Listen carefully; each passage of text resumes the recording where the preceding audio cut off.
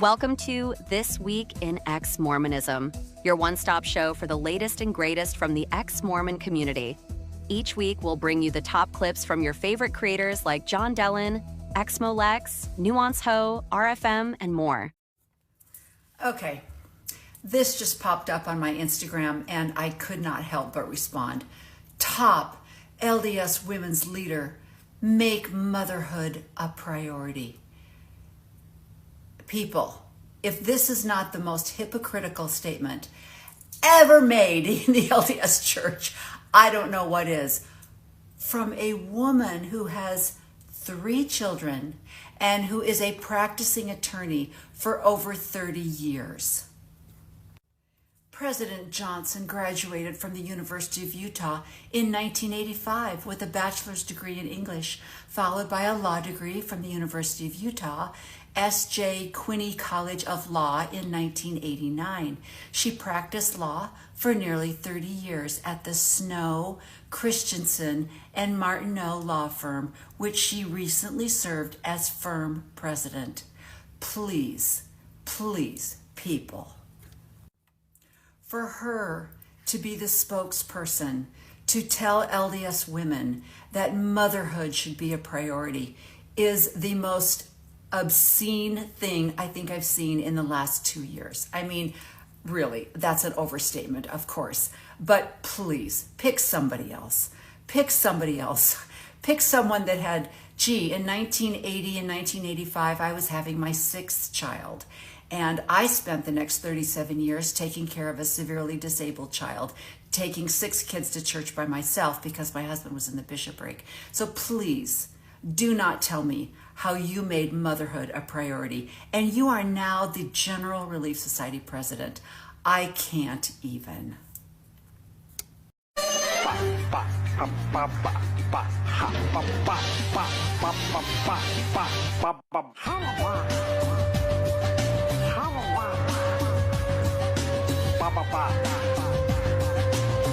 Kimball said, he spoke as a true prophet of God. President Kimball declared, women are to take care of the family. The Lord has so stated, to be an assistant to the husband, to work with him, but not to earn the living, except in unusual circumstances. Could that be any clearer? Could that be any more direct? Men ought to be men indeed and earn the living under normal circumstances. President Kimball continues, too many mothers work away from in the eternal perspective, children, not possessions, not position, not prestige, are our great jewels. Brigham Young emphasized, there are multitudes of pure and holy spirits waiting to take tabernacles. Now, what is our duty? To prepare tabernacles for them, to take a course that will not tend to drive those spirits into the families of the wicked. Now, who is he referring to? And clearly, if you are not a Mormon or if you are not raised Mormon, you will not understand this doctrine. But the Mormon Church teaches that we lived in a pre-existence before we came to earth. And the purpose for coming to earth was to receive a body. And the First Presidency and Quorum of the 12 have declared that we discourage tattoos and also the piercing of the body for other than medical purposes. Now, did you hear what he said? He specifically is stating that the First Presidency is declaring that this should not happen. This should be avoided. And I remember going to a wedding for a young girl who the story was, and I noticed when she was kneeling at the altar, through her white stockings, I noticed that she had an ankle tattoo. And at this time, I was like, oh my gosh, how did she get into the temple? And I heard later that this gentleman that she was marrying actually really struggled with whether or not he should marry her because of this ankle tattoo. That is how direct and instructive this was to all of us at the time. What I've said about covenants being a foundation for the regulation of individual lives applies particularly to religious covenants. The foundation and history of many religious affiliations and requirements are based on covenants. For example, the Abrahamic covenant is fundamental to several great religious traditions. It introduces the holy idea of God's covenant promises with his children. The Old Testament frequently refers to God's covenant with Abraham and his seed. The first part of the Book of Mormon, which was written during the Old Testament period, clearly demonstrates the role of covenants in the Israelite history and worship. So when did they make that arrangement between them? They made that arrangement and that agreement in the beginning when this whole thing started. So they promised us that everything would be on the up and up, there would be no problems. Right, and I don't know. We had no reason to mistrust it. We did. But the beginning being what? What time? What month? What time? What year? We found out that they had made that commitment. It would have been in July. You told me that you very much understood that there was going to be. Harrison, it's a complex issue rooted in societal norms and historical power dynamics. Many men, consciously or unconsciously, may feel entitled to dictate women's choices due to ingrained beliefs about gender roles and expectations. This behavior often lacks a respect for women's autonomy and equality. It's important to challenge these attitudes and promote mutual respect and understanding between genders. I want to highlight significant aspects of the patriarchal system and how it perpetuates inequality and unfair expectations for women. Religious and cultural norms often reinforce traditional gender roles, which can limit women's opportunities and autonomy while reinforcing men's dominance. This systemic bias extends to various spheres of life, including family dynamics, career opportunities, and social recognition. Challenging these norms and promoting gender equality requires addressing deep-rooted beliefs and advocating for systemic change. When individuals use their platform to speak on political and societal issues, it's essential to acknowledge that they may not always possess the expertise or authority on those topics. Relying solely on personal beliefs, especially when referencing religious teachings, can overlook the diversity of perspectives and experiences within a community. While some members of the Catholic faith adhere strictly to certain teachings, others interpret them differently or may prioritize other values. It's important for public figures to approach such discussions with humility, acknowledging differing viewpoints and the complexities of the issues at hand. So I'm a Brit in America, and yesterday I landed in Phoenix in Arizona, and that solidified for me that I never want to go to hell. Because if you were to admit that, then what else? What else can we take apart? What are some of the other doctrines that are given in the church? Now, you might think, well, this was done in 1970 or this was said in 1850, but it's still being taught today. And let me show you. This was a talk given by one of the members of the General Presidency of the Mormon Church. He is a prophet and an apostle, and this is what he is teaching in 2023, October. No. I know. What the fuck am I doing here? And like, who are these people? I mean, who the fuck are you? Okay, I'm sitting here in a Starbucks in Vancouver, Washington. We just came back to the Pacific Northwest to visit some grandkids. And so I'm taking my walk, and I decided to stop off at Kohl's because Kohl's has a Sephora, and I'm looking for some more foundation. And so I haven't been into Kohl's for a long time, and I don't know whether it's just the Vancouver Kohl's, but I thought, oh, well, I'll pick up this cute little workout shirt that they had, and it was all tied up with alarms stuck to it. I had to get somebody to come over and help me get it, and I thought it was like locked up where you had to use a key to get to it, but I found out that it was actually just kind of wrapped around with wires. And she said, yeah, we just have to make it a little bit harder so they don't do the dash and go. And I was like, oh, that's so sad. How about if I steal this, I'm going to jail? How about that, instead of having to tie everything up? And that was really sad. And then we were in Target yesterday here in Vancouver.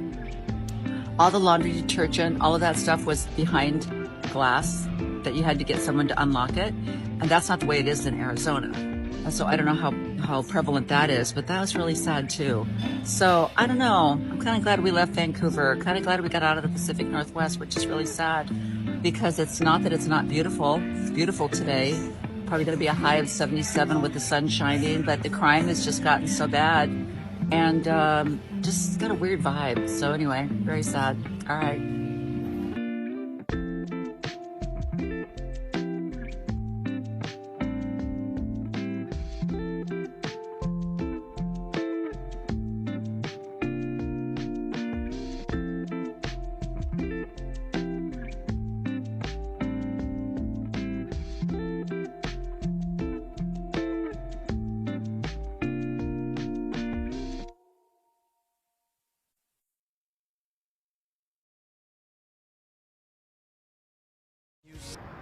Look where I am. Is that not a beautiful building? It is a beautiful building, and it is a beautiful setting. Look at what it is across from. Absolutely beautiful. And you know, as I'm here in Logan, Utah, I'm going to be doing a commercial for a company that's making a commercial about the trails and what they're doing here in Logan. And for Star's studio in Utah. And so we had to get here a little early. So I'm here just kind of waiting for everything to get started. But as I'm watching the people going into the temple, a lot of older people, a little bent over, but you can just see how peaceful they are, that they're doing what they've been told to do, that they're so happy to be serving the Lord in the way that they've been taught. You can't deny that. But what's ironic is on the way to Logan, about a 2-hour drive, I was listening to a video on about an older gentleman that was abused by the Catholic Church, and the priest that abused him, that had actually abused hundreds of kids from the 1950s, and nothing was done. And they made a comment that I thought was so beautiful. They said, you know, if this would have been, I can't remember what they called them. I want to say, I can't remember, but there was a Catholic phrase for the people that work with the money that's brought in from the church. Barrage, something like that. Anyway, they said, you know, if he had been embezzling money from the church, they would have completely arrested him. They would not have gone, oh, well, and then placed him in another position of authority that dealt with the money in a different parish. And then if he stole money from them, they would have moved him to another parish and let him handle the money there. And I thought, you know, the same thing is true with the child abuse that goes on in the Mormon church. If you happen to be a clerk and you're stealing tithing dollars from the church, it is handled immediately. There are immediate consequences because they care very much for their money, but they don't care if a child is abused. They just feel like they can take care of it and keep it quiet and deal with it through a repentance process, whatever that is. Anyway, very interesting. So, beautiful day here in Logan, Utah. A lot of thinking, a lot of reflecting.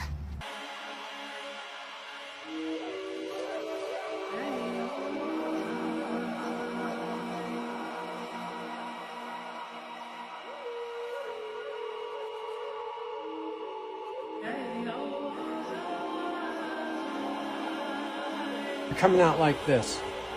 Between the legs is stuff coming out. That's a birthing position. That's a female giving birth. Do you see?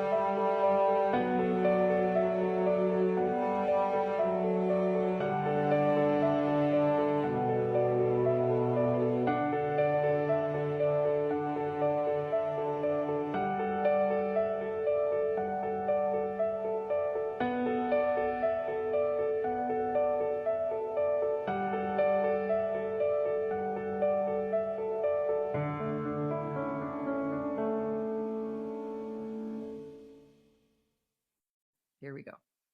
Their beliefs deny some of the most fundamental Christian teachings. Currently, there's about 2,500 to 3,000 active cults in the USA today, and 1,000 more around the world. There's more women in the cults than men, and they're being recruited because, honestly, they're most vulnerable, sometimes especially when they're passing through distressing emotional conflicts. Okay, once again, let's talk about that. Statistically, there are more women in the Mormon Church than there are men. So this again falls very easily into this other category. And why is that? Well, I'm sure there is a lot of science behind this, a lot of empirical data that would talk about women and their hormones, the way their brains work, their relationships with their children and their families. I'm sure there's a lot of reasons for that.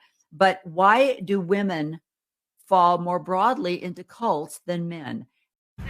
7 states have a ban based on gestational duration, and 7 states ban abortion at or before 18 weeks of gestation.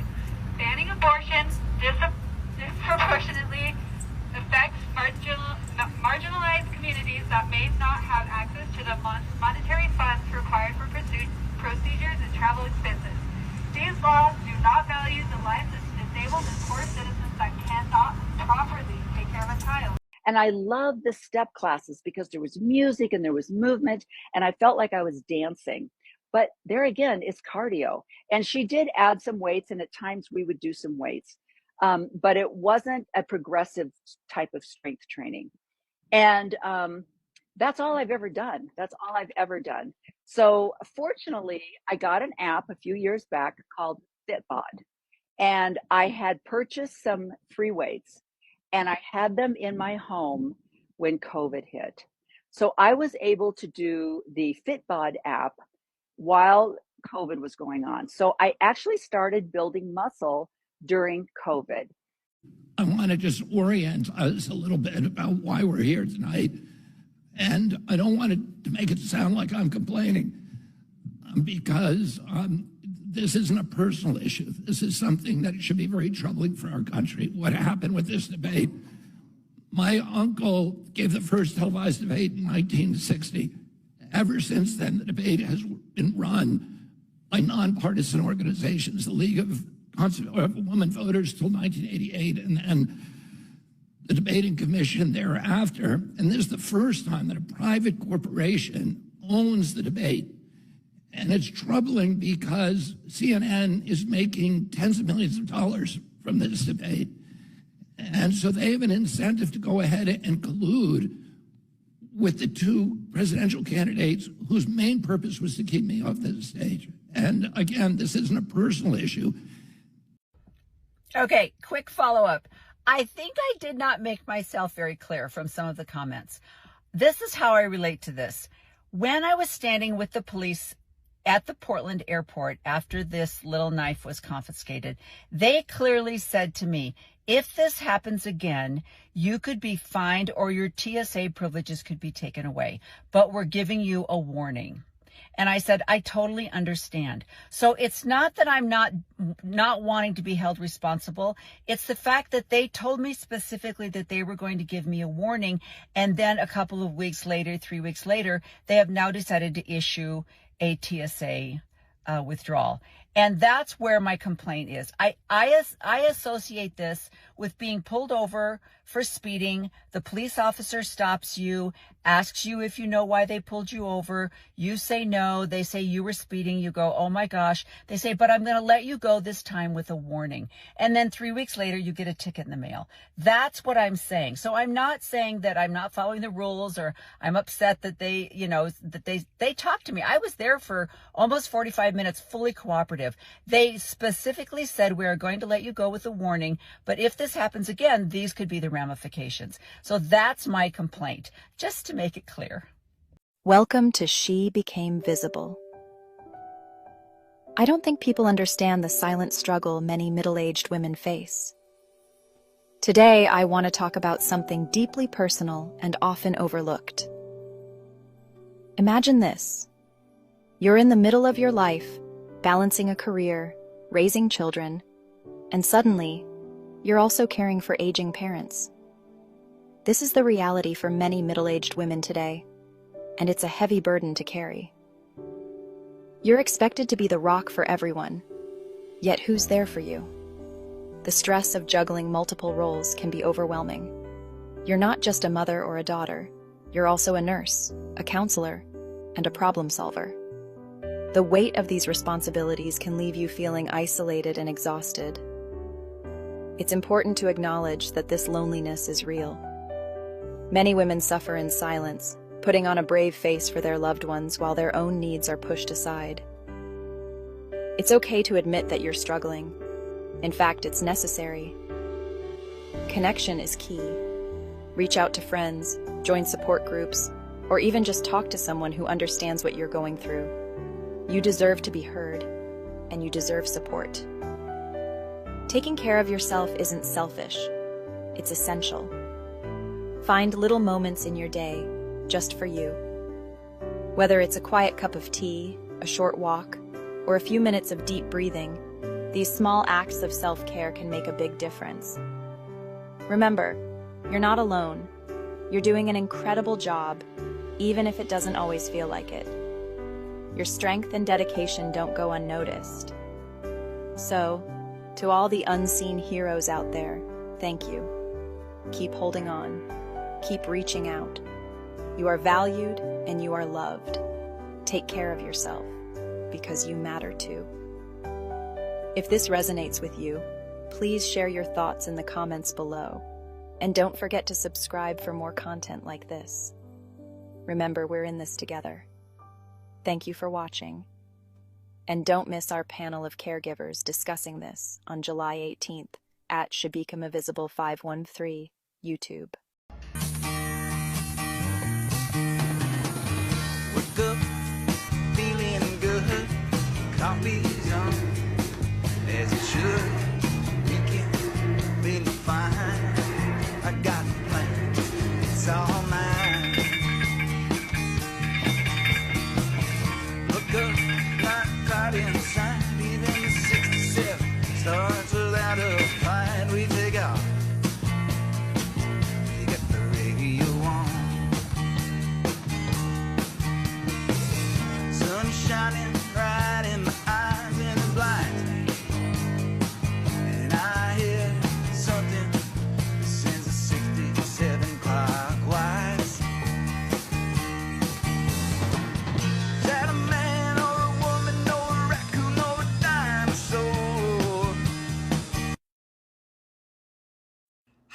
gonna tell me to grow up and act my age, and I ain't never even been this age before.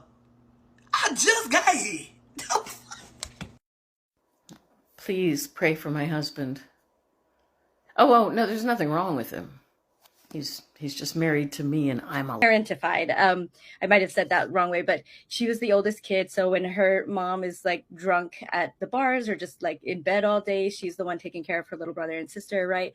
So anyway, I just, and she's constantly fed this narrative that we know of, marry a man in the temple. It's the Mormon version of a knight on a white horse taking you to a castle.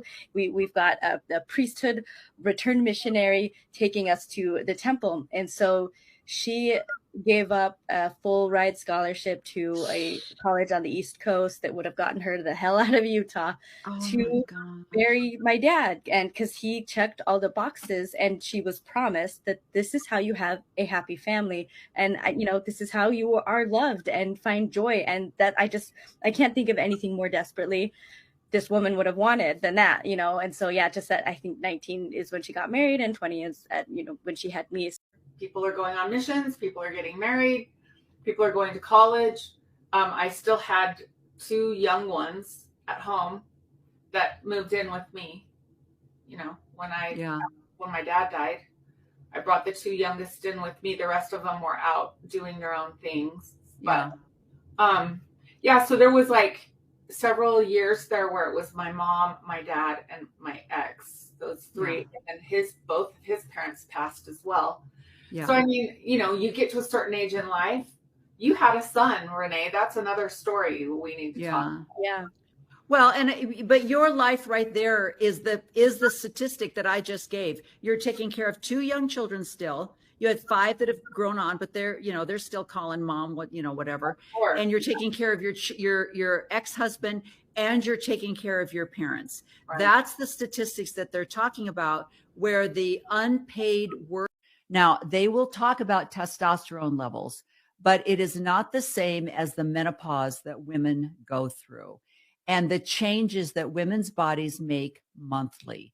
The progesterone, the estrogen, the testosterone, these are constantly changing in women. There is no steadiness in a woman's body. It is always changing, and we are different.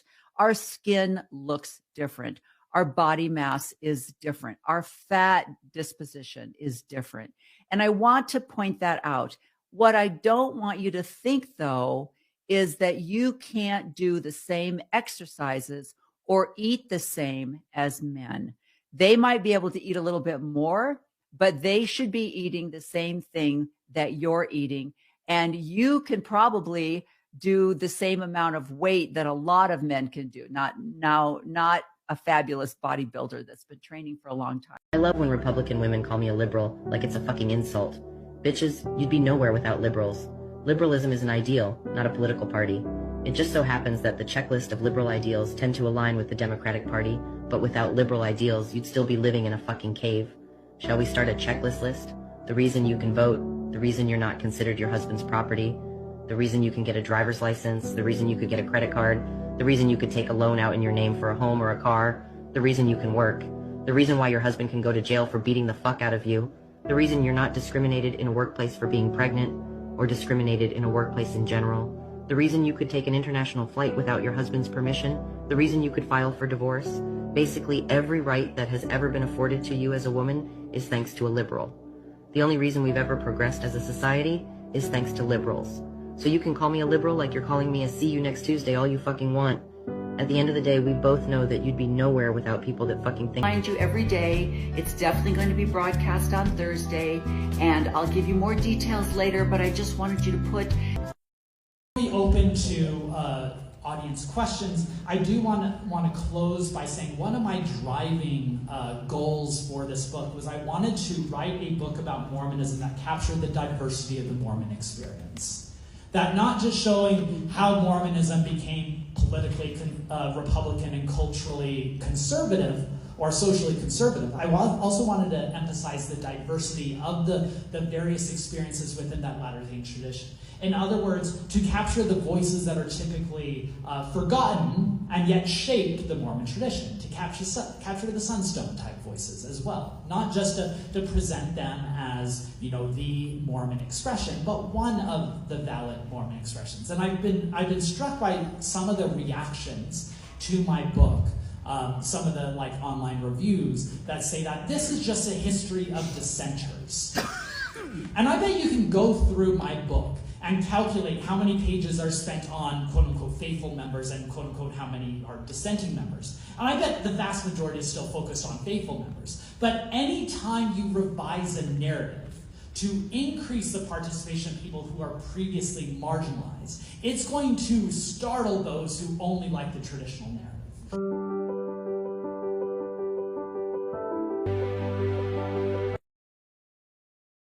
I started doing some of the first work in cleft lip. Because that's what 3D was intended for, was facial dysmorphology. And what we learned was that pediatricians in a lot of practices had no idea how to handle a baby if they were born with a cleft lip. So parents were often finding out the minute they handed the baby, right? Yeah. And then at that point, they had to worry about, they have all kinds of issues like sucking issues and ear issues and dental issues. And so they need a whole team. Yeah. So any babies in those days that had cleft lip, I would do them for free so that I could learn. And then I'd go to their house and photograph the abnormality and so that I could learn. Did you get a trainer, or what set you in? I didn't. I did all the training myself because it was the pandemic. Oh, that's right. So, I mean, I was part of the Wonder Woman program, so I started doing macronutrition, which really helped. And as you know, you've bodybuilded, 90% of it is diet, right? Yes. Yes, it's very tough. So once I lost the weight, they scheduled a photo shoot. They were like, you have to do a photo shoot. And I thought, I had never done a photo shoot before. A joke that's about motorcycles, right? Well, I was a $10,000 winner on America's Funniest People, and I did motorcycle noises, and that won me $10,000, and it's on YouTube, and this was back in 1989, I think it was, and I still get emails from people from all over the world who saying, I saw this clip when I was a kid, and people on TikTok now are lip-syncing my bit. I love that. It's insane. I don't think I could lip sync it, but could you do one of those motorcycle noises for us? Well, I see, what I did was, I go, I wonder how motorcycles got their name. I think it's because of the way they sound. Yamaha, ha, ha, ha, ha, ha, ha, Yamaha, Suzuki. Honda's one of the quietest motorcycles. Honda. And if you're going to be at Sturgis, you can't forget the Harley Davidsons. Harley, Harley, Harley, Harley, Harley, Harley, Harley, Harley, Harley, Harley, Harley, Harley, Harley, Davidson. That's incredible. Chicago Steve, you know, I put a call out. I was looking for unique people that were going to be at the rally, and you said, hey, I'm going to be here. And I'm so glad that you joined us this morning, mostly because I needed to hear that joke in person. So thank you so much for joining us, Steve. Thank you for having me. I want to give you one of my stickers. This is Killer Freaking Comedy, KFC, right there. And that's at ChicagoSteve.com. Perfect. Thank you. I am definitely going to put this on my computer. Well, thank you so much again, Steve. And what would these people think? And I just couldn't get past that. Well, when I got to be about 65 and I went on a vacation with one of my girlfriends, I came back and I'd been lifting weights for, about 5 years. And I saw pictures of myself. And I looked like this round, middle-aged, actually senior citizen. And I'm going, I can do better than that. There's a better Rene in there. I remember thinking that. I mean, for a while I thought, well, this is just what you're going to look like when you're 60-something. You're going to be full and, it is what it is. I'm lifting weights and all that. Oh, hey. I want to talk to you about something. Lately, I've heard some comments and seen some comments on people's posts about women wearing full makeup to the gym. And I'm here to tell you, shut up. You guys that are out there with your 2 followers and your private accounts, just be quiet. Women, do you. Do whatever makes you feel best. If you want to wear a full face of makeup to the gym, do it. If you want to wear a cute top from Hilaria, do it. Whatever makes you feel your best self, do it. Whether you're going to the gym, the grocery store, dropping your kids off at preschool, you need to make yourself feel the best you can. And hey, shout out to those of us who don't want to wear makeup, who want to wear an old t-shirt. Whatever makes you feel best, that's what you need to do to get yourself out the door and doing what's best for your health and doing what makes you feel like you're visible. I reached out and said, oh gosh, I feel like I'm being, too sedentary in my house, so he's got something going. And so I met up with him, and he was a bodybuilder. He's now a good friend of mine. And, but he was the first one actually to convince me to do a show. Took about 6 months of working out with him every day. Like, oh, you got to do a show. I'm like, no. I'm not getting up on stage with a string up my ass. But he did this little challenge for all the people that he was training. It was an 11-week challenge to lose weight. And for me, it wasn't about losing weight, but I joined the challenge. And I didn't win the challenge because I didn't lose the most amount of weight. But after the 11 weeks, this is Anna LeBaron. And Anna and I had a fabulous talk a few days ago. And you're going to be able to find it on YouTube at She Became Visible 513. So Anna's story is, I hate to say the word unique because unfortunately it's not, but it is, because she came from a polygamous cult and she escaped the cult when she was 13.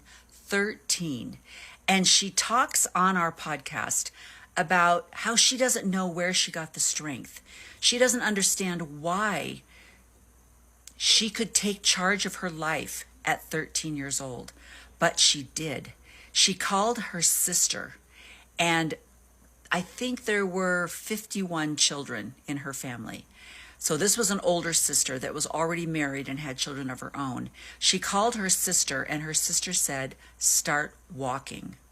And then Anna met up with her sister. It's a fabulous story, but she talks about the neglect that she suffered as a child.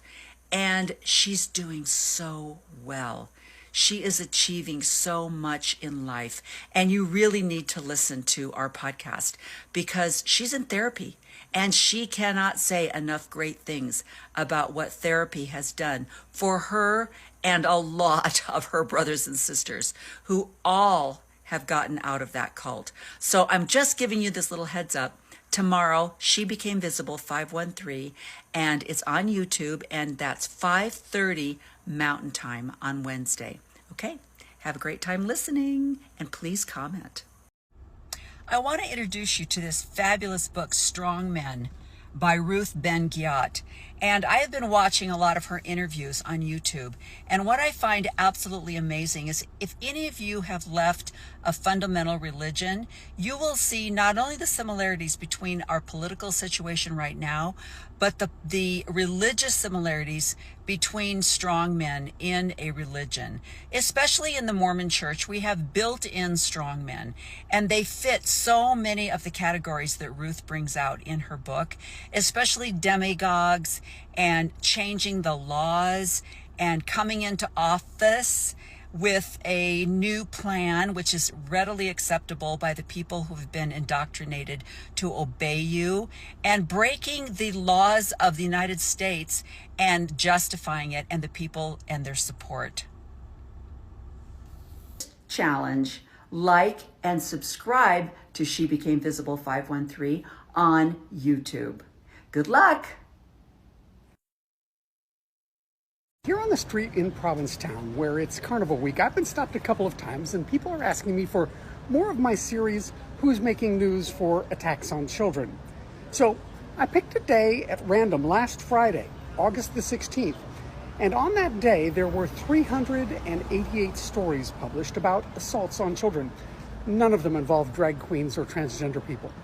But last Friday, among those making news, Zachary King, executive pastor at Lex City Church. He was indicted for abusing a 15-year-old inside the church. In Southlake, Texas, the Gateway megachurch canceled its entire annual conference. Its lead pastor had resigned after allegations of involvement with a child, and his son quit too. In Denton, Texas, at Cross Timbers Church, the lead pastor quit and so did his deputy. Another sex scandal. And this is all on the same day. Denton is the same city where a 20-year-old transgender woman by the name of Dylan Gurley was attacked and killed. And in Portland, Oregon, a 55-year-old man was arrested for murdering a transgender woman. This while the state of Kansas agreed to pay out $50,000 to a transgender employee who alleged she was fired because she came out. We also note the debate among Catholic leaders who are now wondering whether they should remove artwork created by a priest who's been accused of assaults in multiple cities. That artwork is in many of their churches, but apparently they think just because he's a predator priest, that doesn't require removal of all of his artwork from the Catholic churches. And last but not least, Donald Trump lied again about two cisgender female boxers who did well at the Olympics. In his speeches, Trump uses a lie, falsely claiming that those women are transgender, to try again to increase his support as his campaign crashes and burns. Apparently, people are getting the message that the problem is not transgender people, it is not drag queens, and that if you want to protect against predators, the persons that you need to protect against are the pastors, the priests, the serial assaulters of women like Donald Trump. As always, my raw data on the detailed research is available for your review. It is at whoismakingnews.com. I heard this person talk about abuse. And she said, I learned that I needed to thank the person that had abused me because he had taught me a lesson that I could have not learned maybe any other way. How many of you remember Rick Hoyt? And he was the father of a young man that was in a wheelchair and he ran marathons. And he became very, very famous for he and his son, Rick Jr., to run in these marathons. And he motivated a lot of people to include their children with disabilities in their athletic activities. But what people don't really know is that the mother of Rick, I think her name was Judy, is the one that made it possible for my son to go to school, because she fought for Rick in Massachusetts to be able to attend a public school, even though he had cerebral palsy and was disabled. And it was through her work that it became a federal law that all children were allowed an education. Now, I had all of my 5 children naturally. I had them in a nature path clinic. I brought them home 24 hours after they were born. That's kind of how I like to do it. But when I went into labor with my 6th, it was a completely different story. Needless to say, he had a very complicated birth, and it ended up being an emergency C-section. And when he was born, they discovered that he had a hole in his diaphragm and that all of his intestines and lower organs were floating up into the chest cavity. And that didn't give his lungs the space that they needed to grow. So he only had one lung that was functioning. And right before they let him come home from the hospital, he spent about a month at Oregon Health Science. And right before they discharged him, they did an EEG, and they did say, we have found brain damage. But we don't know what that means, because a lot of times in infants, they can reroute and go through different areas. So here's your baby. Good luck. See you later.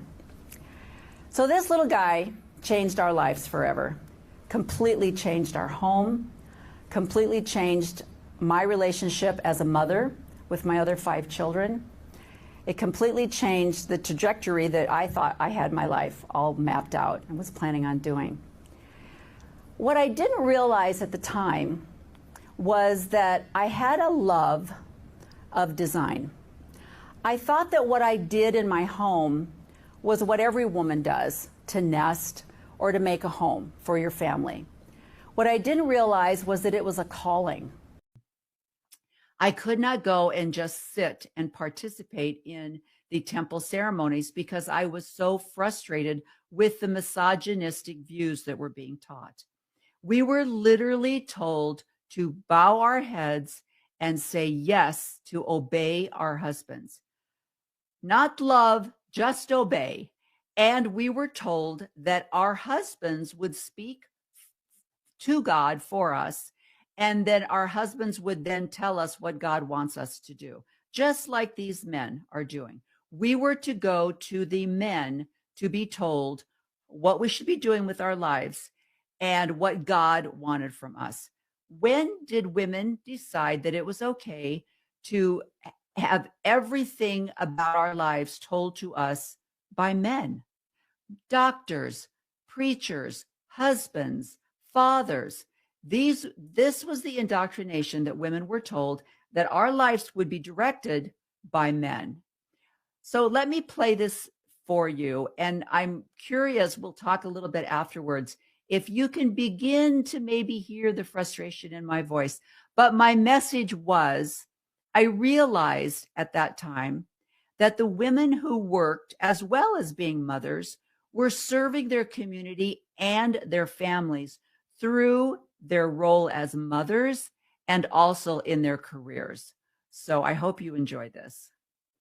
To be here with you ladies tonight, and I really appreciate the invitation from Ronnie. And so because of the age of information, people within these groups are finding it easier to access the help that's available to them to get out and to reestablish their lives on the outside of the cults that are in existence still. That's so true. So for better or for worse, the social media is helping people in one way or another. Like, these women are finding ways to become visible where they before the information age, they were basically invisible. Hiram and I were left with this couple, and we didn't know who they were. We were left there a long time. I was left in Mexico over a year, and we got bounced around in Mexico a lot. But for the period of time that I lived with this couple in Mexico, I was 9. I would get sent downstairs to help the lady that lived below us. And I would work all day for this woman, and she would pay this couple my wages. I was 9, working all day to help this lady, and they would use that money to buy food for the household. And then, not just that, they would bake these cakes, and I would take a plate, put with the cake on it, frosted, and go door to door in Mexico by myself as a 9-year-old blonde American girl, going door to door selling cake slices. Wow. We would paint these rocks, and I would go door to door selling paperweights. Yeah. And the money did not come to me. I didn't get to save up that money. I got none of it. And again, this is what I was journaling about yesterday, and so enraged that I was their little child slave. In the early 1960s, the publication of Betty Friedan's The Feminine Mystique in 1963 is often credited with sparking the second wave of feminism by highlighting the dissatisfaction of many housewives with their limited roles in society. In 1963, the Equal Pay Act was signed into law, aimed at abolishing wage disparity based on sex. In 1966, the National Organization for Women, NOW, was founded, becoming one of the leading feminist organizations advocating for gender equality. The 1970s were a period of intense feminist activism, with campaigns for workplace equality, reproductive rights, and the passage of the Equal Rights Amendment, which was passed by Congress in 1972, but failed to be ratified by enough states. In 1972, Title IX of the Education Amendments Act was passed, prohibiting sex discrimination in any education program or activity receiving federal financial assistance. In 1973, the Supreme Court's decision in Roe v. Wade recognized a woman's constitutional right to privacy, effectively legalizing abortion and further empowering women to make decisions about their reproductive health. The overturning of Roe versus Wade was just the first step. Project 2025 lays out plans for a federal ban on all forms of abortion, including medical, i.e. medications such as mifepristone, then in the future restricting the ability of birth control and a possible federal ban on in vitro fertilization. The reasoning behind this is that sex is for reproduction only, not pleasure, and that anything that stands in the way of conception should be banned because, as Christian conservatives see it, life begins at conception. That's why some argue that a fertilized egg should be considered a person equal to a living child. States project 2025. The Dobbs decision is just the beginning. The Michigan relics were a series of objects that were found in various parts of north central and southeastern Michigan, starting in 1890 and running up to about 1920. The first ones that we're aware of were discovered by a man named James Scotford, who discovered a clay cup while digging fence posts up near Wyman in Montcalm County. Scotford went about the community showing these things off and getting the people really excited about these artifacts that he had discovered out there. So a number of people in the local community went out with Scotford, dug into small mound-like rises, probably not really true burial mounds, but they started finding things, finding copper things, finding slate objects. And so this led some of the city fathers to say, hey, there may be some money to be made in this. And under the tutelage of Scotford, they went out and did a whole lot more digging and found a whole lot more stuff. Let me see if I can find it. In high school and stuff, and when he came home from his mission, it's like he had all the answers. Everywhere I went to, everyone's like, "Oh, well, this is what we believe," and he was like, "No, this is answer," and had proof and evidence, and it was answers for why the horrible things in my life were happening. And it was to the point where, for the first time in a long time, I actually felt comforted and felt right and felt like things were going to be okay. So he lures you in with these promises of grandeur and happiness and reason for things, and then once you are in, it's like, now, if you don't follow everything I say, these are the horrible, awful consequences. In the government conspiracy is like, if we get, taken by police, our kids are going to be murdered and put in the system, and like every single day of my life. Okay, the thing that breaks my heart about this is she was. Hey, hi. What's the matter? Who's gone? Where's your sister? What's her name? Where's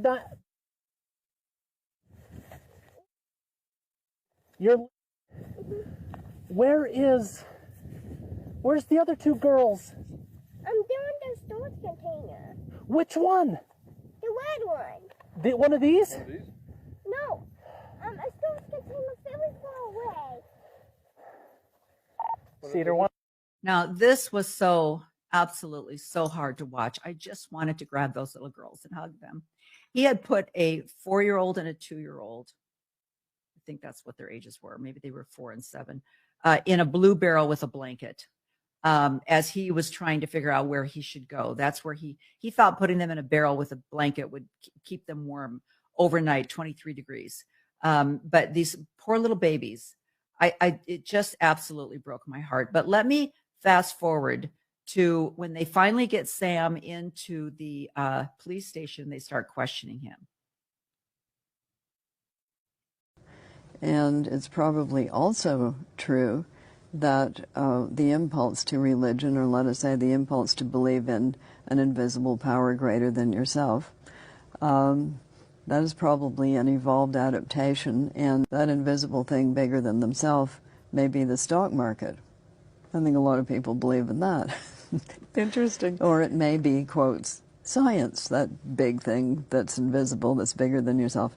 There are all sorts of things that people believe in. It need not necessarily be an established religion, but they all do it in one way or another.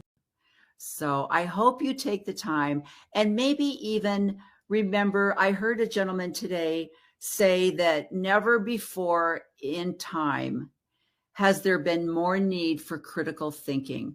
with the social media out there today, we've got to start turning our critical thinking brains on, because it has gotten to a point where there is so much information out there, and we need to be able to decipher that information and find out the truth for us. So I leave you with that course. Please search, do your own research. Don't believe anything anybody says, including me, but do your own research and come to your own conclusions, not those that were made for you, but you yourself must decide the path for your. I didn't have anything to do with it. I'm just going along to get along, right? And so that's what's so fascinating about these beliefs. Now, what's interesting in the Mormon Church is that there is a push right now, and it started in 2018 when Russell Nelson was put in as the presidency. There is a push to be accepted. They want the world to accept them as Christians. They are not currently accepted as Christians. If you were to ask people of other Christian beliefs, like the Methodists or the Baptists or any of the evangelicals, if you ask them, are Mormons Christian? They would say no. They believe in a weirdo God that nobody else believes in. Let me show you a little bit about what the Mormons believed in, and actually still do believe, but they're now trying to make it a very undercover belief. And we're not going to talk about it because we need to be accepted and we need to sit at the cheerleader table. I could not stop thinking about design. But here's the problem. If you go to school and you get a degree in law, and then after you've passed the bar and you've been working at a law office somewhere, you decide, you know, I enjoyed building those houses when I was in college. I'm going to go back and get into construction. You know, your law degree doesn't go to waste. It's a very useful tool. Everything that you learn by going to college is very useful, and you have the freedom to change your career. But when your career is raising 6 children and you decide that now you'd like to be an interior designer, you can't exactly ship the kids off and say, it was nice knowing you, thanks for the experience, I really learned a lot, but I'm going to go do something else now. So the dream that I had of being an interior designer was a little bit like, how am I going to get this done? I also questioned whether being an interior designer had value. Is this the kind of field that people really respect? Do people really need interior designers? Isn't that just for the frivolous, for the people that have more money and time than they know what to do with? Do we really need interior designers? I just saw an LDS content creator refer to her people as garment girlies. She had messages for garment girlies. And can I just tell you how happy I am that I am not a garment girly and that no one can ever refer to me as a garment girly. Sporting the porn shoulders.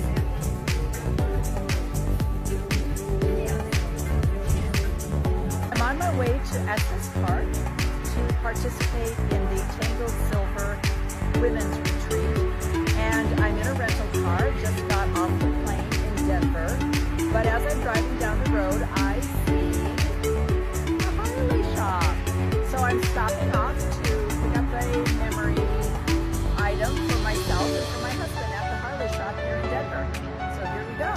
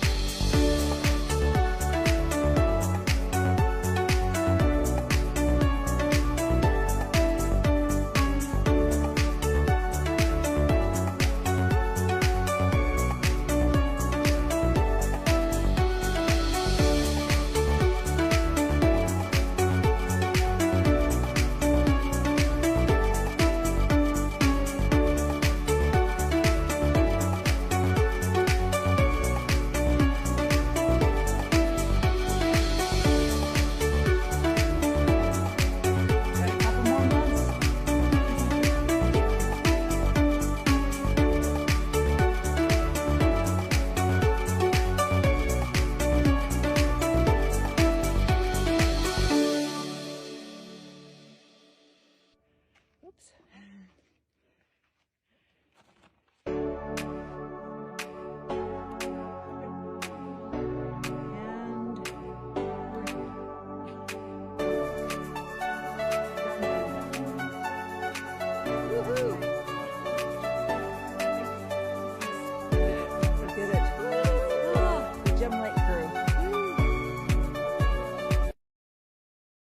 They walk a tightrope, balancing faith and professional integrity. Walls of authority, navigating the church's labyrinth of power. The church, like many large institutions, is hierarchical. Power flows from top to bottom. Decisions made in Salt Lake City resonate across the globe. This structure can be efficient, but it can also stifle dissent. Church employees sign loyalty oaths. They are expected to uphold church teachings in word and deed. This creates a climate of self-censorship, where questioning official narratives can be perceived as disloyalty. The result? A culture of silence. Concerns are often raised privately, whispered among trusted friends. Public dissent is rare, and often met with swift rebuke. This environment makes it challenging for faithful professionals to voice their concerns. They are torn between their desire for change and their fear of reprisal. Umbrellas and utensils. Shared struggles, subtle defiance. The parallels between these LDS professionals and the umbrella movement activists are striking. Both groups operate within systems that limit dissent. Both employ subtle acts of resistance to challenge the status quo. The yellow umbrellas in Hong Kong became a powerful symbol of peaceful resistance. Similarly, LDS professionals find creative ways to express their dissent. They write articles and blog posts, carefully navigating the boundaries of acceptable discourse. Don't confuse my personality with my attitude. My personality is who I am. My attitude depends on who you are. So I have a friend who isn't that into politics, but did watch the debates, and she said something really smart at the end, and it's something that I really hope we will all stop and think about at this moment in time. She said, you know what was interesting to me as I was watching Donald Trump speaking was that every single time he spoke, he basically told people that they needed to be afraid.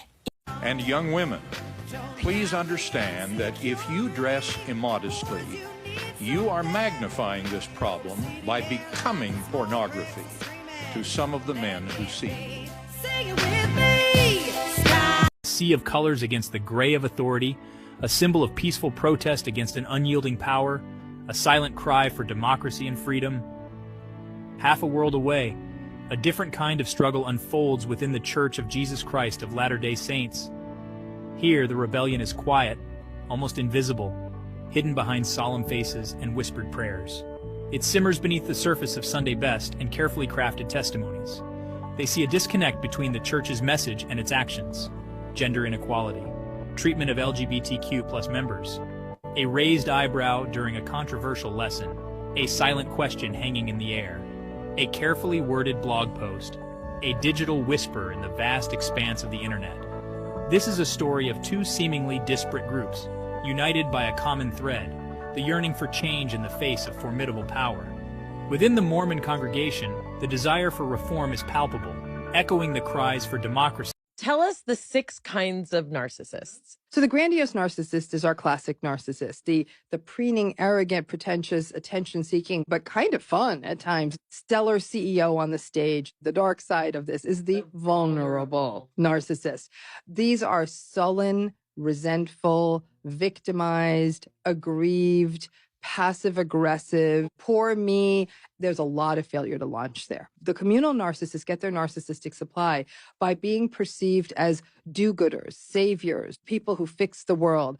At the most severe end of it would be like a cult leader. Now, the self-righteous narcissist, they're hyper-moral, judgmental, rigid, cold. They're obsessed with rules and order to the detriment of the human beings around them. There's a real workaholic quality, shaming of people who might be down on their luck. The neglectful narcissist, what function do you serve for me? There's very, very little interest in intimacy, closeness. The malignant narcissist, far more severe manipulation, coercion, exploitativeness, isolation. Is the last stop on the train before psychopathy station. Number 1, number 2. Number 1, number 2. About the same. Number 1 might be a tiny bit. I am your protector. Ew. No, thank you. We don't need that. Any of that. I want to be your protector. No, thank you. Ew. No, thank you. I want to be your protector. No, thank you. Ew. Yesterday in the state of Arizona, over 200 new laws went into effect, but I want to highlight 3 that I worked so hard on this last legislative session pertaining to those who have laws retroactive. On Sunday, September 22nd, this Sunday, 2024, autumn begins in the Northern Hemisphere from an astronomical phenomenon called autumnal equinox, giving way to the period in which the Earth begins to move away from the sun in its orbit, giving way to shorter and colder days, as well as the end of the rainy season.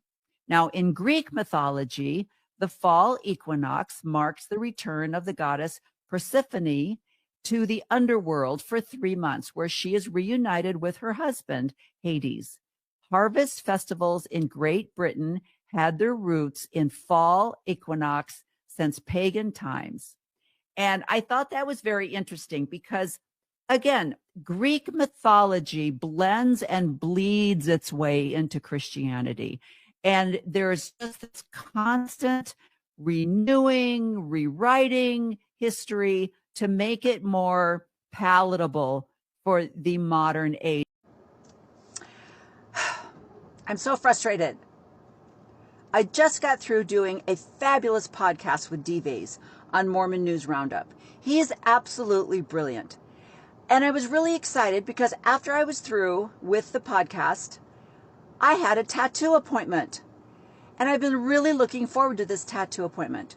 So I hop in the car and I drive to the tattoo parlor and I walk in up tonight at 9:30, I think. It's a great interview. D-Vase does such a great job. This is the second one I've done this week. My last one was with Gene Judson on Latter-day Digest. These men are just so fun to talk to. And it's really been a fun week. I was really looking forward to ending it with a great tattoo. But, oh well, it's a beautiful day in Salt Lake. I guess I'll go to Sundance. Okay, bye-bye. Why do I hate the Seventh-day Adventist Church so much? I find this, of all of the repetitive comments that I get, I find this the absolutely most fascinating. Because I have never once said I hate the Seventh-day Adventist Church.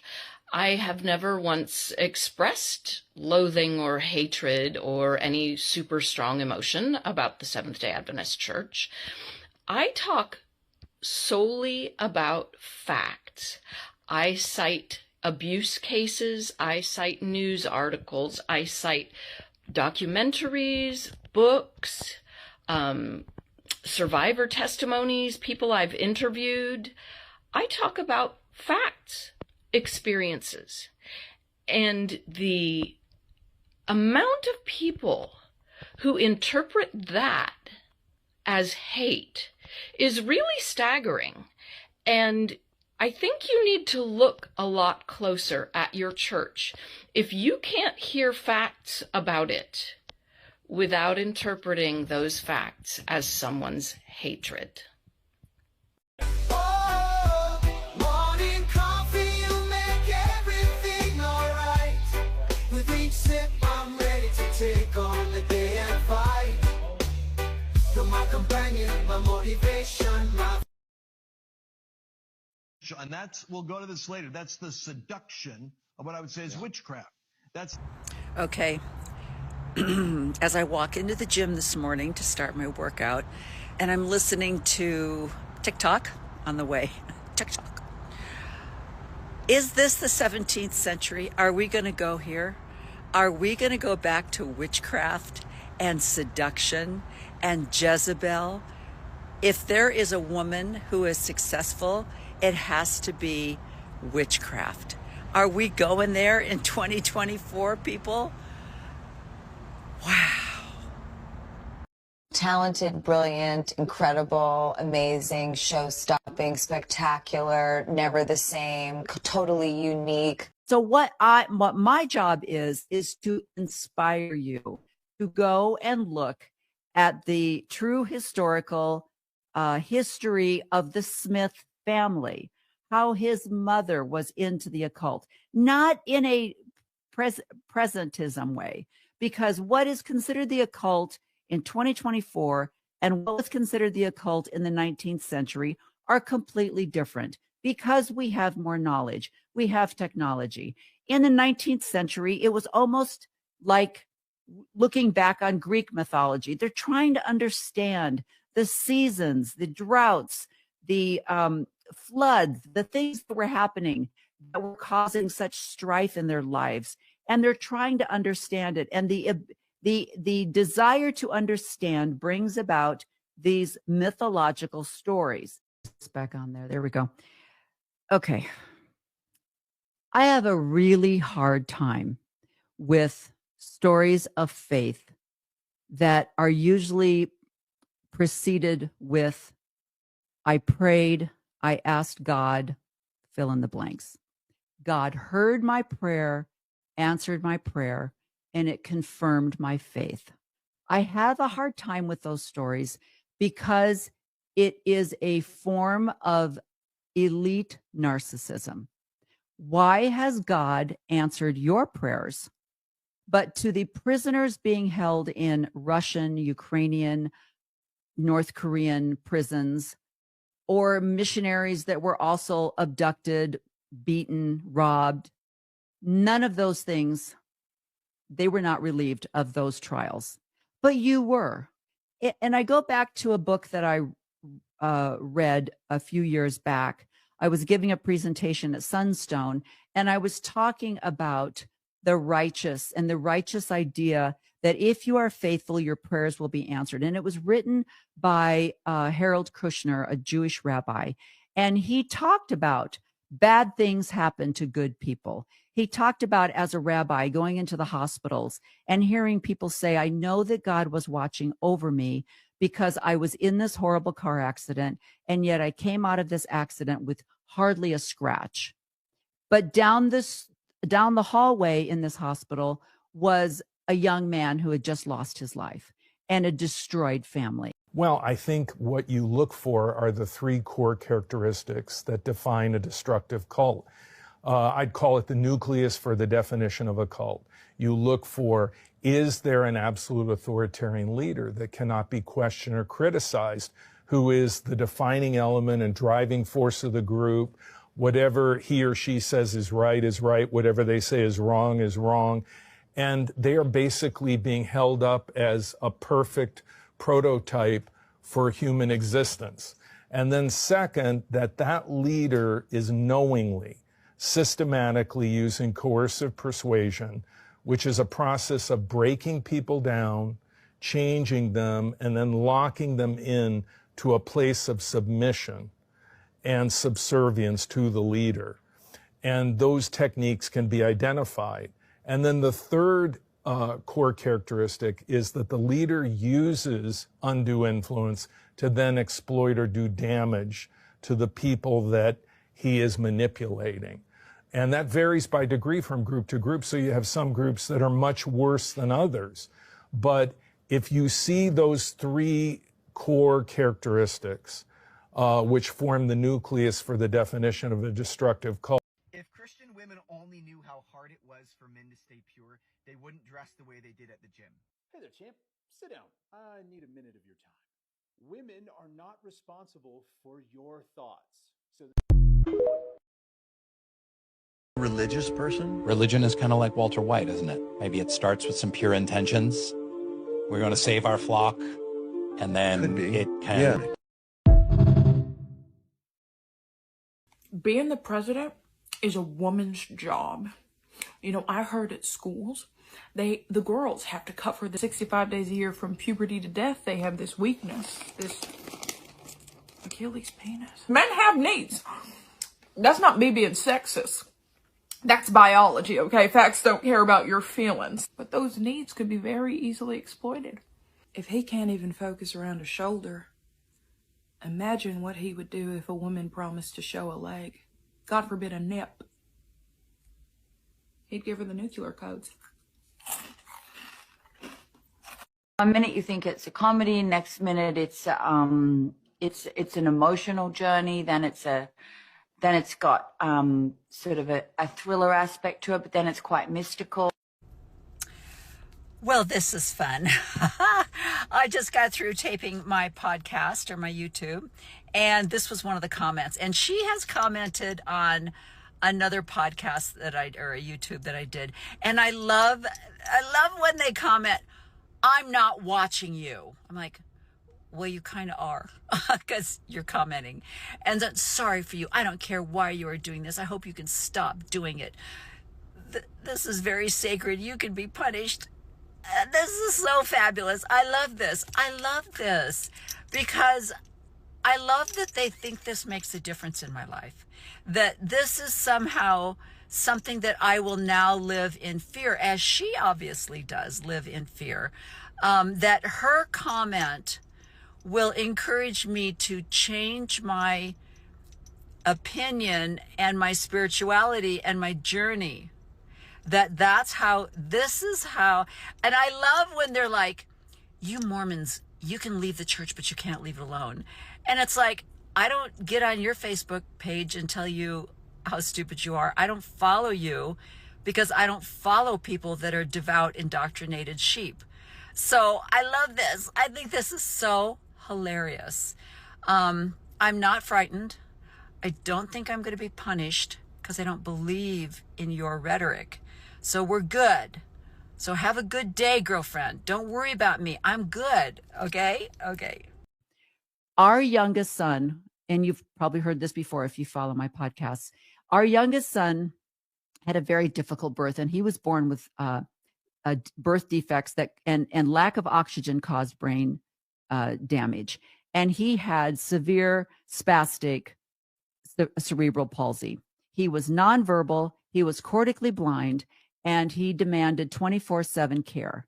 We cared for him. I primarily cared for him for 37 years. He was pretty healthy.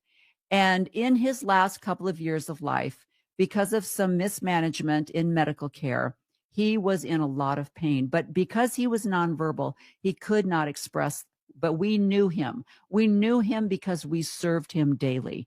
And we knew he was in a lot of pain. And so a lot of his pain and surgical issues happened during COVID. So we had a lack of medical care because of what was happening during COVID. And I think it's so important to understand that all of us come to anything with our own confirmation bias. We also approach life with our own past experiences, current experiences, and relationships. And so all of us will listen to sermons, even if we're not Mormon, even if we attend another religion of some kind, and we hear a speaker, we will take in that information and we will process it differently because of what's going on in our own lives. They really did, because, you know, as the mother of a disabled child, we have 6 children. They have all gone through things in their life. My husband and I have gone through things. We've been married for almost 50 years. We've had our ups and downs. We've been financially strapped and we've been financially blessed at times. So I understand the message that was trying to get out there. But I also want to say that it was hurtful to many and harmful to many. I think that's a slippery slope to start going down, because there is a need for a lot of members of the church to find their validity, to sanctify their testimonies and their righteousness in the ability to see dead people.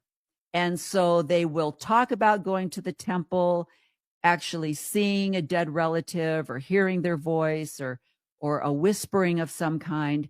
And when they share that information with you, I believe that it is in order to validate their religiosity and their virtuousness and their sanctification that gives them the privilege to see beyond the veil. Do you know that?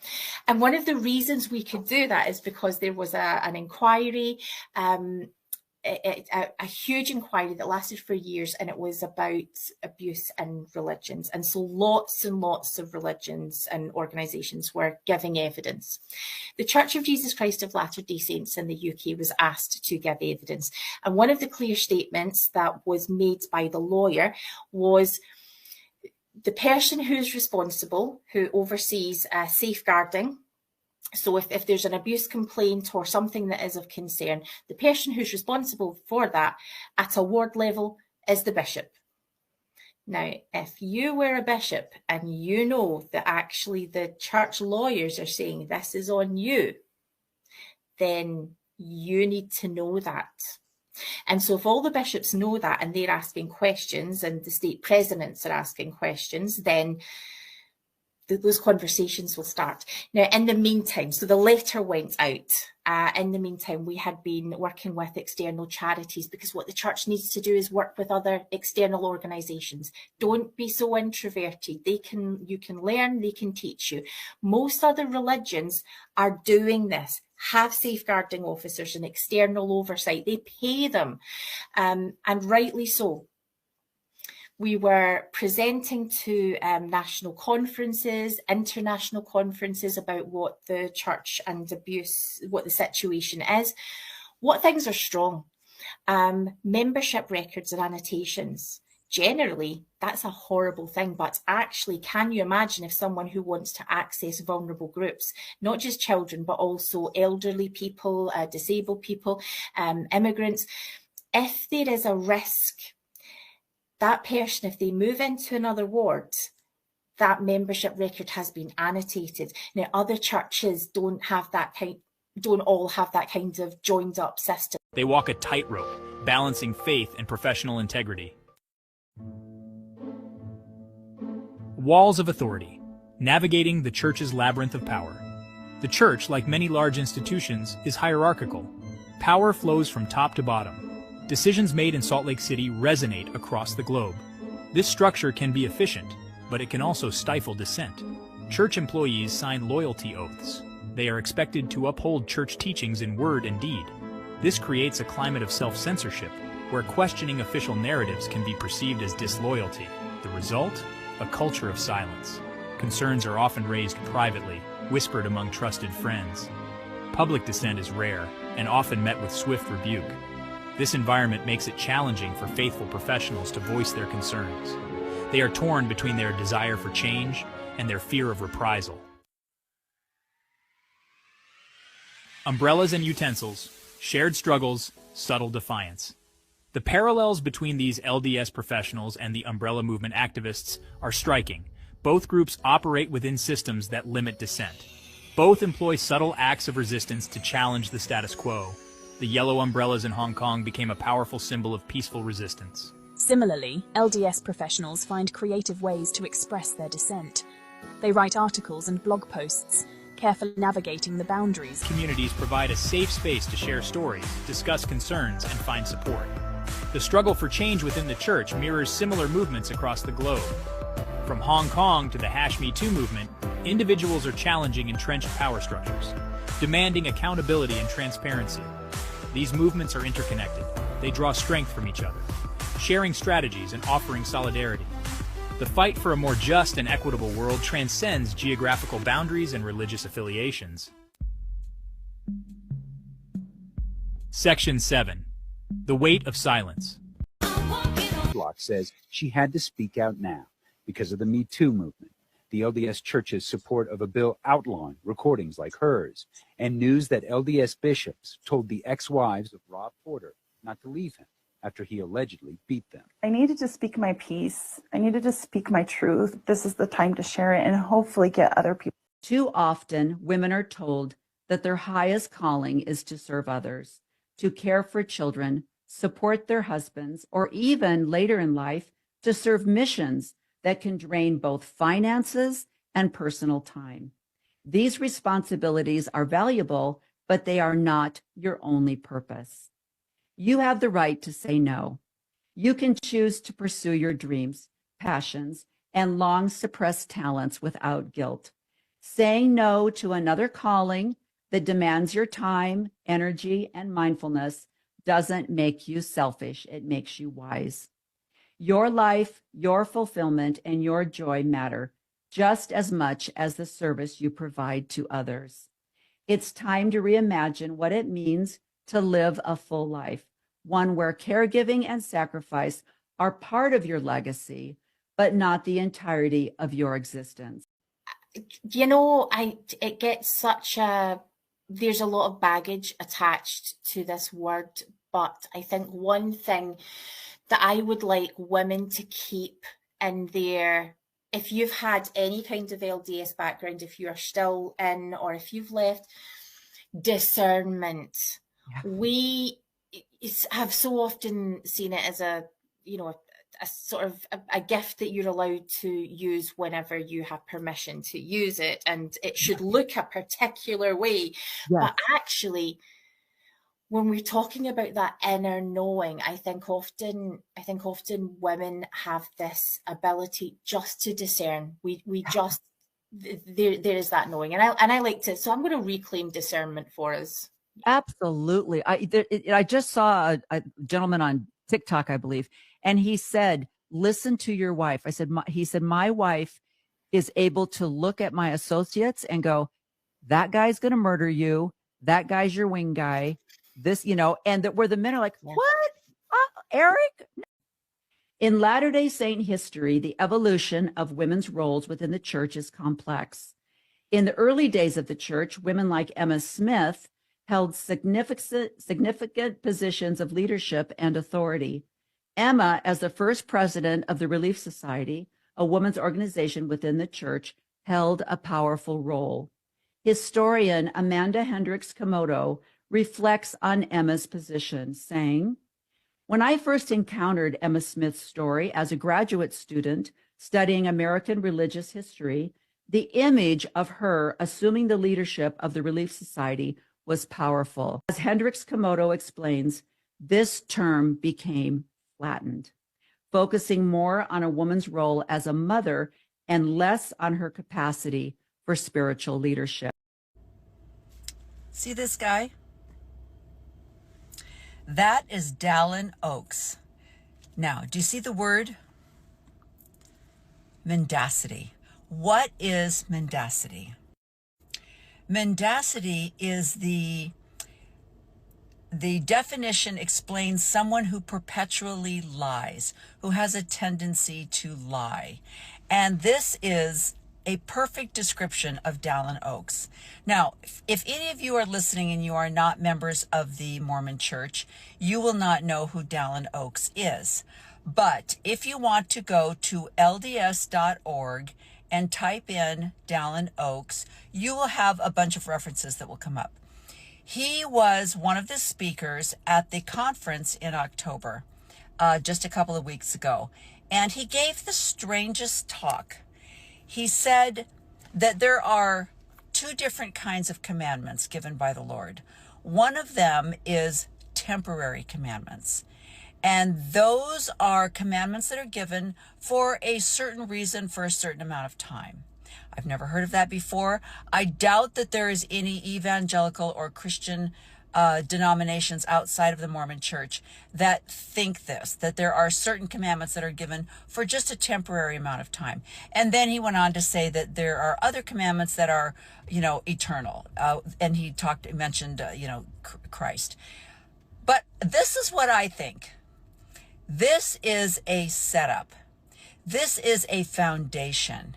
He is laying a foundation so that when Nelson dies and he takes over, that he can start making changes and he can call them temporary commandments. He can say that Russell Nelson gave these commandments because the Lord wanted these commandments for a temporary amount of time. Now let's guess what those commandments might be. Might they be that it is a sin to call the Mormon Church Mormon Church? Is he going to totally get rid of that revelation? Interesting. Is he going to change the word of wisdom? Is he going to make some modifications? Is he going to modify what else? Tithing? Maybe he's going to modify tithing. Anyway, I'm just saying he's not stupid. He's setting up a foundation so that when he gets to have the power, he can start making changes and not say anything negative about the current prophet. What do you think? And it may be real, like Jane was saying, it might require some training. It might require being uncomfortable. But there were so many women in my life that helped me out with my son. And I cannot thank them enough for what they did. These were the most loving, kind women.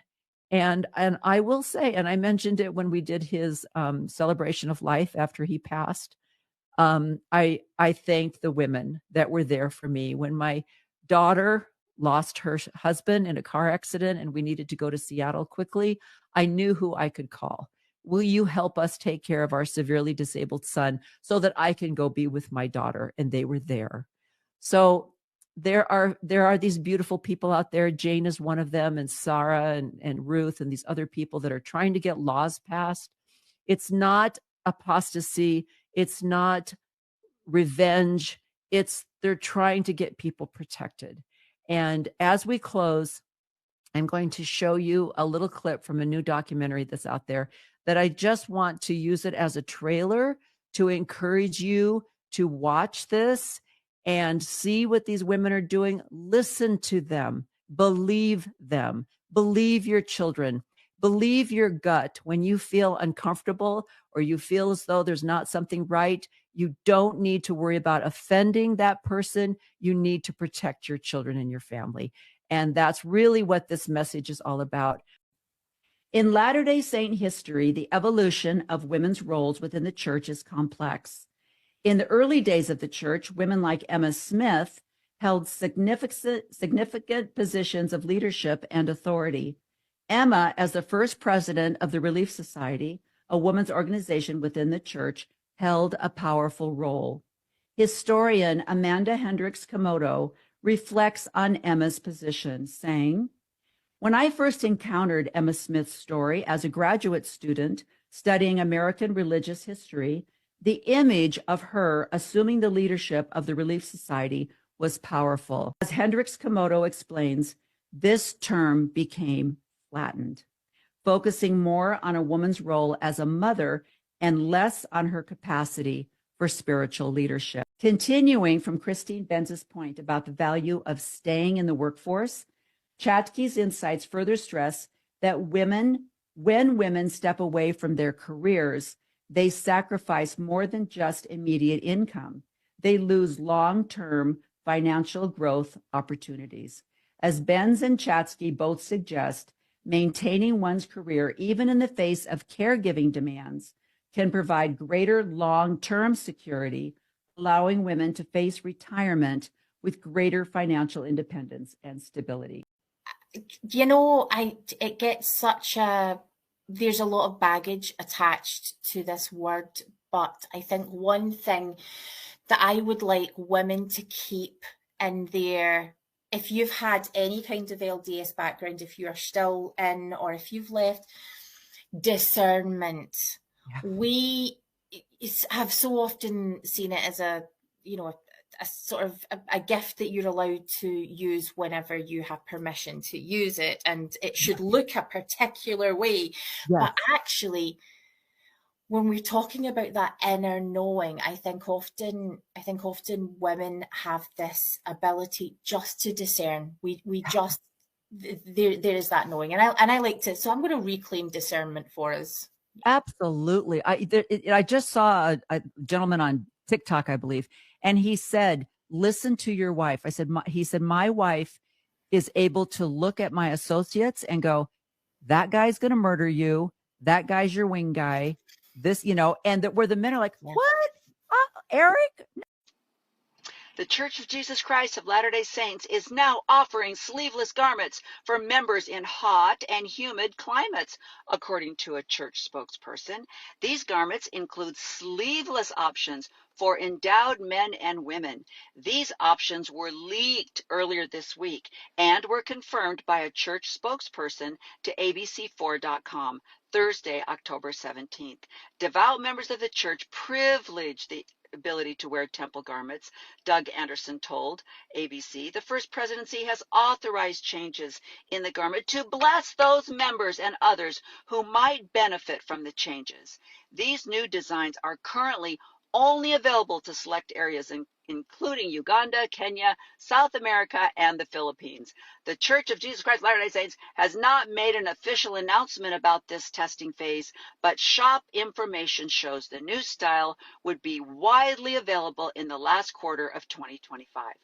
Oddly enough, in the last decade, the church has more than doubled in size in Africa. How about that? And also in the United States, South America. I wonder if that has anything to do with this new revelation about the style of garments. I mean, those of us in the Western part of the world have been complaining about these stupid things for the last 200 years, and nothing changed then. But baptism is down in the United States, and baptism is up in Africa, and we have to accommodate the people because that's how God works. I don't know if the Muslim community has gotten that message yet from their God, because they don't seem to be making any changes in their sacred clothing, nor have the Jewish people, who are very devout, made any changes in their sacred clothing. Only the Mormons make changes according to the dictates of society, which is how God works, I'm pretty sure.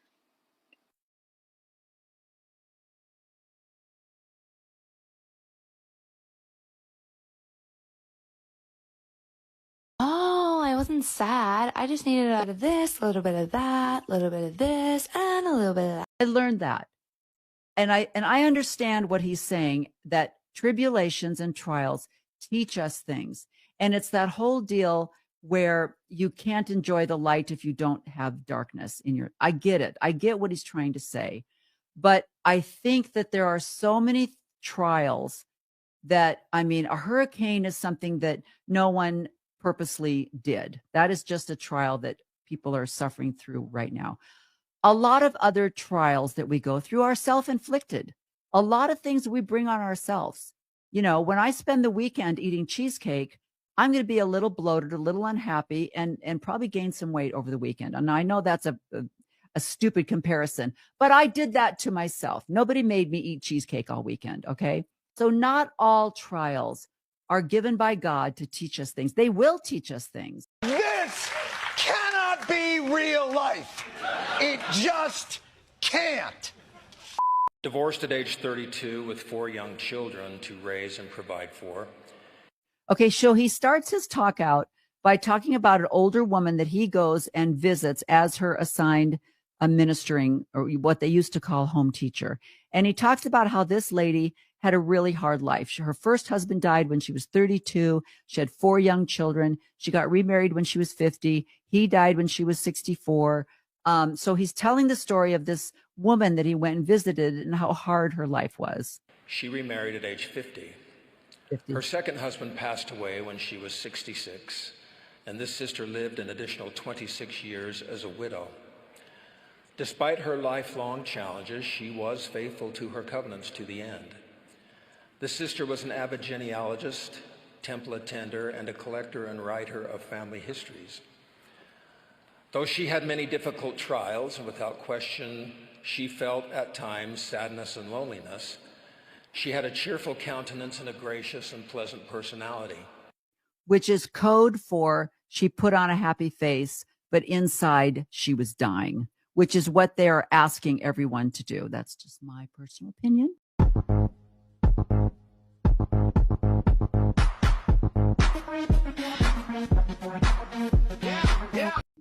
Into looking at the what was it that was untangled, what was it, this thing I was untangling, and that's what I kept that's how I described deconstructing, was I am untangling from something and I don't know where this is going to lead me, but I'm going to trust the process.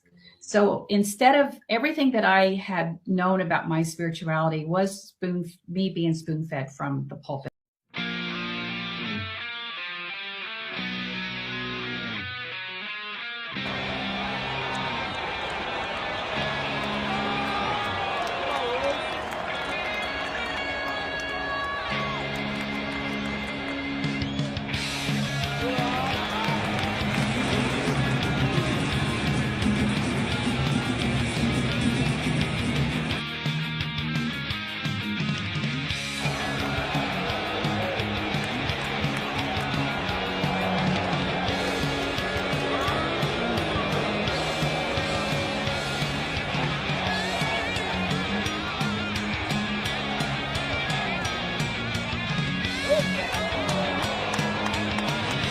Some people go to Paris for their 50th wedding anniversary. What do?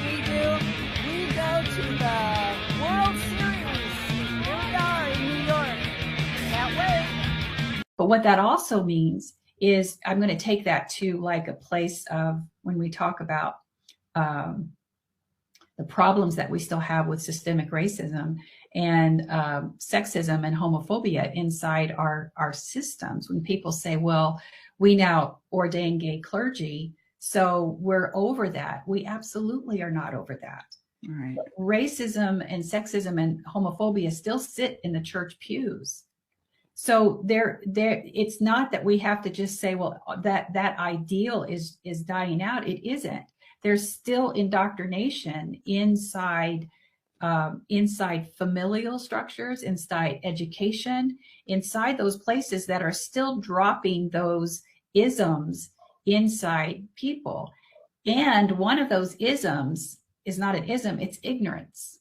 So when someone gets up and says, oh, well, thank God we're not doing that anymore, when there are thousands of humans that have still been impacted by it, and its connection to the church is still there. The church is not so modern that it hasn't come a far way. Last time I checked, I'm not seeing too many women leaders inside the Mormon church. Can they all contribute to a productive conversation? Maybe not. But as we understand the human condition, the reason we are given this, whether you believe in divine creation or you believe in evolution, we have evolved to have this bucket of human emotion. Anger is a signal that something is off, just like sadness is, or joy, or whatever, or fear. It's all part of who we are. Now, when I know that I am completely off-center and I'm not grounded, this is not a time for me to have a productive conversation, because I might go into places that aren't productive for this conversation. That whole thing is about how we look at our coping range. And we don't have to get too psychological today. But once you've been on a healing journey, you start to know that about yourself. And you also know that you're better off and will be more prepared when you turn this anger that you're feeling into a place of empowerment. But when somebody tells you that you are angry, you check yourself. Oftentimes that's coming from a place of them trying to control you. And if you're just in the tone that I'm talking to you and talking about this, I will get people like, well, I'm not going to talk to you, because it's a confidence, and it might come off as either aggressive or assertive because you're not used to hearing a woman speak about empowerment. So when a woman speaks with that kind of confidence from people who aren't used to hearing it, I'll be told I'm arrogant, or I have an anger inside me. You burn with a hostility, and I'm not feeling any of that. I'm feeling like so grounded and empowered and speaking from a place of truth. And when you do that, you feel it. You feel it through your entire body. But they're not used to that. So it's about internalizing and being able to check yourself and not letting somebody else tone police you to the point where you then are dismissed by somebody else's experience or somebody else trying to control you. Because especially women our age, not that, I mean, all generations are still being impacted by patriarchy. We have had so many narratives placed on us about what a woman's role was, what a responsibility, how are we described and defined, and what our expectations are for our lives. Trying to find validation on people that I left behind. And that's when I started to unpack patriarchy and understand how it's still showing up in my life and how and it was about that time that the man at the coffee shop said, you would be much prettier if you would smile. And I automatically smiled and enraged, like holding my driving home going like, I cannot believe I did that. Yeah. Because we don't realize how many places that we are still holding on to patriarchy and how it has wounded us, and also how it, in some ways, we internalize it and think that we owe men in our lives or men in a place of authority an excuse for our existence, that somehow they have to approve of it. So once I was able to work through that, the gloves were off and I went viral on TikTok. The voice that came out of that was much stronger. And that's when I realized I'm going to help people reclaim their spirituality. I'm going to help people who want to remain unchurched and find a spiritual but not religious path. I want them to feel like they don't have to carry the guilt that they brought out of church with them. And I'm going to talk about the dangers of Christian nationalism and why it's important that we understand that that connection with religion, religious patriarchy, and our governmental and institutional patriarchy is blending to create something that is a very real threat to our democracy. So let's finish off by talking about the book that you have coming out. What would you say?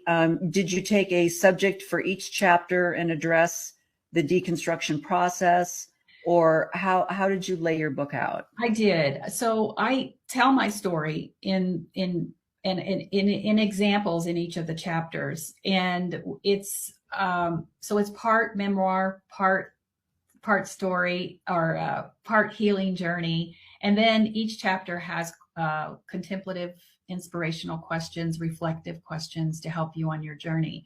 One of the things I'm cautious in saying is that there is no path, as I said at the beginning, and where you end up is different for each person. I don't proselytize that, and I don't proselytize it in the book.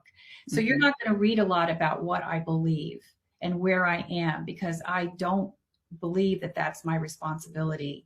What's my responsibility is to help you understand that there's a reason that you're questioning your faith and your religious experiences. And here's some ways that I can help you understand what you're going through.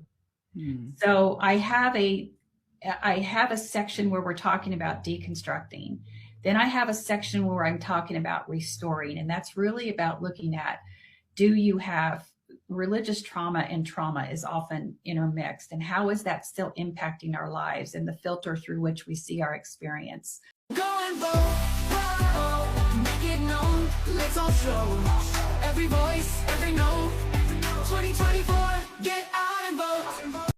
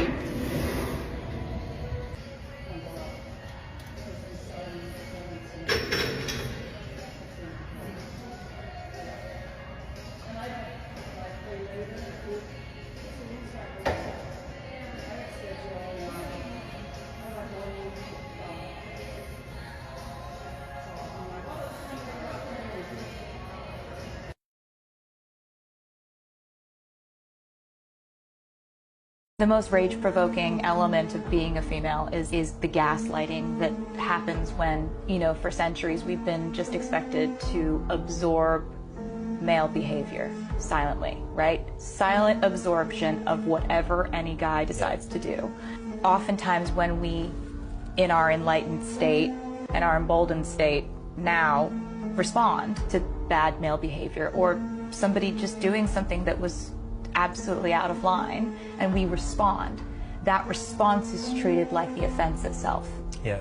You know, there's been situations recently with somebody who's very guilty of this in my life, and it's a person who makes me feel, or tries to make me feel, like I'm the offender by having any kind of defense to his offenses. It's like I have absolutely no right to respond, or I'm crazy.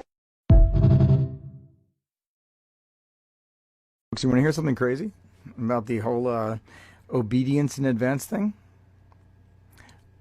Colonial Williamsburg has removed its website dedicated to an honest history of the American Revolution. And they did that just within the last couple of days.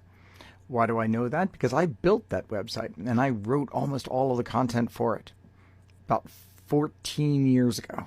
It was the first thing I did at Colonial Williamsburg. I was the digital historian, and we wanted to provide a reliable resource online to send not just our interpreters, but to send our guests to, so they could get a solid foundation in what the American Revolution was, its context, its causes, its character, and its consequences.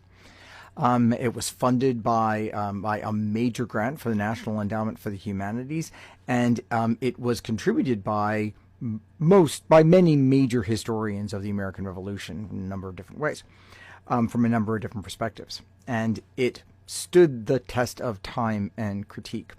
But in the last week, it has been not just changed, it has been removed. So if you go to ouramericanrevolution.org, you will now just be directed to random links on the Colonial Williamsburg Library page, not to the broad website that we created, and that I oversaw and wrote most of the content for, about an honest take on the American Revolution. And it wasn't just me; it was contributions from more than a dozen of the major historians of the American Revolution from a number of different perspectives, from Black history and slavery to Indigenous Americans to military history to diplomacy, as well as biographies of all of the major figures.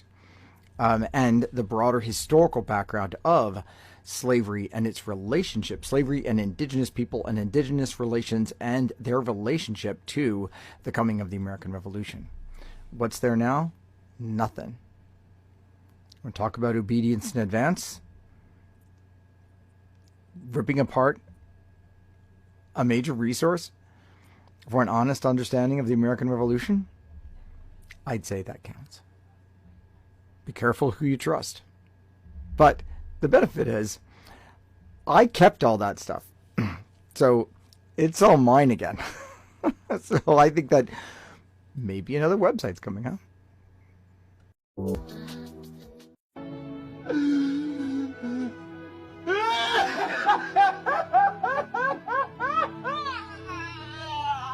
His hands behind his back. So I've seen a lot of... I have asked the exact same question.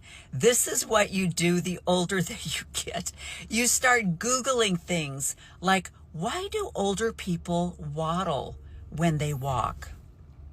Okay, so here's the answer to his question, which, by the way, if you don't follow this guy, he is hilarious. You have to follow him. But as people age, they often walk with their hands behind their back because it can provide stability and balance, helping to prevent falls by distributing weight more evenly throughout the body, especially if they experience reduced flexibility or muscle strength in their arms and shoulders. Okay, so that answers that question. The other thing I looked up is, why do people start to waddle the older that they get? And again, it was due to strength in their hips and in their thighs. So in both cases, it's down to flexibility and losing strength. And if nothing else, that is a good reason for people to either start or continue to exercise as they age. And it's so, I just think it's so odd that we don't put those two things together, or that we think that because we've reached a certain age that we no longer need to do that. Well, I'm old. Well, I'm 60. I'm going to stop exercising, or I'm just going to go for a walk with my girlfriends and that's going to be good enough. No, you have to continue strength training, or you will waddle when you get older, or you may walk around the store with your hands behind your back. Okay, so the other thing that I found is that seems to be kind of a cultural thing, because I've noticed some people, a lot of people in different cultures walk with their hands behind their backs more than I've seen other people. But I just thought it was interesting that this guy, as he said, he's only, I don't know if it says it in this stitch, but he's only 34 years old, and he's already starting to wonder, why do men walk around the stores with their hands behind their backs? And I thought, oh, geez, I've wondered that myself. And these are the kind of things you begin to wonder the older you get. So you stop Googling some things and you start Googling other things. So get to the gym, people. Okay, I have to interrupt my sunbathing to give you guys a heads up on the best podcast that I have heard in a long time. If you are interested in the Church of Jesus Christ of Latter-day Saints, otherwise known as Mormons, if you would like a quick Cliff Note history lesson and a little update on some of the controversy that's going on right now in the LDS Church, commonly and more known as Mormon Church, you need to listen to Heaven's Helpline on Spotify. This New Zealand reporter, he works for the Herald, he's actually from the UK. He narrates this so beautifully, of course. It's very articulate and it's very concise and understandable. And he starts out with a little bit of historical information, but then he really wants to emphasize the helpline in the Mormon Church and the use of the helpline, which is primarily for bishops or stake presidents if they have been confronted with someone who comes into their office and says, we have been abused. They are told in their handbook the first thing they should do is call the helpline. And so he interviews people with different kinds of abuse: sexual abuse, marital abuse, child abuse, all kinds of things. So, heads up there, trigger warning. But he does it in such a way that it is very easily understood and very undeniable. So if you would go, I don't have any claim on this, go to Spotify, download Heaven's Helpline. If you want a full day, right now I believe he is up to 5, and I think there's only 6 episodes, and he kind of goes through different people's stories, but it is very, very enlightening, and I highly recommend it. A warning to Catholics out there. They are coming for you next.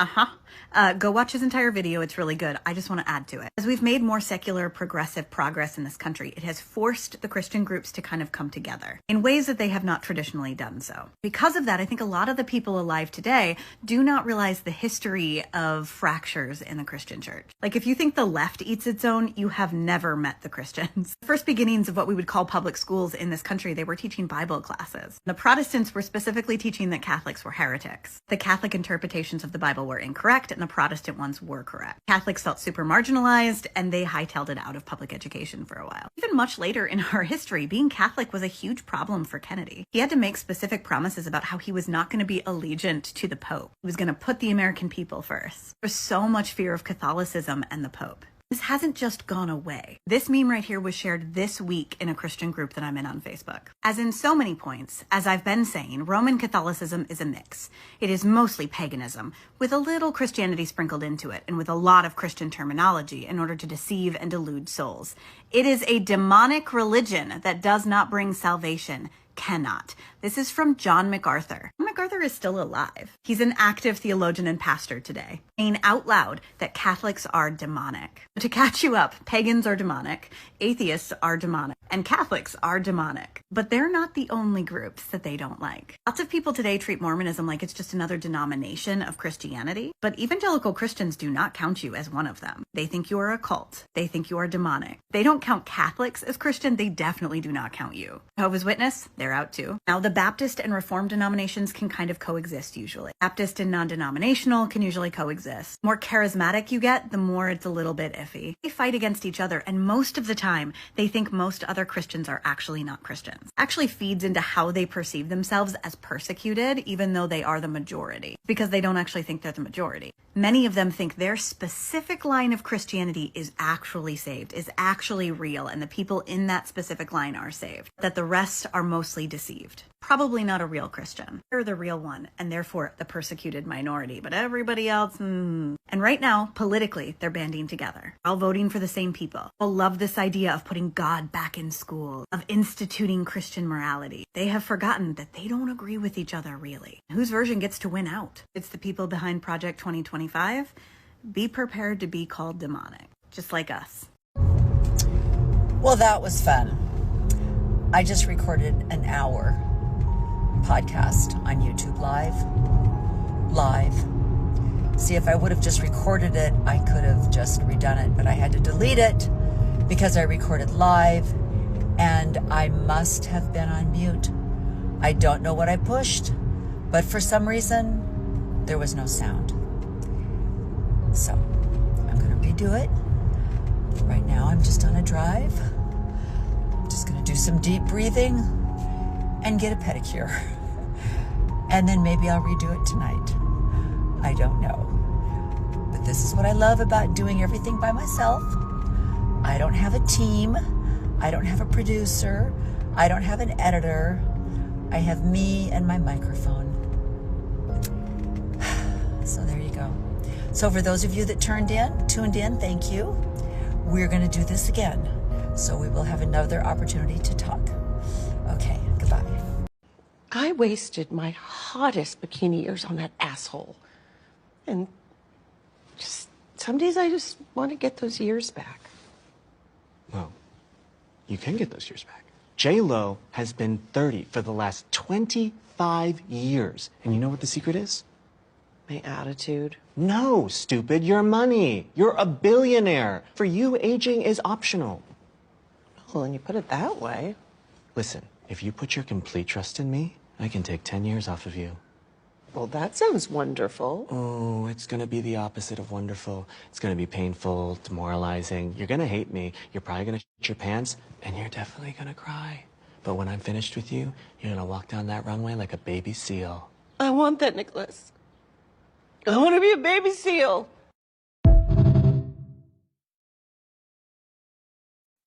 And she said, well, we don't need outside validation because we already know we're invisible to the world.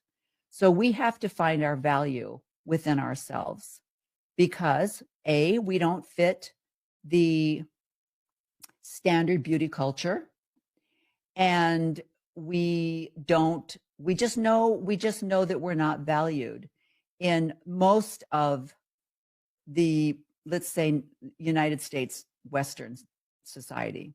So we have formed our own value. We know who we are. And I was like, that's so true. That's so true.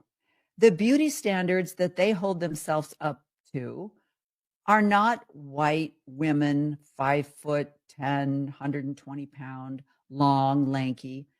They know that's not who they are, and they're okay with that. And so they have found their self-esteem within their own culture. And I thought, what is wrong with us? Why are we struggling? Why was this woman struggling to find her value? And she needed 150, I don't know how many were there actually, strangers to validate her, to give her her self-worth. So that was really kind of the inspiration that made me want to do this podcast. They're older men who have reached some kind of status, but there's not a lot of older women. And I think it's because, now this is just me hypothesizing, I have no data to back this up, but I think it's because in the Mormon culture, which is the religion that I left, women's roles were in a supportive nature. It's the traditional wife. Women's roles were to be a wife and a mother. So a lot of women, especially in my demographic, did not seek further education. And even if they did, they took that education that they had and they took it home, and it never left. It never left. And even though education is highly promoted in the Mormon church, for women, the reason why women would get in higher education is so that they could be a better mother to the next generation of children. That was the purpose of a further education, certainly not for employment or anything outside of the home. So women in my demographic don't, a lot of them, and I'm not saying all, obviously, I would say most, a lot, don't have a career with numbers or letters behind their name that gives them value to the world. And this is true even in the ex-Mormon world. Are you an attorney? Do you have a doctorate in history? We will talk to you then. Otherwise, what do you have to say? You have no value. So I find that in my previous community and in my new community and in the world in general. People say, well, I would let my hair go gray, but it's not that color. I'm like, how do you know? How do you know it's not that color? I didn't know what color my hair was going to be. My father went gray and he had beautiful hair, but he also had really dark, dark brown hair and dark brown eyes. And my brother looks exactly like my father, and he has beautiful gray hair. And he also had dark, dark brown hair and dark brown eyes. I have my mother's coloring, who to this day is a blonde. And I said to her, why are you blonde and I'm gray? Let's talk about that. But she continues to dye her hair, and her and I both have blue eyes and kind of dishwater blonde hair.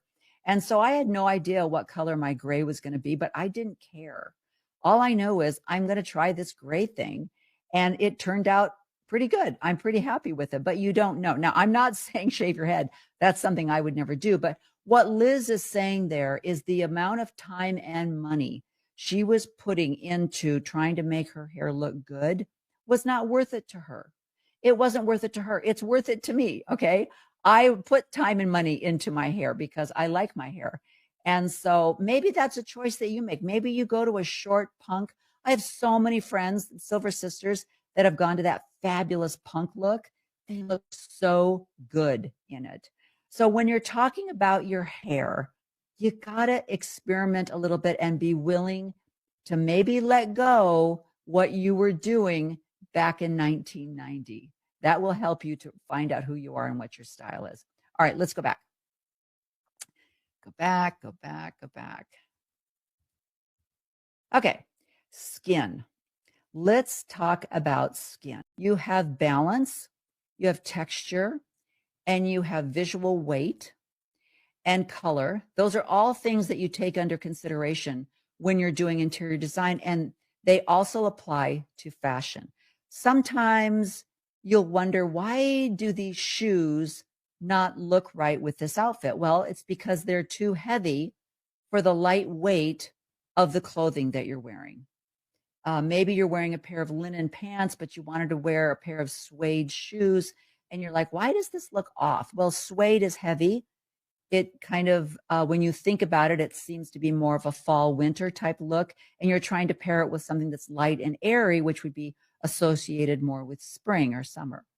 And so those things all fall under the categories of balance. And we're going to talk a little bit more about balance. Let me go back and go to the next slide. Okay, when we're talking about balance, I know you've heard this probably to nauseam, but what is the shape of my body? Now, my body is more this shape. It's more of a rectangular shape. I don't have a very big waistline. I'm so jealous of women that I walk behind and they've just got that perfect waist, and then their hips just come out to a beautiful round bum. And I'm never going to have that. It's just not me. This is the more curvy, balanced body style, and this is kind of that typical hourglass style. So you have to find out what is your body type, and then that will start to restrict the amount of clothing that you look at, because you realize, I can't wear that. That doesn't work well for me. And so this is just an example of my body in an outfit. I love wide leg pants. I feel like it balances out the fact that I don't have a small waist. It gives the impression that I have a small waist, even though I don't. And so I think I forgot to put, okay, we're going to talk about this next, but let me take this away. So in interior design and in also in architecture, there's what they call the golden ratio. So in interior design and in also in architecture, there's what they call the golden ratio. And what they have found is that if you break something up into thirds, what visually is the most appealing is a 2/3 to 1/3 balance. And this is true in fashion. So if you break your clothing up into heavy on the top, lighter on the bottom, or lighter on the top, heavier on the bottom, you're creating that 2/3 to 1/3 balance. Now, my next slide. Why is this man's opinion stronger than your opinion of how you should style or color your hair? Why is that a priority over your feelings of how you should wear your hair? And in some homes, there's certain things that it's not worth starting a conflict, but I think your hair and your body, especially right now, we're talking about that in the political world, is yours. And you need to take back your autonomy and your self-worth by claiming yourself back. So that would be my first tip, for especially as we age. And so I really want to emphasize, if anything that you say, whether it's your hair, your clothing, your style, your voice, your hobbies, if there's anything in those categories that you want to pursue, but the argument starts out with my husband, then you have a problem. And that's something that you will personally have to address. What do you know about immigration? What is your experience with the immigration process? That's what we're going to talk about on the next She Became Visible podcast. I'm going to be talking to a woman who has a business that helps people untangle the difficulty in getting proper immigration papers and in coming to the United States legally and working here with a visa, with a green card rather. And she's going to be talking about how difficult it is, what the rules really are, and what people really experience. Now, my experience with immigration is with the fabulous caregiver that we had for over 6 years. He helped us with our severely disabled son, and his nightmare of trying to be a legal worker here in America is unbelievable. He came to the United States on a student visa, and he followed all of the rules, and he has done everything, filed all of the papers that he can, and he has been able to get a work permit, but that is also very restrictive. And we're going to talk about that, and we're going to talk about what people who come to America from, especially from Mexico, are able to do and what they are able to actually receive as far as legal ability to work here and to serve people here in the United States. So that's going to be the topic of the next She Became Visible. So stay tuned. Let's talk about skin. I get a lot of people asking me about my skincare, and I have to tell you, when it comes to skin and aging and wrinkles, a lot of it is genetic. Now, I should have put a picture up of my grandmother. My grandmother had people tell her all the time how beautiful her skin was. My mother has people tell her all the time how beautiful her skin is. Both of these women never laid out in the sun with baby oil, okay, which is what I did in the 60s. And my mother, I don't think she's ever even been in the sun. She suffers from I think it's an autoimmune disease called Sjogren's. And so being in the sun is just impossible for her. She doesn't sweat. Her tears, she does anything that's a lubricant in the body, her saliva, her tears, her joints, they're not functioning well. So she's never done well in the heat. And so I don't think she's ever been in the sun. So her skin is beautiful. My grandmother, I don't think she ever weighed less than 190 pounds. And that helps. That helps with your wrinkles, is when you got a little fat underneath there. So my grandmother was heavy her whole life, but her skin looked great. So a lot of it is genetics. The other thing is also facial structure. I have a very wide jaw. I have very deep set eyes. So wrinkles around the eyes are not a big problem. And I don't suffer with hooded eyes because my eyes are set back so deep. So as far as I know, this part of the eye, which women begin to suffer because as they age, could be dropping, but it's just dropping back into the cavern. So I don't know. So those are things that I'm very happy with. However, I never go to bed without washing my face.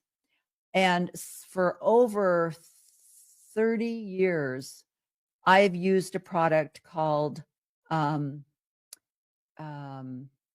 from a company called Neostrata, and it's their glycolic acid lotion. I think it's Lotion Plus or something they call it. But Neostrata, and it's a glycolic acid. And I started using that because I took my son to the dermatologist when he was getting into his teen years. And he suggested I use this on him. And this was my severely disabled son who was nonverbal. And so I thought, well, I'm not going to use this on him unless I try it first, because he's nonverbal and he's not going to be able to tell me whether he likes this or not. So I put it on and it kind of burned. It's a glycolic acid. So let's get back into the very last thing on my list, which is your attitude. So attitude is so important. If you, as that woman did at that retreat that I attended, if your self-worth is just in shreds, when you enter a room or go into a new, let's say like when she first got to that retreat and it was full of women that she didn't know. Are you carrying yourself with your shoulders? Are you sunken in? Are you hiding, kind of sliding in along the wallflower, because you don't feel good about yourself, versus walking into a room with the confidence that you know who you are and you are very confident with who you are. And so that's a big statement right there, is just taking back your force and taking back your command. And this goes for any kind of experience, whether you're walking into a meeting at your place of employment, walking into a new experience where you don't know anyone, walking to a neighborhood get together. Anytime you carry yourself with confidence and walk into a room with confidence, it's visual. Your posture and your air of confidence is visual. And so it's really important that you know, the old saying, fake it till you make it. Maybe that's what you have to do for a while, is fake it until you start getting that feedback. You start getting feedback, even if it's not a verbal feedback, but it's like oh, wow, she knows who she is type feedback. Then that it will no longer be a fake it till you make it. It'll be a truth. So that's what I have to share with you today.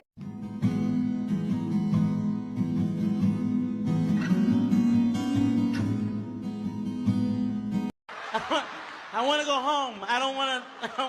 I want to go home. Okay, come with me, boys and girls. I am on my way to a very anticipated appointment. I am getting a tattoo cover-up on the tattoo that I have on my foot. And I'm also going to have a few corrections made on the tattoo that I have on my hand, which I absolutely love. But the previous tattoo artist got fired, and because of mental issues, which is interesting. But so I wasn't able to go back and have him fix a few things. So my lovely and talented tattoo artist here in Arizona is going to make those few little fixes, and we will be on our way. So my next tattoo post will be me actually getting the cover up. So I will share that with you. So here we go. Okay, come with me, boys and girls. I am on my way to a very anticipated appointment.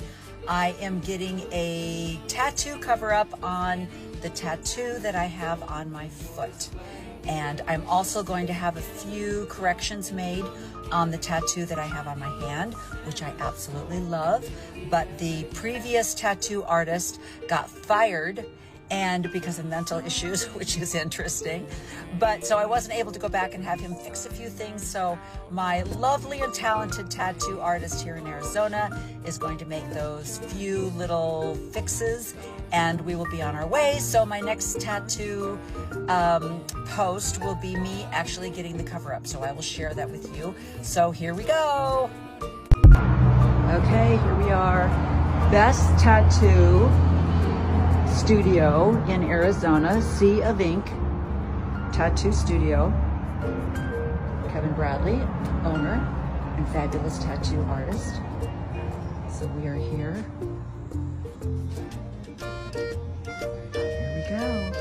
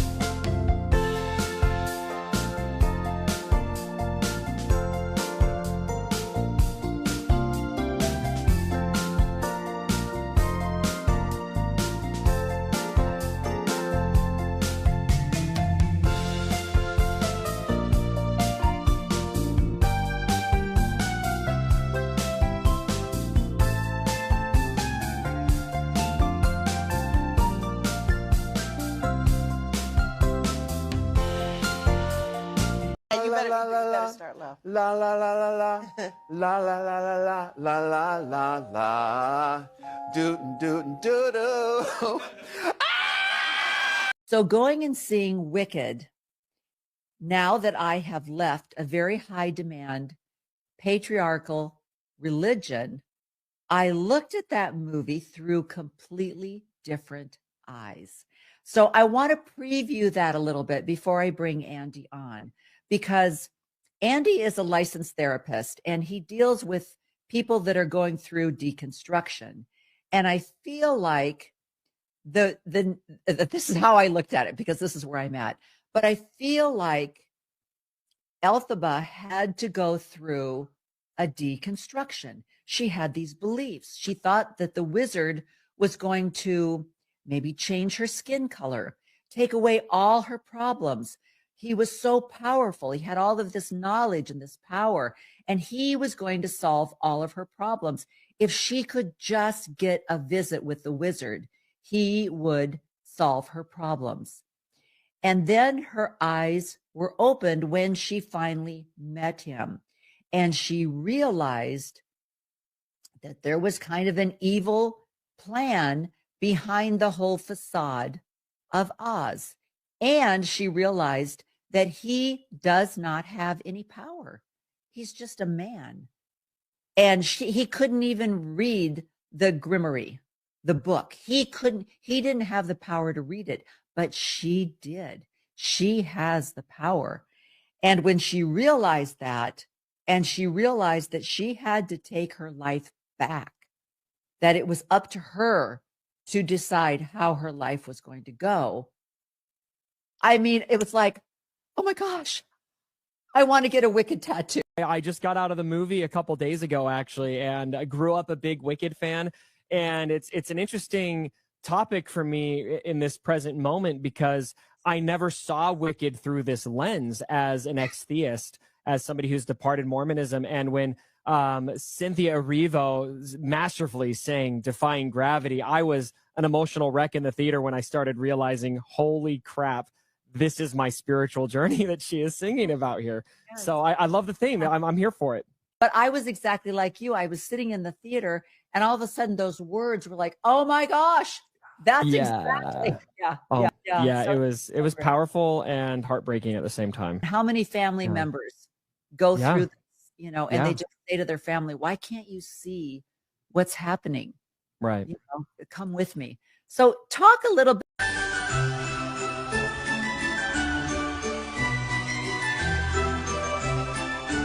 Are you aware of the BYU study on this?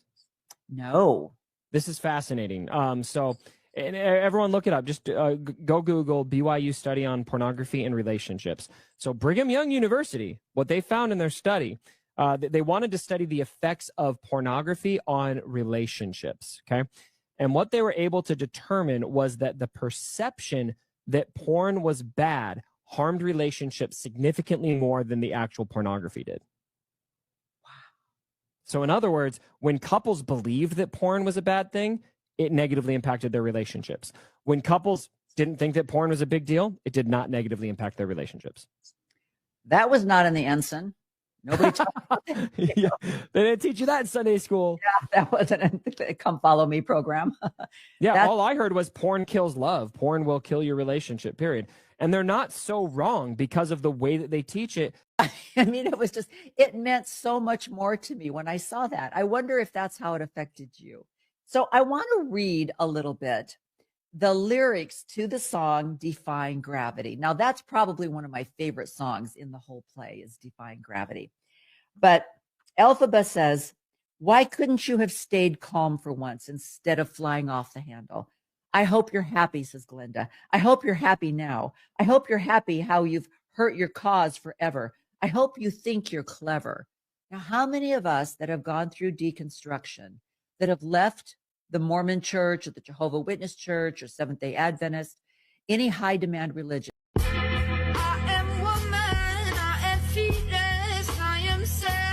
I'm like a raccoon in the garage. There's a wide spectrum of reasons people leave the church, of ways that people get traumatized by the church, and sometimes people that aren't traumatized. They just deconstructed, saw through the BS, and decided that it wasn't for them anymore. And we're not dealing with religious trauma. We're literally just dealing with sorting through the minutia of what it means to leave.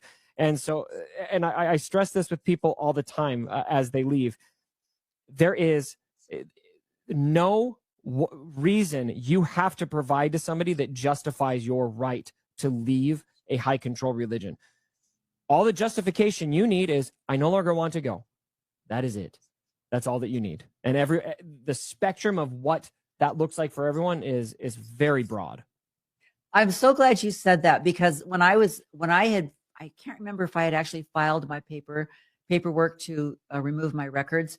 But Julie Hanks, that's such a good point. And it is so much the individual and the personality of the individual, the traits of an individual, because I see a lot of marriages that were sticking together because of the church, but one of the bigger problems was the patriarchy. And when you're constantly telling men from the time they're 11 years old that they have the power of God and that they preside in the home and that they are the patriarch of the home and that they are the provider for the home. And, then some men take that to a level that is, abusive. And so women put up with that until their lights are turned on, and then they go, oh, I'm not doing this anymore. And I had the privilege of not having a man that had to get his identity through his, jobs at church and his work. He didn't get his identity through that. And so, that wasn't an issue. But for a lot of people, that is a big issue, where it's like there was an abusive nature to the marriage, and being told that you should be submissive to your husband. And then, so you go along with it, and then you find out, oh, I don't have to be submissive. Oh, that's actually abusive behavior. Oh, that's new. So that's a hard one. I'm sure you probably deal with that a little bit. That's a hard thing. Oh, absolutely. That's personality, right? The most consistent struggle that I see people deconstructing high control religions go through is learning to trust yourself. Why might that be? Well, may I offer Exhibit A? Of people becoming consumed with themselves and constantly proclaiming, no matter what, I live my own truth, or I do what works for me. As Paul the Apostle said, they seek their own, not the things which are Jesus Christ's. This way of thinking is often justified as being authentic by those who indulge in self-centered pursuits, personal preferences, or want to justify certain types of behavior that frequently don't match God's loving plan and His will for them. If we let our heart and mind embrace this way of thinking, we can create significant stumbling blocks for ourselves in acquiring the most priceless pearl that God has lovingly prepared for His children, eternal life. Elder Quentin L. Cook said that being sincerely Christ-like is an even more important goal than being authentic. So there's three things that I think are problematic with Elder Suarez's comments here. Firstly, that he is outright demonizing self-trust. The implication here is that living one's life in accordance with their own values, if those are contrary to the church, is a life that is subpar or less worthy of divine approval. Don't trust yourself. Trust us. I mean, Jesus, but we speak for Jesus. Don't trust us because we speak for Jesus. We are Jesus. Second, Elder Suarez is very deliberately undermining authenticity here. I think this is just kind of weird. The suggestion that being authentic and true to yourself is somehow at odds with being Christ-like is just not true. And more importantly, it's very harmful. Living authentically or being true to yourself and your personal values is essential to personal well-being. People who don't live true to their personal values suffer from serious cognitive dissonance and mental health issues, depression, anxiety, and the like. That is exactly what he is encouraging here. And then, so that is Andy's message on TikTok, and I'm sure as in his therapy practice. Come on, players, stop hating. Stop hating. Stop participating. Stop participating, Star. Come on, twinkle, twinkle, baby. Twinkle, twinkle. But for a lot of couples, what ends up happening is you have this realization of, I don't think I would have chosen this person then, but I do choose this person today. Wow. And it's like that consideration walks people to a place where sometimes they renew their vows, or they have a new concept of what it means to be together. And maybe they even kind of date each other over again, which is not uncommon because people change, our marriages change. And so I think that for a lot of couples, it's about redefining, all right, what is our relationship now? Strip it down. What are we left with? And a lot of times there's less change than people think that there is at first. They kind of swing over here, figure things out, and then they walk it back to something that's maybe more of a happy medium. Yeah, that's such a good point. And it is so much the individual and the personality of the individual, the traits of an individual, because I see a lot of marriages that were sticking together because of the church, but one of the bigger problems was the patriarchy.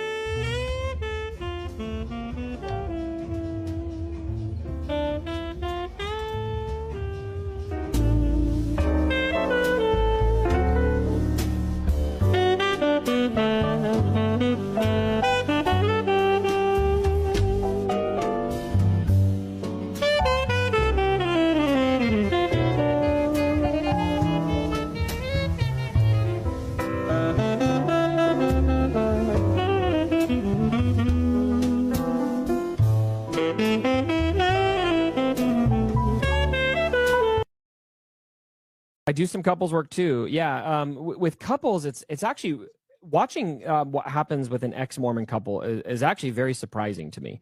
It is very common when both leave the church together for eventually for them to really reckon with kind of a similar concept of what I just explored with kids, but with our marriage. So we're kind of stripping everything to the bones. We're deconstructing. And now I'm realizing, would I have chosen this person if it weren't for the church? Yeah. Is this the kind of person that I would want to get married to? And I see if you are leaving on a mission out of obligation to your family, to the faith, whatever, it's not really something you organically want to do, but it feels like something you have to do. It's a pretty rough setup for that committed of a 2-year time span. I desperately wanted to go, and there's a whole set of circumstances behind why for me. But because I wanted to be there so much, I think it ended up being a very good experience for me, if that makes sense. Because I bought into everything. 100%. Yeah. Around a man who was drugging and raping his wife for a number of years. And when the wife went to her clergy, her bishop, her stake president, as they are known in the Mormon church, they basically told her, too bad, so sad, babe. You're a wife. You're a woman. Men have needs. We'll talk to him, but maybe this is something you need to work on. And so this is another form of SA that is being not handled correctly by the church. And I loved this. Natasha Helfer is a sex therapist, and the way that she phrased her discontent with this new teaching, I thought was beautiful. And I'm going to bring her on right now to talk about this. Sexual assault, which includes, let me go back, is that Mormon polygamy was a form of sexual assault, given our current definitions of how we define sexual assault, which includes forced coercion. A lot of times people think, oh, sexual assault is just a physical manifestation when somebody touches your body incorrectly. No, sexual assault can be exhibitionism that is unwanted. Sexual assault can definitely include forced coercion, where people don't know. They cannot give consent because consent is coerced. And some people might confuse this with unwanted sexual consent. I do think that there are times when people will have sex for a variety of reasons, and maybe it's not because they want pleasure out of it. But when you're entering the concept of coercion, we are now past that as well. We are now in the realm of sexual assault. He has a sullen face, and his face is always just powerful and angry. And when he gives his messages to the members of the church, he throws out his words as if they literally directly came from God, and that he has the authority to tell you that you are doing these things wrong, and he's going to set you straight. That's his persona. So let me play this for you. No one is talking about how problematic the YSA devotional with Elder Bednar was last night at the Tempe YSA stake, so I'm going to talk about it. For context, Elder Bednar is a high-ranking official in the Church of Jesus Christ of Latter-day Saints. He is in the Quorum of the 12 Apostles, and that basically means he is like endowed with these special priesthood keys that no one else on earth has. I'm going to tell you some fun things that happened last night that were a little strange. So in talking about dating, they were trying to bring this idea home that, looks aren't the most important thing. Like, you should find someone that you genuinely, get along with, and get it over with. Okay, so he brought up this example. He was like, do you remember growing up and seeing the ward choir perform in sacrament meeting on church on Sunday? They weren't the most physically attractive or fit people, were they? Everyone was like, what did he just say? Like, everyone was like, oh, what? To rectify it, he said, that's gonna be you in 10 years, so you might as well get it over with. Okay, number 2. So he was talking about these keys, right? Okay, that's concerning right there. And I would really admonish those of you who are not familiar with propaganda to go back and watch a few World War II YouTubes. some historical channel and really bring yourself up to date on how propaganda was used in the Nazi regime and how it was used to convince the beautiful German people that what was happening was good and okay. Propaganda is a strong tool, and the church is using it. And again, I can't get into their minds. I honestly don't know if it's a malicious movement, if they're really aware of what's happening, but rather than just being honest and coming forward, they're using this, what they're calling indoctrination, hoping that it will stop the bleeding and of members of the church leaving the church. So they're really like, we can't work with you baby boomers anymore. We know that you're a lost cause, but we can still get the kids. It's like the little Nazi youth. So I want to show you a podcast, or no, rather a YouTube that was done recently by one of my favorite people in the world, Dr. Benjamin Park. And he is an author, an American historian. And of course, the Mormon Church is a big part of American history.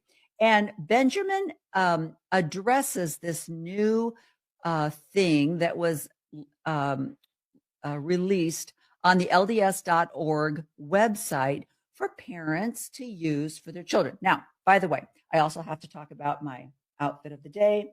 Obviously, as I mentioned, it's the 19th of December. We are working on the holidays here, and this is my version of a holiday outfit. So that explains why I have on antlers. So anyway, but let me bring forth Dr. Benjamin Park as he addresses this new cartoon that has been released on LDS.org. Sanctioning the practices found in their scriptural canon. My name is Dr. Benjamin E. Park. I'm a scholar of American religion and author of the book American Zion, A New History of Mormonism. And I know I've taken a long break from this app, but I thought I would come and do a short video about this new lesson that appears in the LDS church curriculum for children talking about plural marriage. I really want to emphasize becoming visible as a woman over the age of 60. Now, I'd like to say over the age of 50, and I will include women of that age group, but I'm really going to be talking about aging, living your authentic life as an older woman, finding out who you are as an older woman, and taking your ground, taking back your space. And that's what I really want to emphasize. Well, I'm hoping that this is not my last social media post because I'm back in Utah and the only place I've gone so far is to the gym, which is about 2 miles away from our home here in Utah. And already my life has been challenged. I'm pulling out of the parking lot. A guy is pulling out. He has his head turned to the left, but he does not turn to the right, and he just starts to back up. Fortunately, I'm paying attention, so I stop quickly. And then he turns his head and sees that, that I'm going. So he almost backed into me. Next, I stop off at my favorite food place to get some healthy chicken and salmon. And I come to the stoplight after I pick up my food, and I'm sitting there patiently at the red light. And as the light turns green, I sat and I waited for the other people to turn left, even though their light was red. In Utah that you count to 10. Even though the light turns green, you count to 10 before you go. So I waited. Then I proceeded to go forward. The guy that was going the opposite direction from me did not have his turn signal on, but evidently he was going to turn, but then he realized that me going straight had the right of way, so he turned his turn signal on and slammed on his brakes. I'm back in Utah, where the drivers are crazier than they are in Arizona, that's a low bar, okay? Okay. Merry Christmas. So I'm going to let Dr. Parks explain a little bit more about why he thinks the law of polygamy cannot just go away like the temple ban did for the church. Now, I've written an entire book on the introduction of polygamy in Nauvoo, including its secretive implementation and practice by Joseph Smith, including his hiding of many of the details from his wife, Emma Smith. And one of the climactic moments of that story is in July of 1843, when he dictates a revelation for his brother Hiram to take to Emma, justifying the practice. Now, that document was written and dictated with the desired audience of one, but that revelatory text is going to have a long afterlife with many consequences. Now, I've done a video on the textual history of what comes to be known as Doctrine and Covenants 132, but suffice to say that in 1852, nearly a decade after the text's dictation, Brigham Young, now president of the church, publicly announces polygamy, telling the world that we are indeed practicing it, and one way to justify the practice is he cites that revelatory text, which he now had in his possession, and they published it in newspapers, and several decades later, in the 1870s, and this is the key part of the story, they published the revelation as part of their scriptural canon. Okay, so that's the point that he's making, is they took this revelation that Brigham Young claimed in 1852, and they actually put it in scripture, and they canonized it as scripture. So this scripture can be found in the Mormon scriptures, the Doctrine and Covenants, section 132. So, but let me go back and show you what this new cartoon is that is bringing about so much controversy. In fact, my favorite prophet, President Gordon B. Hinckley, those were, a paraphrased version of what he said. Is, let's not look into the past. Let's move forward. It doesn't matter what we did in the past, but what matters is what we're doing now. That was his true belief. And I don't think he meant that in a malicious way at all. It truly was his mindset. And he was very adamant about finding happiness. And why dwell in the past? Let's just move forward. And that was his way of finding happiness. And so that worked for a long time. But the problem is the things that the church was teaching is now bleeding into other areas. And sexual abuse is one of the areas that is becoming a sticking point for the church, because there is this mindset of patriarchal order, priesthood power, what the woman's role is in a marriage, and what a man's role is in a marriage, and what the role of women truly is and what it means. And so there's a lot of underlying teachings that are coming to the forefront, and it's being really kind of opened up to the reality of what those teachings mean. So the biggest brouhaha right now is the church came out with a new program for children. She became visible. I'm trying to encourage women to take back their soul, to take back their purpose and recognize their worth. And I'm not asking them to abandon their faith, abandon their families, abandon their values or their morals. I don't wish them to do that. I don't think anyone should do that. But I do think you need to be recognized and given the power and authority to take back your own lives. And that is the purpose of She Became Visible. She Became Visible. I'm trying to encourage women to take back their soul, to take back their purpose and recognize their worth. And I'm not asking them to abandon their faith, abandon their families, abandon their values or their morals.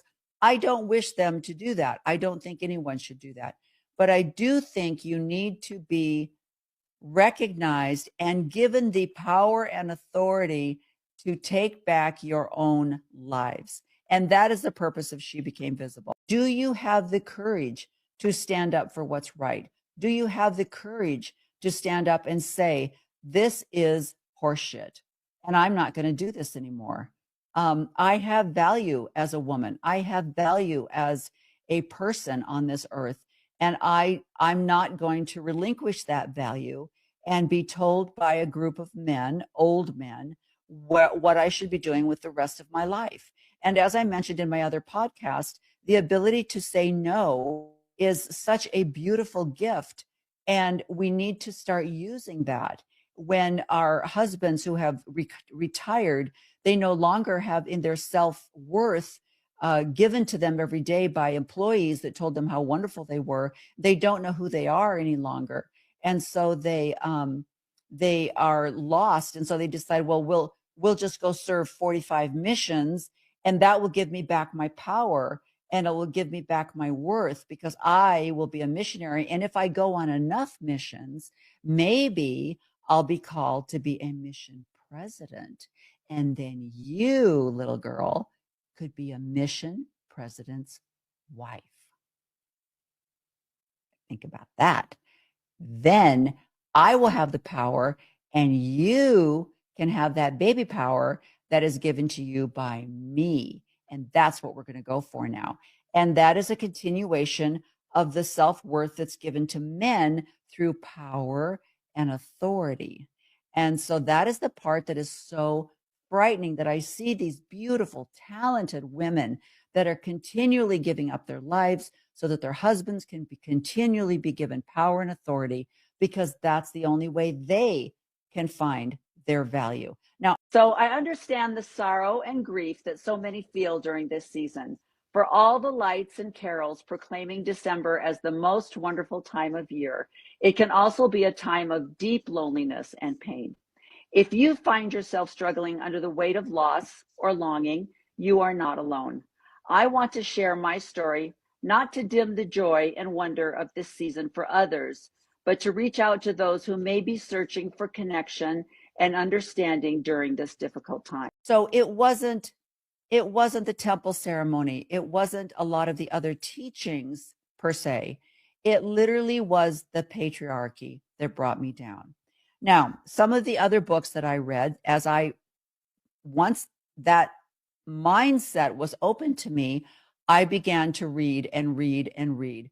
House of Females was a really great book that I read, and it opened up my eyes to the truth behind polygamy, that it wasn't a joyous thing, that it wasn't necessarily revealed to Joseph Smith through God, because it was very one-sided, it was very patriarchal, and it served the men in the church, and the women who are glorious, lovely, kind, beautiful people were taken advantage of and went along with it. And they suffered greatly.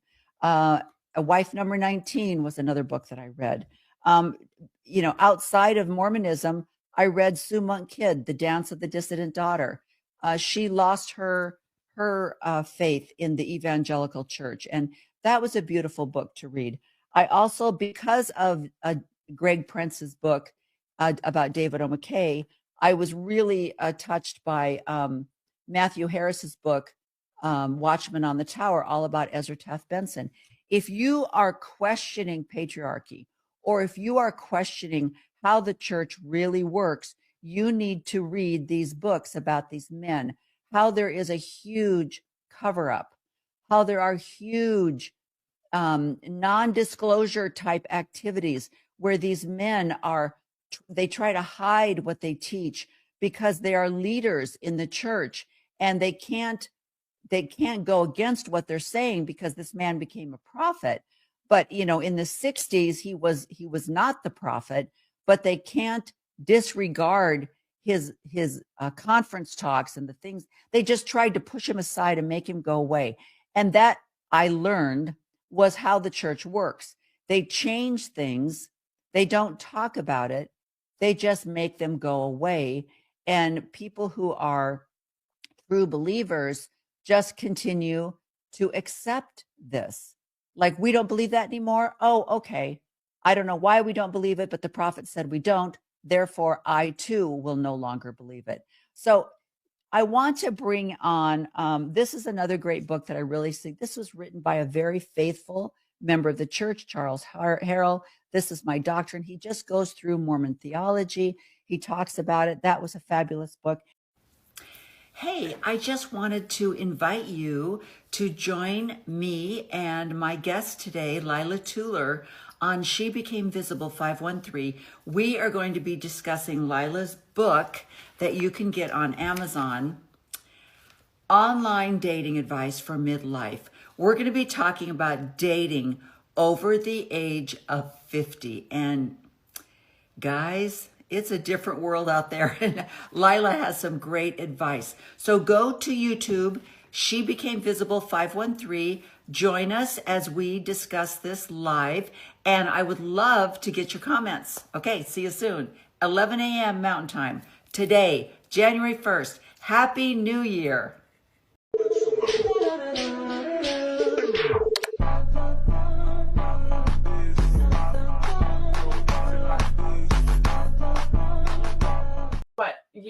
When you get swept in, and especially if you're vulnerable, if Yeah. you are a female who is lonely, who wants to have love in their life, who has this sort of fantasy idea about what love looks like and what it's going to be, and you're not totally realistic about it, you can get sucked in by these guys because they will love bomb you. They will send you flowers at work.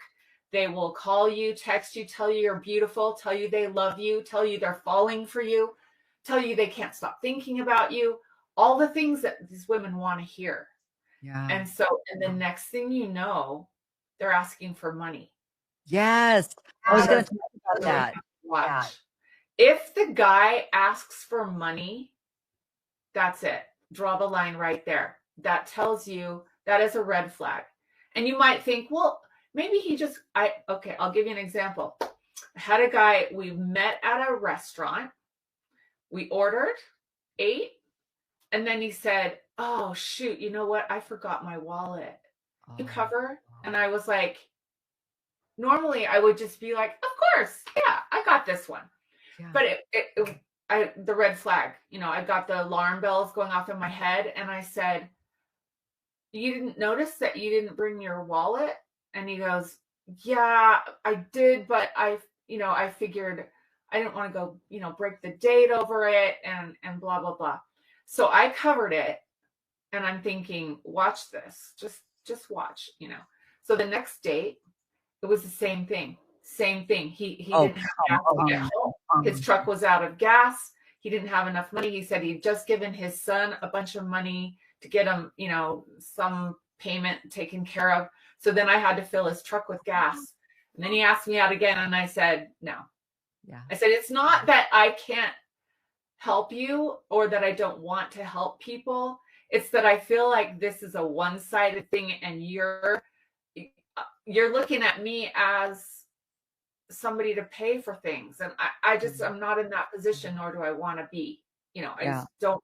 Yeah. So it seemed like I was being rude, but I just thought, oh, this is a thing. This is a habit, And I'm sure that there's men out there that are like, oh, but we can go on a first date and you just think I should pay for your dinner, or you just think that I should pay for the Uber or whatever. Right. And it's like, there are roles that are kind of genetically, biologically put in. I think at the time I just had I needed to get out, and I knew I did, because my mental health was really affected by staying. And I knew that, and I had done it, like I said, 33 years. And, some people would say, why now? You've been for so long, why not just finish it out?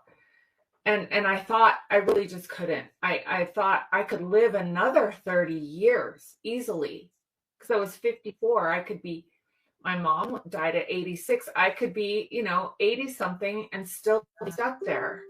I just knew I couldn't do it. I just couldn't do it. So for me, it was kind of a survival thing. I just knew I had to get out, and I just jumped in with both feet. Now, at first it was a little bit daunting, because I didn't know much about digital dating and all of that. It was a little bit scary to bite that off. And because, you know, we didn't do that. You and I, we didn't have this at all. It was, you meet at a dance, you meet at a barbecue, you meet at school. It wasn't some online dating thing where you just have profile pictures to look at and whatever they wrote about themselves, right? So it's a scary world. And if I just dated organically, the pool here, I live in Utah, I knew they were. They're men, right? Yeah. And I just didn't want another Mormon marriage, or See, that's even true. dating Mormon. I didn't even think about that. It wasn't even like you were going into the dating pool with like, all right, I want a men between the ages of 50 and 65 or whatever. You had to say, and I live in a Mormon community where my entire neighborhood is LDS, and where do I find a non-LDS person in Utah?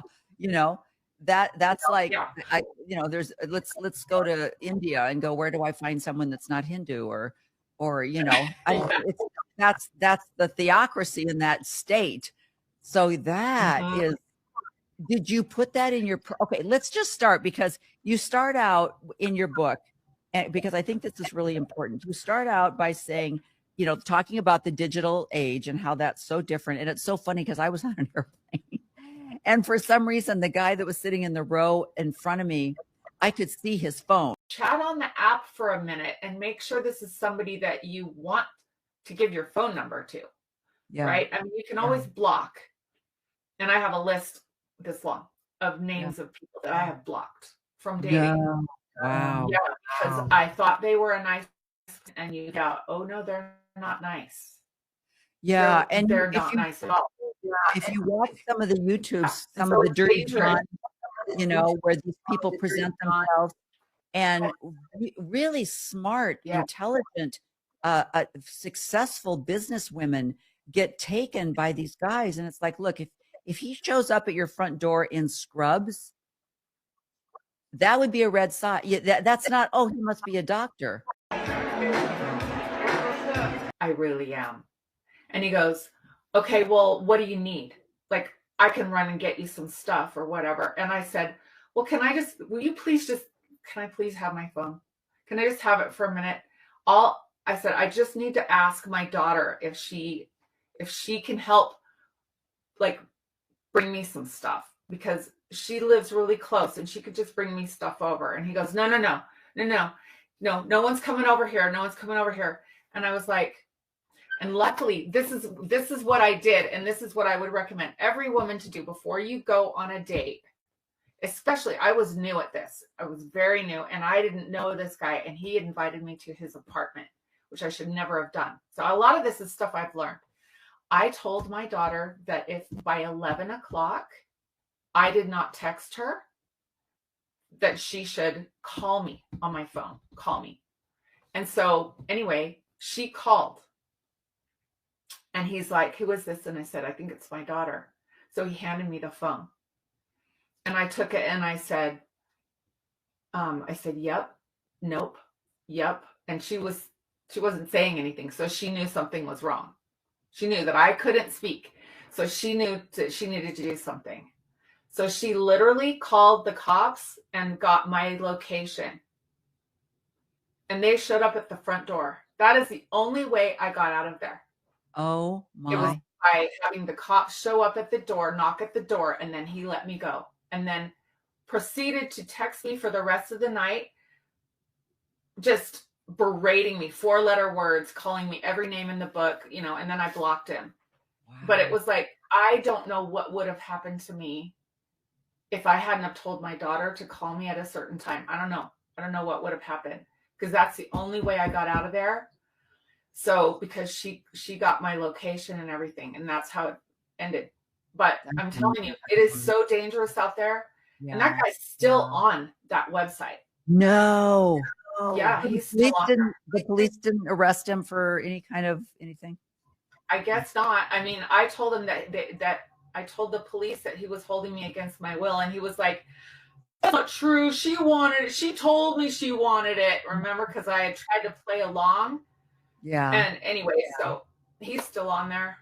But Wow. I just, I got out with my life intact. I don't know if he's a rapist or what he is. I just knew that I was scared out of my way. When mixing patterns, did you know that there's a secret? Actually, it just boils down to size: small, medium, and large. Take a pattern and then find other materials that have different patterns, but they are different sizes: small pattern, medium pattern, large pattern. You also want to coordinate the colors. Is there something similar in each pattern that blends them together? That's the secret. It's really not that hard. Comfort doesn't have to be, ugly. It can still be stylish. Throw on those sweatpants. It's great. See ya. What's the secret for putting an outfit together? Remember, you should only have on 10 items. Number 1, your shoes. Number 2, your bottom, slacks or skirt. Top, jewelry, necklace, and bracelet counts individually, and earrings. And don't forget the blazer or some kind of cover-up, especially this time of year. So if you count my items, I have on about 7 or 8 items. If you don't go over 10, that means that you will not be cluttered. You will not have on too much. I'm comfortable with the lingerie look, but some of you might not be. If you're not, let's pick a top that we can wear, maybe to the office, and have it be okay. Yep, it's going to be a plain black top. Now, I have chosen a top that is made out of also lace because it shows a little bit of color, a little bit of peekaboo, but not too much. I would be comfortable going to the office in this outfit. Happy Wednesday.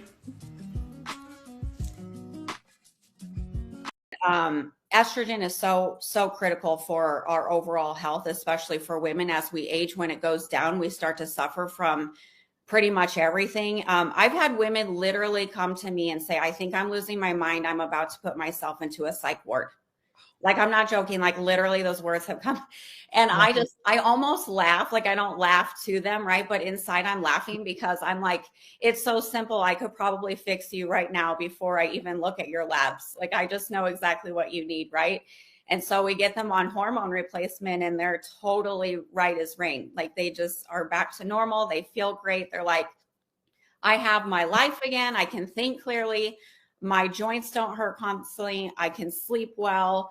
I want to have sex. I don't have severe vaginal dryness. I'm not in pain and my energy is back. There's just so many things that are so beneficial with hormones. It's not just about those things. I think the problem with conventional medicine is that they really just think about hormones and, oh, you want testosterone because you want to like bulk up. You want to be beefy. You want to like hit the gym.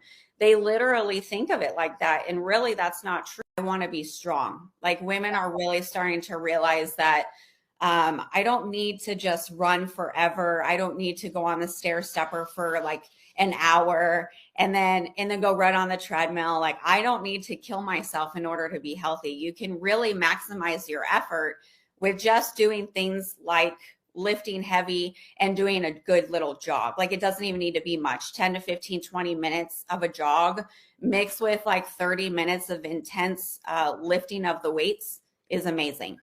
So what, as we're wrapping it up, what would be the message that you would like to get out primarily to women that you wish they would become aware of? Well, first off, you'd be really shocked at how many women don't understand their menstrual cycle. I have to teach them about that, right? So the way that it works, the timing, a lot of people don't understand what cycle length means, and that means the days in between the bleeds. So the day 1 to day 1 of your cycle, the days in between is how long your cycle length is. And that's really important for me to understand, like, what's going on with your hormones, right? We need to make sure that it's a certain length, not too long and not too short. So a lot of people just need to start with the foundation of understanding how their hormones work and when they're supposed to be made, what are they doing, and a lot more about your menstrual cycle, because that's a huge indicator. I mean, really, we kind of think of that as one of our vitals, right? Like, we look at blood pressure, we look at pulse. For a woman, So I think that's really a good suggestion to start out with some home equipment. And also talk about, because you hear this all the time, well, I'm not going to lift weights. Or I'll see a lot of online programs where people will say, well, I use a 2 to 4 pound, 2 to 5 pound weight because I don't want to get bulky. Oh, yeah. You know, those of us that are trying to get bulky are like, girlfriend, if it was that easy, yeah, you know, I mean, give me 5 years and I hope to get bulky, you know. So talk about that. Talk about ain't gonna happen. That, Yeah, that. We don't have the hormones necessary to get bulky. You have to have an insane amount of testosterone flowing through your body. You'd have to take like anabolic steroids to get bulky. So lifting heavy weights will definitely not do that. I myself have lifted hundreds of pounds at once and have never gotten bulky. So I know it's so silly. I've heard that a lot too. Hey, visible ladies. It's Casual Saturday, and this is one of my favorite casual outfits. My favorite blazer from Anthropology with a fake hoodie built in. I love it. It's fun. And you know, when you're layering your clothing, you always are going to start out with some kind of a t-shirt or a tank. I have inexpensive sweats, my Louis, and a fun pair of earrings that I got at a flea market here in Arizona. I'm an Aries, so there's my little ram. Anyway, let's get back to the tank top. You're going to start out with either a t-shirt or a tank top when you're layering your clothing, and I love a razorback. The problem with razorbacks is you always have to worry about bra straps, but this has a built-in bra, so you are not worrying about strap marks or bra lines, and I have it in about 3 different colors. So check out my link. Okay, you may think that I have on a plain gray t-shirt, but you would be wrong. And the reason that you're wrong is because this is a t-shirt from Classy Networks that has the built-in bra. The built-in bra. Look, no bra lines in the back. Why? Because the bra is built in. So what am I doing? I am getting rid of all of the tank tops, all of the t-shirts that I have that don't have a built-in bra, because look how easy this is. It's the same color as the t-shirt. It's padded. It gives you the modesty that you want, but you don't have straps. You don't have the back strap, and it's just so comfortable. You don't feel as though you have on any kind of uplift or bra. It's just you and your t-shirt, and I love it. I think I'm going to be having to get it in some other colors. Classy Network. This is amazing. Now I'm going to add a few accessories for the day, and we are going to be out the door, and I'm going to be comfortable, and there's not going to be any of that, oh, I can't wait to get home and take off my bra. I could sleep in this. It's so comfortable. So remember, it doesn't matter what size you are. I am not a very big busted woman, but I got this in a medium. This is a medium, and this is built in. Look, all the way up to the top, you can see. Completely built in with pads that are removable if you want.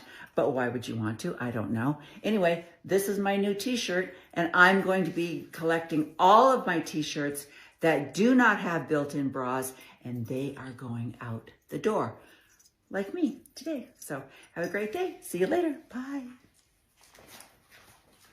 One of my favorite styles in tank tops is the razorback.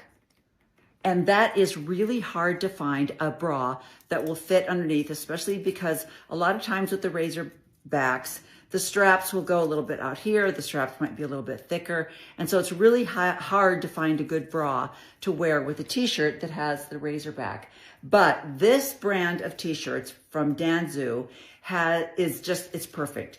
Everything is built in. The pads are built in. And so there's no line, there's no straps or anything showing from the t-shirt. I already have it in red, gray, and sometime today I'm going to have delivered a really nice kind of oat color is what they're calling it. So if you're looking for a good tank top that you can layer underneath your clothing, you've got to go to Danzu, get the built-in bra. That is the new secret to styling your clothes this year. Built-in bras in your t-shirts and in your tank tops. They really affect more than we can possibly imagine. I mean, there are receptors in every single part of our body, including our brain. So what happens throughout our cycle, we have the shedding phase, right, where we have our period. And then we have a little bit of a boost of estrogen, just a little bit. And this is a time where we feel pretty good because our estrogen is like rising, and then it's going to drop a little bit because we need to prepare for making an egg. And so that sends a signal to the brain to make a follicle. And so that's when we're preparing for that whole ovulation piece, right? So when we feel the estrogen, it feels really good. Estrogen is like very mood boosting. It gives us energy. It makes us very creative. We feel better in our bodies. We feel a little bit more sexy and beautiful. And then shortly thereafter, we have a little bit of, once we have made the follicle, we're ready to let it go. So ovulation needs to occur. Right before ovulation, we have like a 200% increase in testosterone. And that's why women get so horny during that time. Okay. That's why we get affectionate. We just are so excited. We're really happy. We have tons of energy. Our face is glowing.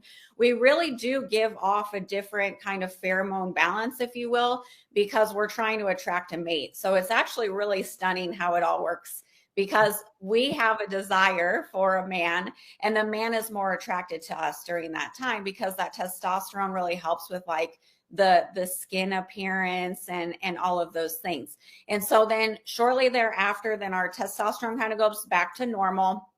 And then we have a rise in progesterone and another rise in estrogen. So during that time, we're feeling okay. Once we get to our peak, we start to get a little bit irritable with our progesterone and our estrogen.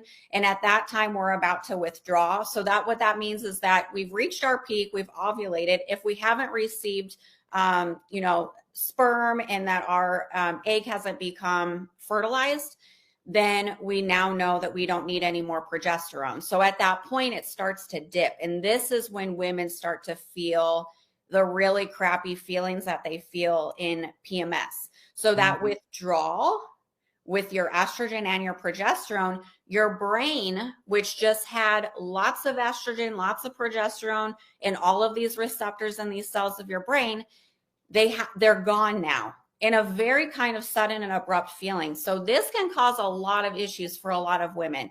This can lead to so glad that I got old and had to get glasses, because these are fabulous. Now, here's the question. How much do you think I paid for them? What do you think? Have you been shopping for glasses lately? These progressive prescription glasses were less than $100. Right? You want to know where you can get glasses like this? Zilu's. I'm going to put a link right there. You can find it. This particular style is called Cecile. I love it. I got it in the full tortoise shell. It comes in a lot of different colors. So I really encourage you to go do a little shopping. If you have to wear glasses, I have the option of wearing contact lenses, but with glasses like this, why would I do that? These are so fabulous. What do you think? I'm almost dressed for the day. You're thinking, what?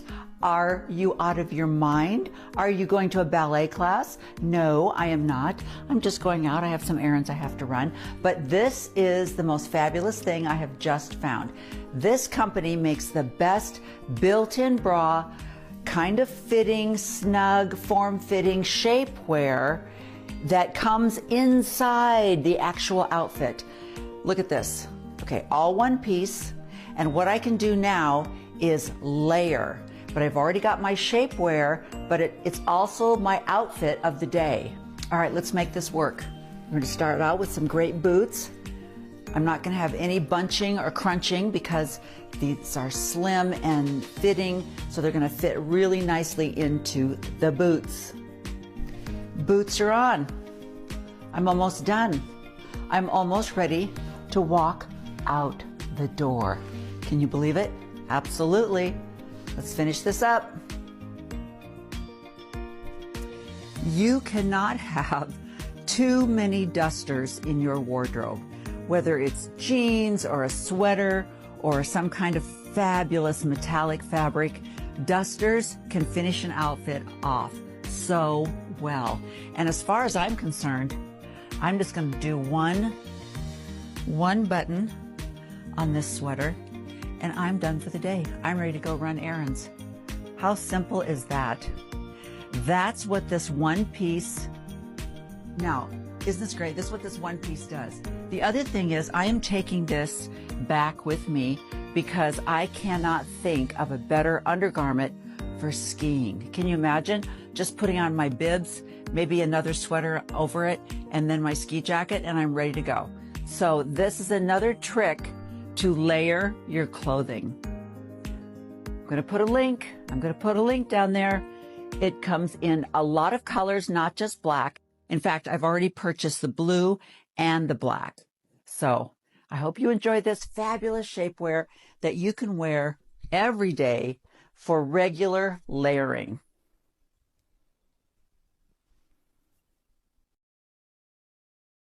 And she said, no, I don't drink. She says, no, I don't really have anything against alcohol, but at my age, falling is a problem, and balance is an issue the older you get. So I'm not going to drink because, I thought, well, that really makes a lot of sense. But they're finding now that the falling situation, and like you said, they'll do a DEXA scan and they'll say, oh, well, you have osteoporosis, so you're at a high risk of falling. Well, actually, the reality is if you don't have the muscle mass and the strength, that's a higher risk of falling because you don't have the muscle strength to catch yourself, get out of the chair properly, get in and out of the car properly. And that makes a bigger difference than just your bone density.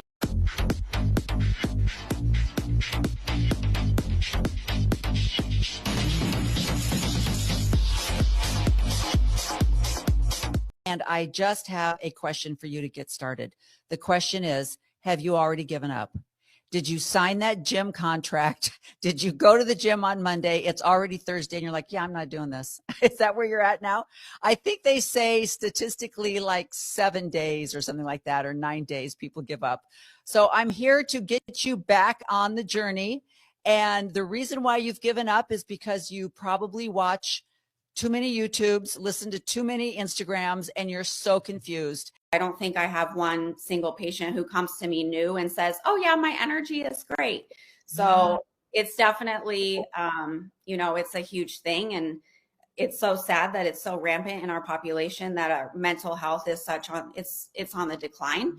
But yeah, those are probably the biggest things. And then obviously people want to live, they want to have a high quality of life. So they don't want to just get up and have energy to go to work and take care of their kids. They want to be able to have the energy to take care of their bodies and to like work out hard and to have really great relationships and have awesome sex.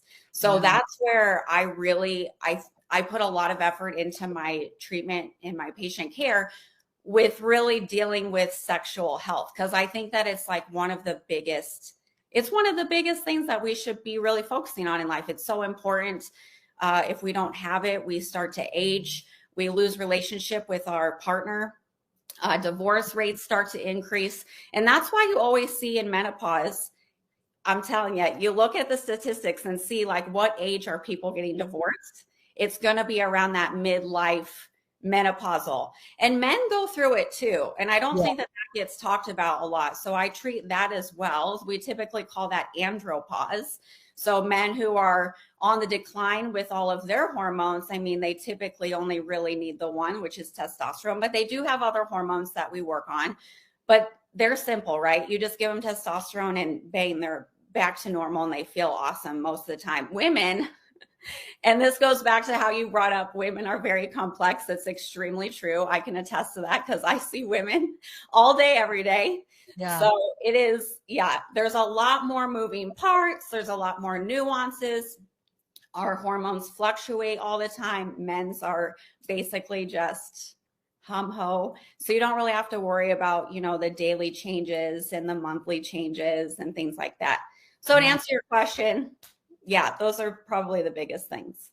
And that's interesting that you would say that, because I just read somewhere, and I can't remember the statistic. I want to say like 80% of autoimmune diseases are women.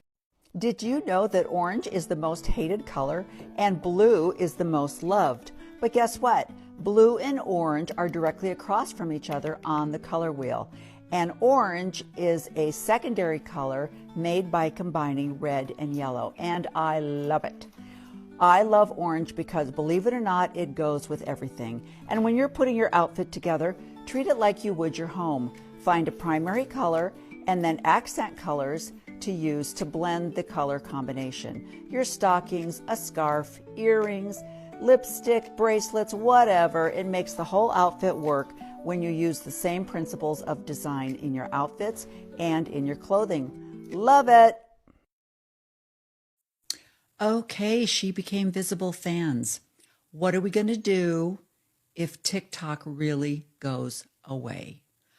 I am so hoping for a Hail Mary, last minute, guess what, we fixed it type of thing so that TikTok doesn't go away. I was late in the game joining TikTok, but it is the most informative media source that I have found. I have learned so much and am so impressed with the quality of videos and learning resources that you can find on TikTok. So what I'm wanting you to know is, if TikTok does go away, you can find me on Instagram at Go Gray Dame, at Go Gray, Go Gray Dame. That's my handle for Facebook and Instagram.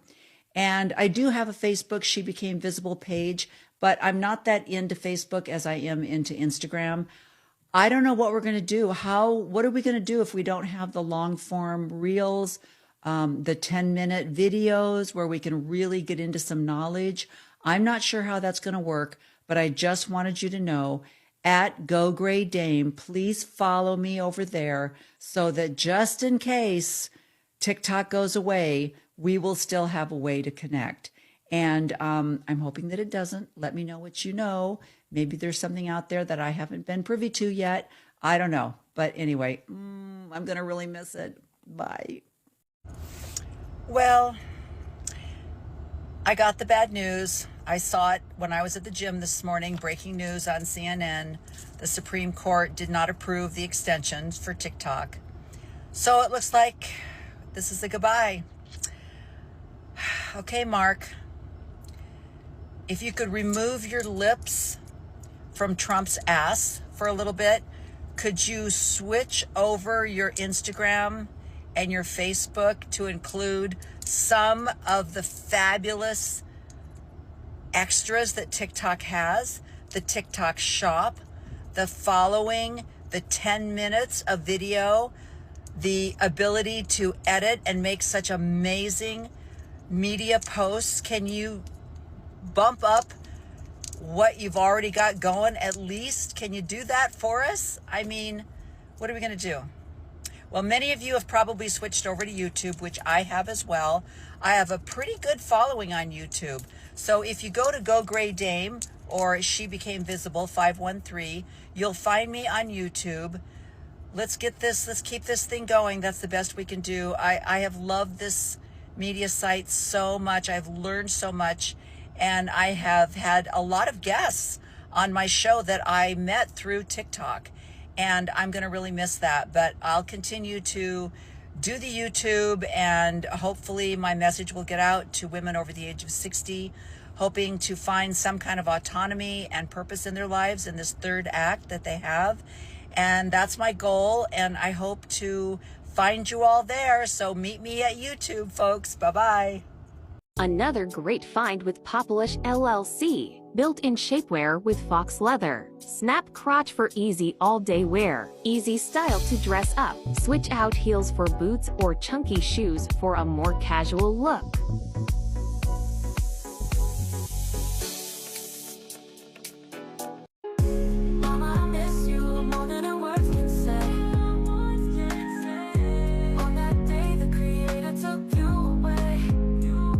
My life was in pain. I almost went insane. So again, were you aware of that? Did you not think, like I did, that once you're born and you have your skeleton, that your bones are your bones forever? And I didn't realize that your bones are like your skin. They are regenerating, and you need to fluff off the old dead and bring in the new. And I did not know that. Okay, I bought this jacket years ago, a couple of years ago. It's the most fabulous jean jacket you've ever seen. It's a Alexander McQueen, and it's a blend of a couple different styles of jackets. Now, I have not worn this jacket, even though I've had it in my closet for a couple of years, but I love it. The reason I haven't worn it a lot is because of the peplum accent, the way they've added the second jean jacket, that really, it just really takes the right combo to make this work. But today I've decided this is the perfect jacket. Don't you love it? It's great. And I'm so glad I have it. And it was a little bit of money. It was a little bit of money. But I'm going to hang on to this jacket forever. And it will work here and there. Not all the time. It's not an everyday essential. But it's something that works when it works. So when you find a piece of clothing that you love, first of all, purchase it. Second of all, don't ever get rid of it. I don't care what the trend is. If you love it, it will work. And that's called style. So there's a few rules that we're going to get rid of today. I hope you've enjoyed this, and have a great day. There's a few myths about osteoporosis that you need to know about so you can make informed decisions about your bone health. First, there's a myth that osteoporosis drugs will prevent fractures. Well, osteoporosis drugs like Fosamax, Actonel, Boniva, and Reclast actually cause the thing they're supposed to prevent: more fractures. Okay. What's interesting is, if any of you have been to the dentist lately, one of the questions they'll ask you is if you have taken any of those drugs, because there is severe danger in doing dental work on women that have taken these drugs because of what that does to your jaws, to the bone structure of your face. And it's really scary. So another pharmaceutical scare that you need to be aware of. So that's why I'm really highlighting that. In the meantime, I wanted to do a quick video for you today because I wanted to remind you to do your research when you find a new trend in physical fitness, in supplements, in healthcare, in longevity, any of the things that are out there, because there's so much information out there. And it's very, very confusing. And the worst part of it is, not only is there a lot of conflicting information out there, but it often conflicts with what your doctor is telling you. But I think that's why it's so important to remind you to take information from everywhere and to really consider what you think works best for you.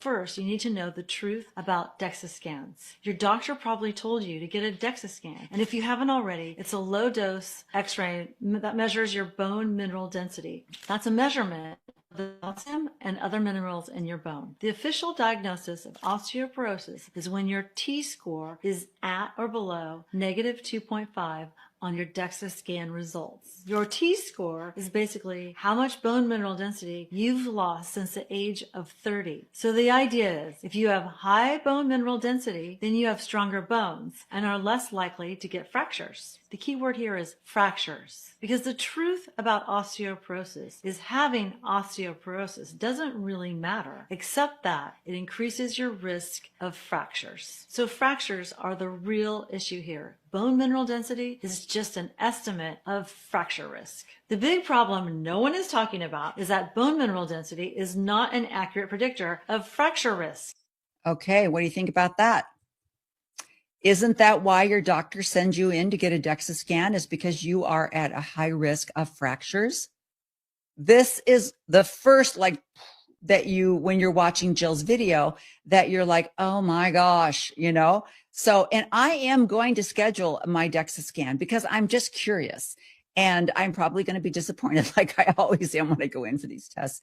But I'm curious to see the results, and I'm curious to see what my doctor is going to say. Now, I'll get back to you when I do my DEXA scan. But I remember there was a time where the workout had like 80 pull-ups or something ridiculous in it. And I was on pull-up like 40 something, and I fell off the bar and my hands were ripped and bleeding. And I was like, oh my gosh. And the coach is like, get back on the bar. And I'm like, in that moment, I was like, I'm not a CrossFit girl. Like, I am bleeding, you know? And in that moment, I realized CrossFit was not for me. But I knew I liked something that pushed me in fitness. And then that's when I went into the world of bodybuilding. So at the age of 35, I entered my first master's bodybuilding competition, and I was terrified, got second place. And then to me, second place was first loser. So that just motivated me to retrain. I was like, no, for me to get that close. Yeah. So that's the competitive nature of me. So went back, got first place. I just got the bug. So every year, a year and a half, I would train for another one. Eventually got the sword, which was really exciting. And my son was there to see that, my son and daughter. And the cutest part of that story was when I was leaving, my kids had seen me training so hard. And I was packing up stuff to go to that competition. And my son came in with his toy sword. And he's like, Mommy, whether you win it or not, I want you to have my sword. So when I actually won the sword that day and I held it up, I could hear him in the crowd like, that's my mommy. And it was by far one of the best moments of my life. And now it's 78. Yeah. We've gained an extra 30 years because of sanitation and antibiotics and better medical, knowledge, all of this. So we're living longer, but we're suffering. And that's the argument that people will give. They'll say, well, our ancestors did take hormone replacement. They Like, weren't your around this ancestors died at 43. And, like they said, evolutionary, your bodies were created and sustained through your reproductive. And once your reproductive value is gone, die. You have no value any longer. That's how we evolved. So the fact that, like you say, because of modern medicine and technology and clean water and everything, we're living longer. And even though we're not in our reproducing age anymore, we have a lot to live for. But evolutionary wise, our bodies are still going, okay, we're done. Yeah.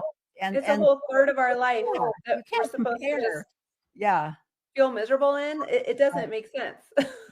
And the other thing is the idea, and when the doctor, I love Peter Attia, and he'll say things like, you'll go to a doctor and they'll say, well, I mean, you don't have libido, but you're sick.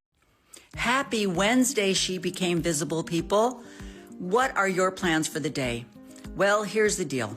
If you're retired, your date night can be any night of the week. So hubby and I are going out, and this is my outfit of the day. Good American. I love Good American.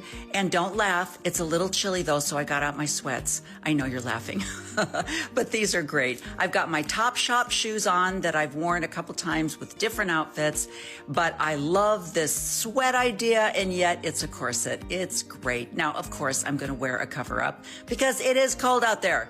Today, I think the high in Arizona is going to be 50-something, which is freezing for Arizona people. But don't you love this Good American sweatsuit? I mean, I love the bustier, the whole thing. Bye.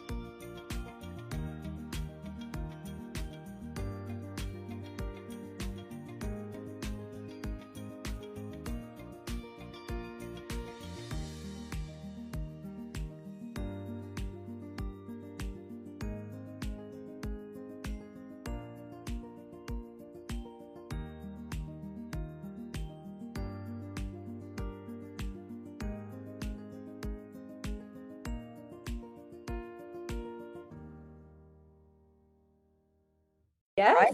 And so grateful. I got my first few online clients, and their transformations were unlike anything that I had ever been able to do with personal training. It was amazing. And not only that, but they were not just we don't call it losing the weight. I call it releasing the weight, because we're not trying to find it again. Yeah, exactly. So not only were they releasing the body fat, but then they were continuing that lifestyle and sustaining it. And in fact, we have had, I think, 4 different clients who fell in love with it so much they became certified and are now personal trainers in gyms or online themselves. So it's so cool to see. And I just feel like this was meant for me. This was my path. And I have to say, even my ex-husband, like, how I had said, like, oh, I'll show you. He's so proud of me. He's like, darling, I'm so glad that this is where you went, because this is truly where you were meant to be. Oh, yeah. Okay, so tell me that journey. Well, I mean, first of all, I work solely, have always specialized in women that are 40 to anywhere. I have women that are up to 70 and, a little older than 70. One woman, she's just turned 70 and lost 40 pounds and is feeling the best she's ever felt in her life. Had never picked up dumbbells before in her whole life. We just started her with resistance bands and then worked her way up. Now she's lifting like 20-pound dumbbells, and she's just like, everywhere she goes, people are like, whoa. But that age group, 40 to around 70, I love, because they're the ones that come to me saying, my body's broken. Nothing's working. Stop running for cardio or doing HIIT classes. These things cause inflammation, trigger hunger hormones, and raise your cortisol levels. Strength training helps balance your hormones and gives you that sculpted look to your physique. I wish I would have started earlier on hormone replacement therapy, and I wish I would have known all the symptoms I was experiencing were related to perimenopause. Prioritizing things like sleep, stress management, protein, and fiber intake is crucial at this stage of life for several reasons. There's so much I wish I would have known before my 40s, which is why I'm offering a free master class. I want to empower you with knowledge so no woman over 40 suffers, and so you feel ready and confident on how to navigate this stage of midlife. Comment the word midlife, and I'll send you an invite. That's an example of what she posts on Instagram. And everything she said is so true. Stop doing the HIIT classes and the intensive cardio, because especially, as you say, over the age of 40, your body's going through a lot of changes, and it's really putting things backwards. You're not going. So I knew that when I started coaching women that I didn't want it to be like all the other coaches. I wanted to empower them with knowledge, which is why I named it the Joy Fit Academy. The reason why it's Joy Fit is because I wanted to change the way society shows fitness as this awful, miserable thing where you have to be sweating and put chalk on your hands and it's miserable. So I wanted women to see that this type of lifestyle really can bring joy back into your life. It's not about what it's taking from you, it's what it's giving to your life. So the Joy Fit Academy, yes, we give you nutrition guidance, workout programming if you're in the gym or at home. Most women start at home and then eventually go into the gym once they get stronger and build their confidence in all of this. We give them mindset coaching to think differently about health and fitness. So there's a membership site with modules. So when I'm explaining to them that we need more protein, they have homework each week to watch a learning module. It's like 15 or 20 minutes long. So they learn the importance of protein. They learn why carbs aren't evil and they need them in their life. They learn about fats, about magnesium. They learn about hydration. I mean, they learn it all because my goal is for them to understand why I'm asking them to do what they're doing so that I can empower their choices and their decisions. And then eventually they can go off and be their own coach and sustain this, so that's the point, is not to take somebody that has 30, 40 pounds to lose and 6 months later just say, bye, hope you can figure it out without me. Most coaches, that's their business model. Come rely on me, because then once I'm not around, you're going to be lost. You're going to regain the weight and have to come back to me. And that's a good business model for most coaches, but I don't want that. I want my clients to leave knowing how to sustain this so that I can check in on them on social media and see them living this vibrant, happy, confident, energized life. And then I'm going to get more business because people are going to ask them, how did you do this? And they're going to be like, go talk to Darla. So I love that. Yeah, acknowledging that we're getting older. Well, how about we embrace that and live the last third of our life feeling amazing instead of just hiding away into the, what? No, I'm not going to do that. Well, and I love that you said that on one of your Instagram things. You're like, stop the running, stop the HIIT classes, get your blood work done. And then you also talk, and this is the hardest thing for me. My generation, I grew up when you were saying how, did you grow up in the Midwest by any chance? No, California girl all my life. Okay, because my mom grew up in, I grew up in the Midwest, and my grandmother owned a restaurant, and it was fried chicken and, tuna casserole, and her favorite recipe was a hamburger, Campbell's soup thing. And that sounds like how I grew up. I grew up with tuna casserole and all the what was that? Yeah, that hamburger helper. Yeah. Oh my gosh. I remember one time leaving my babysitter with, I have a box of hamburger helper, so you can make that for the kids for dinner tonight. And he said, what's hamburger helper? I said, oh, you've got one of those, mother, in your life, You but need they to have research. Prescription pad. They just write out. Yes. And can you Research and advocate for yourself. Yes. What that would have done to your system and your brain function to add that antidepressant to your already hormone cuckoo head. And now you've added something. I remember, what? And what's funny is I was about probably the same age. And I was like, I hate you, and I hate you. And, and my husband and I went to counseling, and the doctor said, well, I'm just going to put you on an antidepressant. I can't even remember what it was. And I took it for like a little bit, and I thought, okay, this is stupid. I'm like happy, but I'm not. And nothing's changed. And why am I having to take this? You're the one that's not following through on what you're supposed to be doing. And I'm mad about that. But I'm taking a pill that goes, oh, well, it's okay. Yeah, sure. Oh, you don't have to do anything you said you were going to do, And I thought, I don't like that. I don't like that. That's not reality. I get to have emotions. I get to have a whole spectrum of emotions. They're justified, And so that is so frightening. That is so frightening. It is. And there's, you could look it up. I mean, I shared over 30 symptoms of perimenopause with my group, but that was just the 30 most common. And it's amazing when people see these symptoms and they're like, wait, I have that. That's been happening to me. I love him. So let's look at some of the things he has to say. It's about estrogen therapy for women, menopause, and hormone therapies generally for women, maybe even testosterone therapy. You hear about that these days. And then we'll talk about men. So our practice is probably 70-30 male, female. So we have lots of women, and this is a very important topic.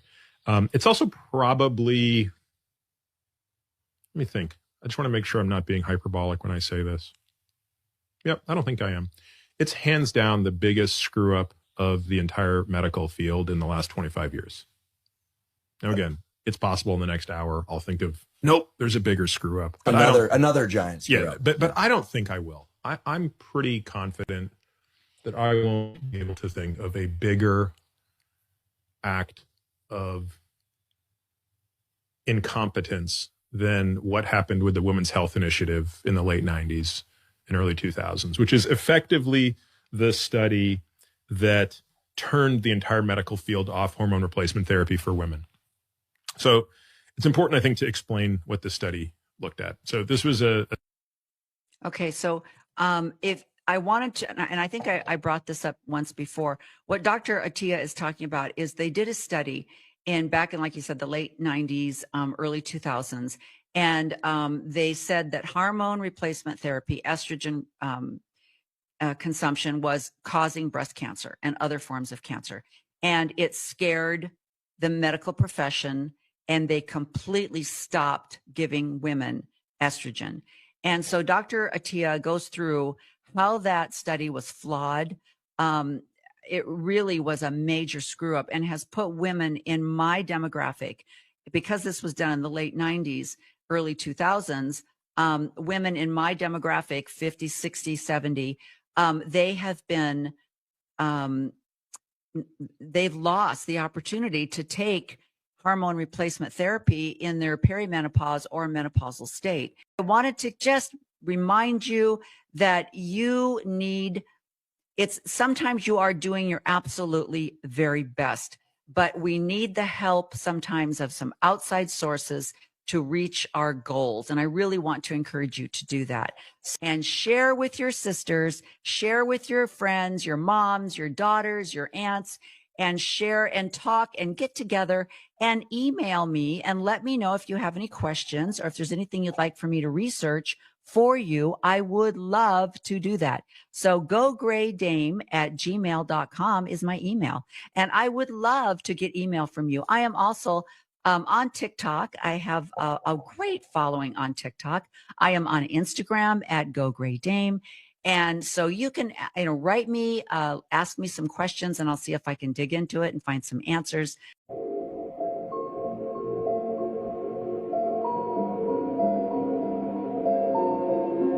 Why should you put yourself through this torture, right? And both of these power structures are frightening because in both scenarios, we're talking about a lot of power, a lot of misogyny, and a lot of money behind the power. So I understand if you're really struggling right now. And the biggest thing is self-care. And even if the only thing you can do right now is get up and go for a walk, I really encourage you to do that and to try to move. Just trying to move makes all the difference in the world. So that's my motivation for today, February 4th. So let's get going. And so we're going to talk a little bit more about menopause and perimenopause and hormone replacement therapy. Because ladies, I'm telling you, if you are struggling with losing weight or maybe even being what they call skinny fat, and you just can't see changes in your body, it's because of your hormones. And I love the science that is out there now, ladies. There's so much out there. The people, especially the beautiful women out there, are awakening the community to the fact that we are different. We are different than men. Cold plunges are different for us than they are for men. Fasting is different for us than it is for men. Everything we do, our cycles completely control how energetic we are, how tired we are, our emotions. Everything is, we are different, and we need to accept that. They're about 2x the risk because they have less muscle mass. They tend to be on average less active, and they have weaker bones. So the reason for this is estrogen is the most important hormone in bone health. So the way bone. Okay, did you hear that? They have weaker bones because estrogen is so important in bone health. So now we're talking estrogen replacement, bone health, healing from a fall. All of these things go together. There are so many things. It's not, and that's the part that I really want to bring out here, is that it's not so much just your mood or the hot flashes or the night sweats. Yes, that's fine. But taking estrogen is your bone health, your hair, your skin, everything else that's really more important maybe even than night sweats, right? So that's the part that they don't tell you when you're inquiring about hormone replacement. Work is they have little, for lack of a better word, strain gauges in them. So strain gauge is like, it's not an actual strain gauge, that's a term we use in engineering, but a strain gauge is something that detects deformation. Okay. So when you pick up something really heavy, your femur, your bones experience deformation. They're being shrunk slightly. The body, through estrogen is the chemical signal that transmits that information, which is there is deformation, to the cells that remodel and build bone. So both for men and for women, estrogen is hands down the most important hormone in bone health.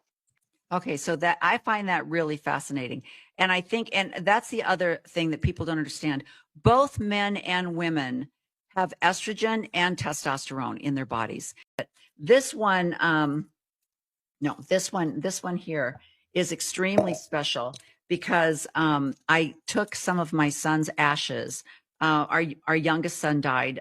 He developed MRSA, and the bacteria had gone into his heart. He was severely disabled, and he passed away on Christmas morning, 2022.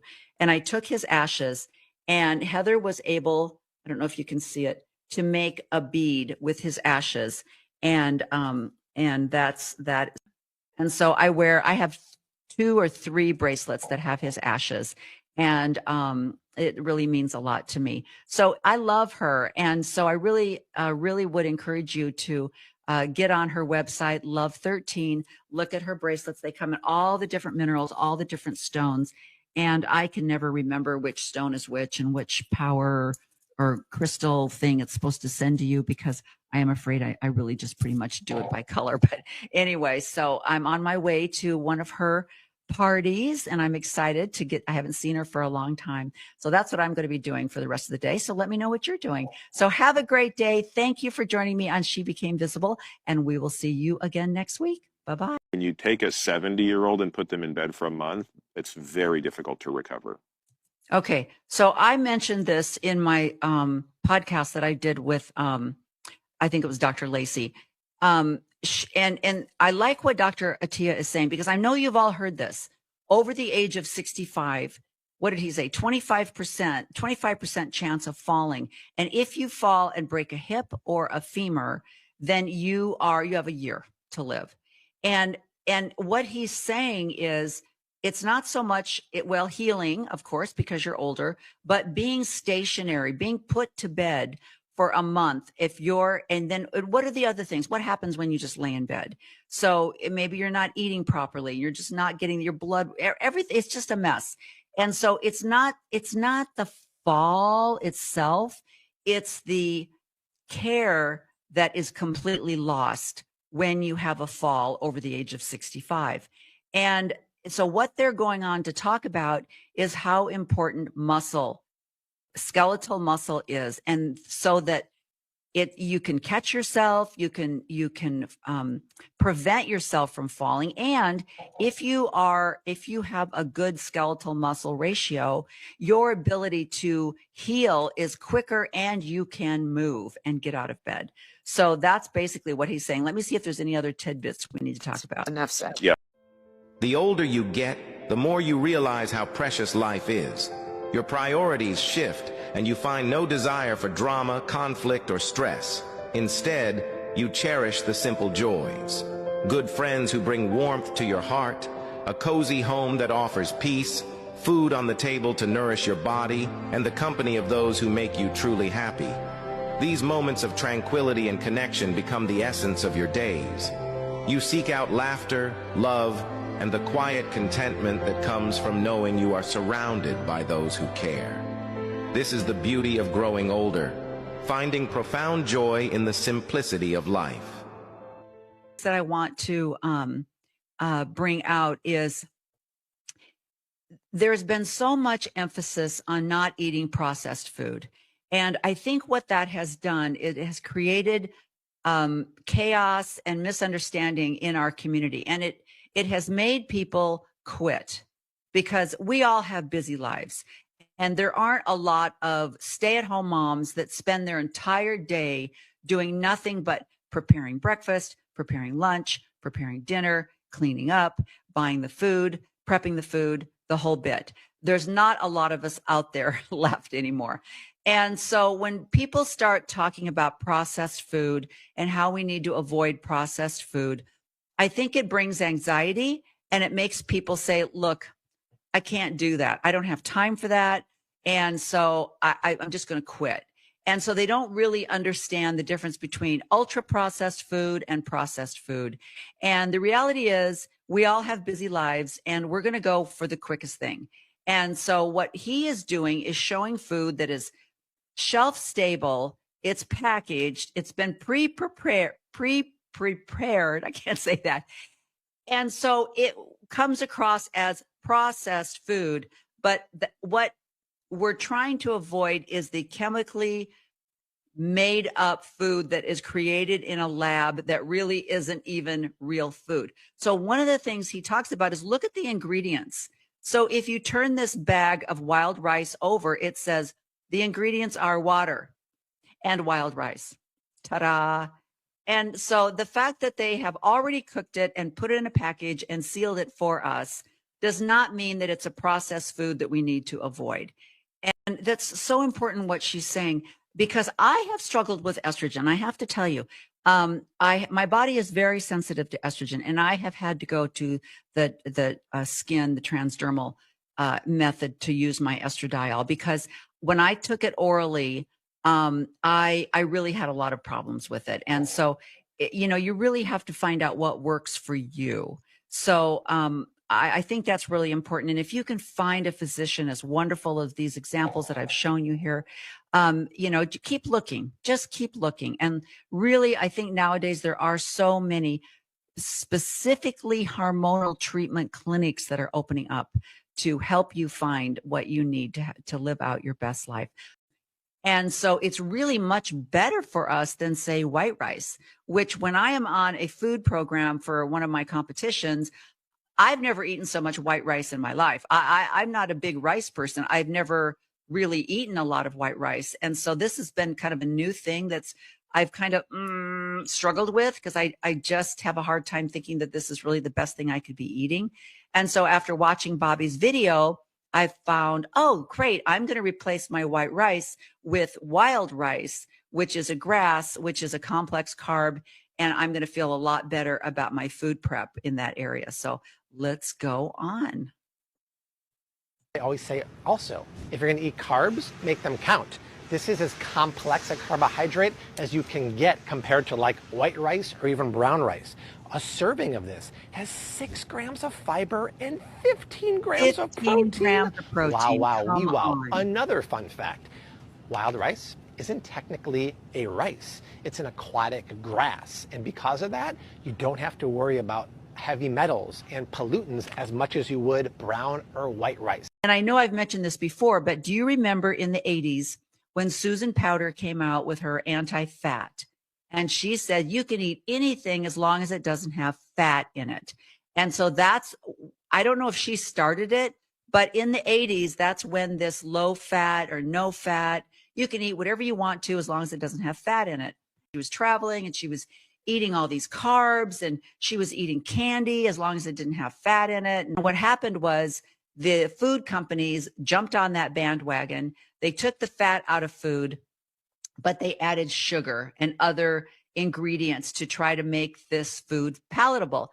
And so this is what created the fat-free movement, which I think has been really instrumental in our obesity epidemic that we have right now. So a lot of times still low-fat foods are villainized. And again, the important thing is you really have to look at labels. So I want to introduce you. My video today is to really introduce you to Bobby Parrish. So let me share with you one of his videos that I loved.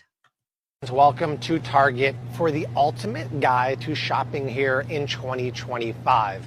I'm going to walk around and show you the best, most Bobby approved healthy items you want to buy here in the new year. We're talking fresh food, we're talking canned items, we're talking dairy, protein, and more. And stay tuned throughout the whole video. Not only are there excellent finds, but I'm going to show you a pro insider tip on how to save big money here at Target that a lot of people don't know about. Less talking, more shopping. Let's do it. It's hard to find, but longtime viewers of the channel know that this pre-cooked packet of wild rice is one of my favorite things for many, many reasons, and I'm so happy to have it at this super Target. It's wild rice pre-cooked, which is a huge bonus. Why? Wild rice takes an hour to boil, so to have a complex carbohydrate side dish ready for me is a huge win.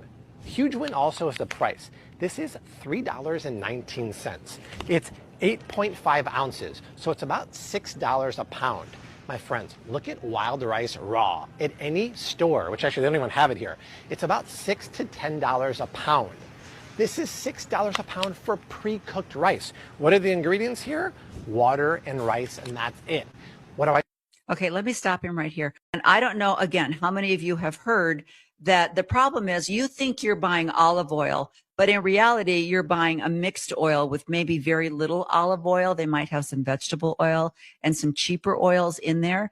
And I remember when I first heard this a couple of years ago, I was like, oh, crud. Now I have to start paying $99 a bottle for real olive oil. And so what he's pointing out is a great source of pure olive oil at Target. A very good finishing oil.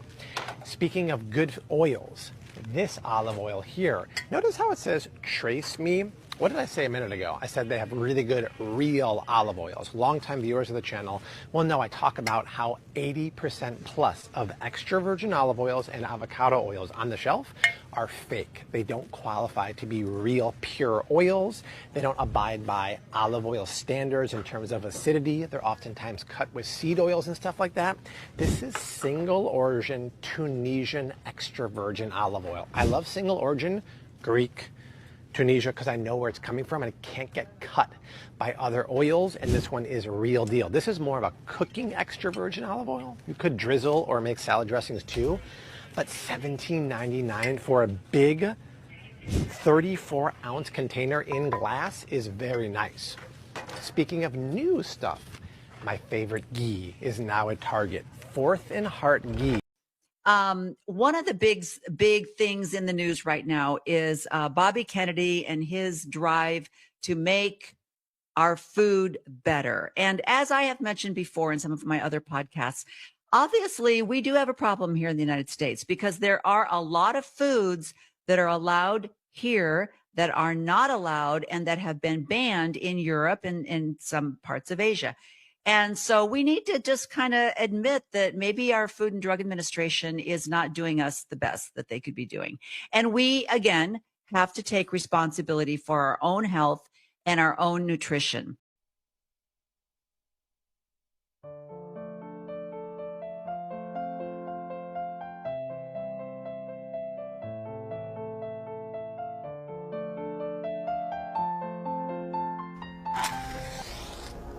When it comes to jewelry, we have strong opinions, because jewelry should be masterfully crafted to represent who you are and what you stand for. And when representing something as powerful as America, we don't outsource or cut corners on the creation process. And while the rest of the world is caught up in chasing cost savings and cheap labor overseas, we're making it right here with our own hands. Whatever the hangups, whatever the price, however long it takes, we make sure to get it right. Our American dream was born 15 years ago in a garage, casting molten silver in the dead heat of an Arizona summer. And we know we're not the only ones whose veins run with the red, white, and blue. This is Knight Rider, uncompromising American-made silver and gold jewelry, created by artists and handcrafted right here in our Arizona workshop. We believe in the American dream that brought us together, and it's an unwavering commitment to artistry, integrity, and people that make Knight Rider a family. Great jewelry is powerful. It speaks without ever having to say a word. And that's why every piece we create tells a story. It tells your story, because your story deserves to be told.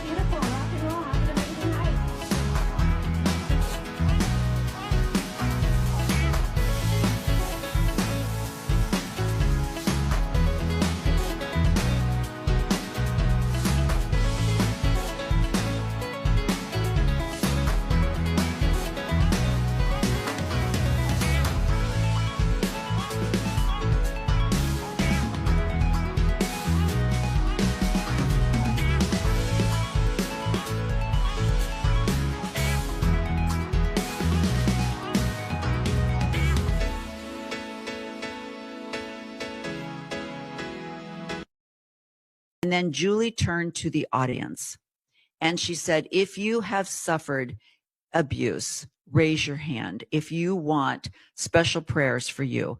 And there were quite a few women that raised their hand. And so the neighbors that sat around them in this audience went and put their hands on them, and the audience began to pray for them. Now, again, this is not my jive. I'm not a believer in this, but I loved watching these people care for each other. But what really shook me was the sobbing that came from some of these women. Absolute sobbing because of what they had lived with. And ladies, when I do my show on She Became Visible, I'm going to be talking about health and nutrition.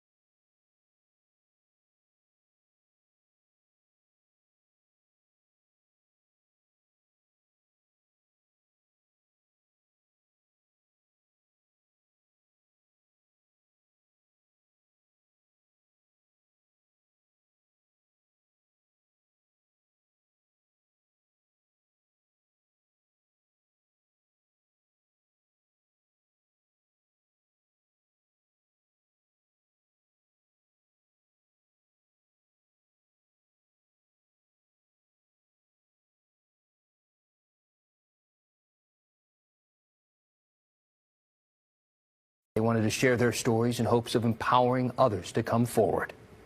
First off, pieces together for themselves and begin to heal. And they all accuse former Westland doctor David Farley of abusing them. Get him removed from society because you don't need a medical license to abuse people. In October, the Oregon Medical Board revoked Farley's medical license, citing unprofessional or dishonorable conduct and gross repeated acts of negligence. Farley practiced at Westland Family Health Center, which he started in 1993. In August, Farley retired. In this letter to patients, he mentioned deep regret, sadness, and a swollen heart, and said his decision to retire was due to multiple personal circumstances. He was hurting everyone, everyone from small children to much older than me. Lisa Pratt was Farley's patient for 5 years. She met him through her church community and says that's one way Farley gained trust and groomed his alleged victims. She began asking other women about their experiences with Farley and discovered similar stories. Shortly after, she learned about the medical board's investigation. As a mother of 3, I just could not rest until something happened. And so I knew I had to speak up, even though this is so hard to do. Lisa and other women reported Farley to Westland Police. The department says their investigation is active and ongoing, but wouldn't share any specifics about the case. So far, 29 women have united in a civil suit filed against Farley, seeking $290 million in damages. All of these women had not come forward. Farley would still be out there right now doing the same thing. Attorneys say they've spoken with nearly 70 alleged victims. They hope others will find the strength to come forward. Our goals are, first and foremost, to get our clients healing, and secondly, to get him off the street. They have a helpline. Over 1,000 a day people call on this helpline. That does not include the people that are not calling.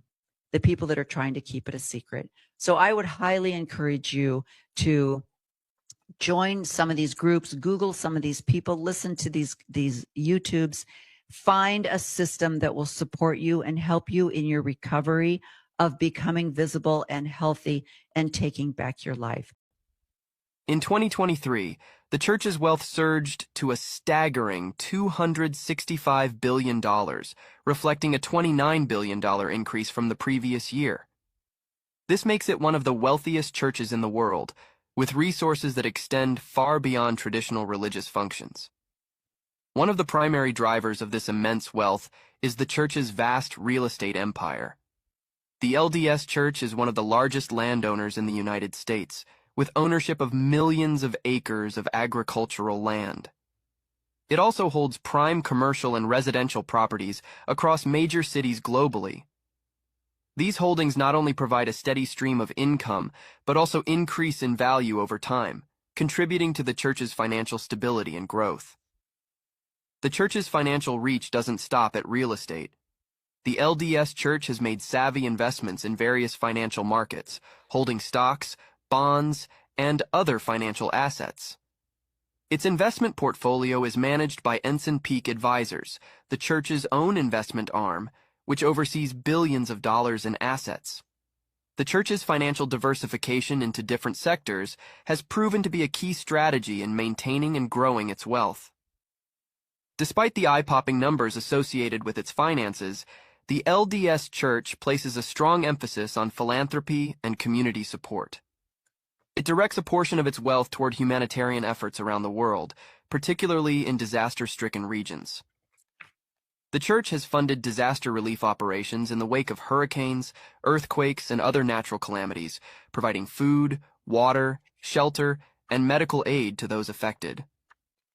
Moreover, the LDS Church is deeply involved in educational and social initiatives.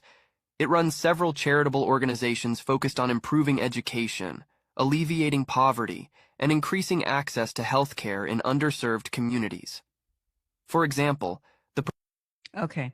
So the thing about this is the amount of humanitarian and charitable work that the church does in percentage wise is so extremely minute. It is laughable. And when I went up and talked to her, I asked her if she had ever done a podcast or a YouTube on the abuse in the Mormon church.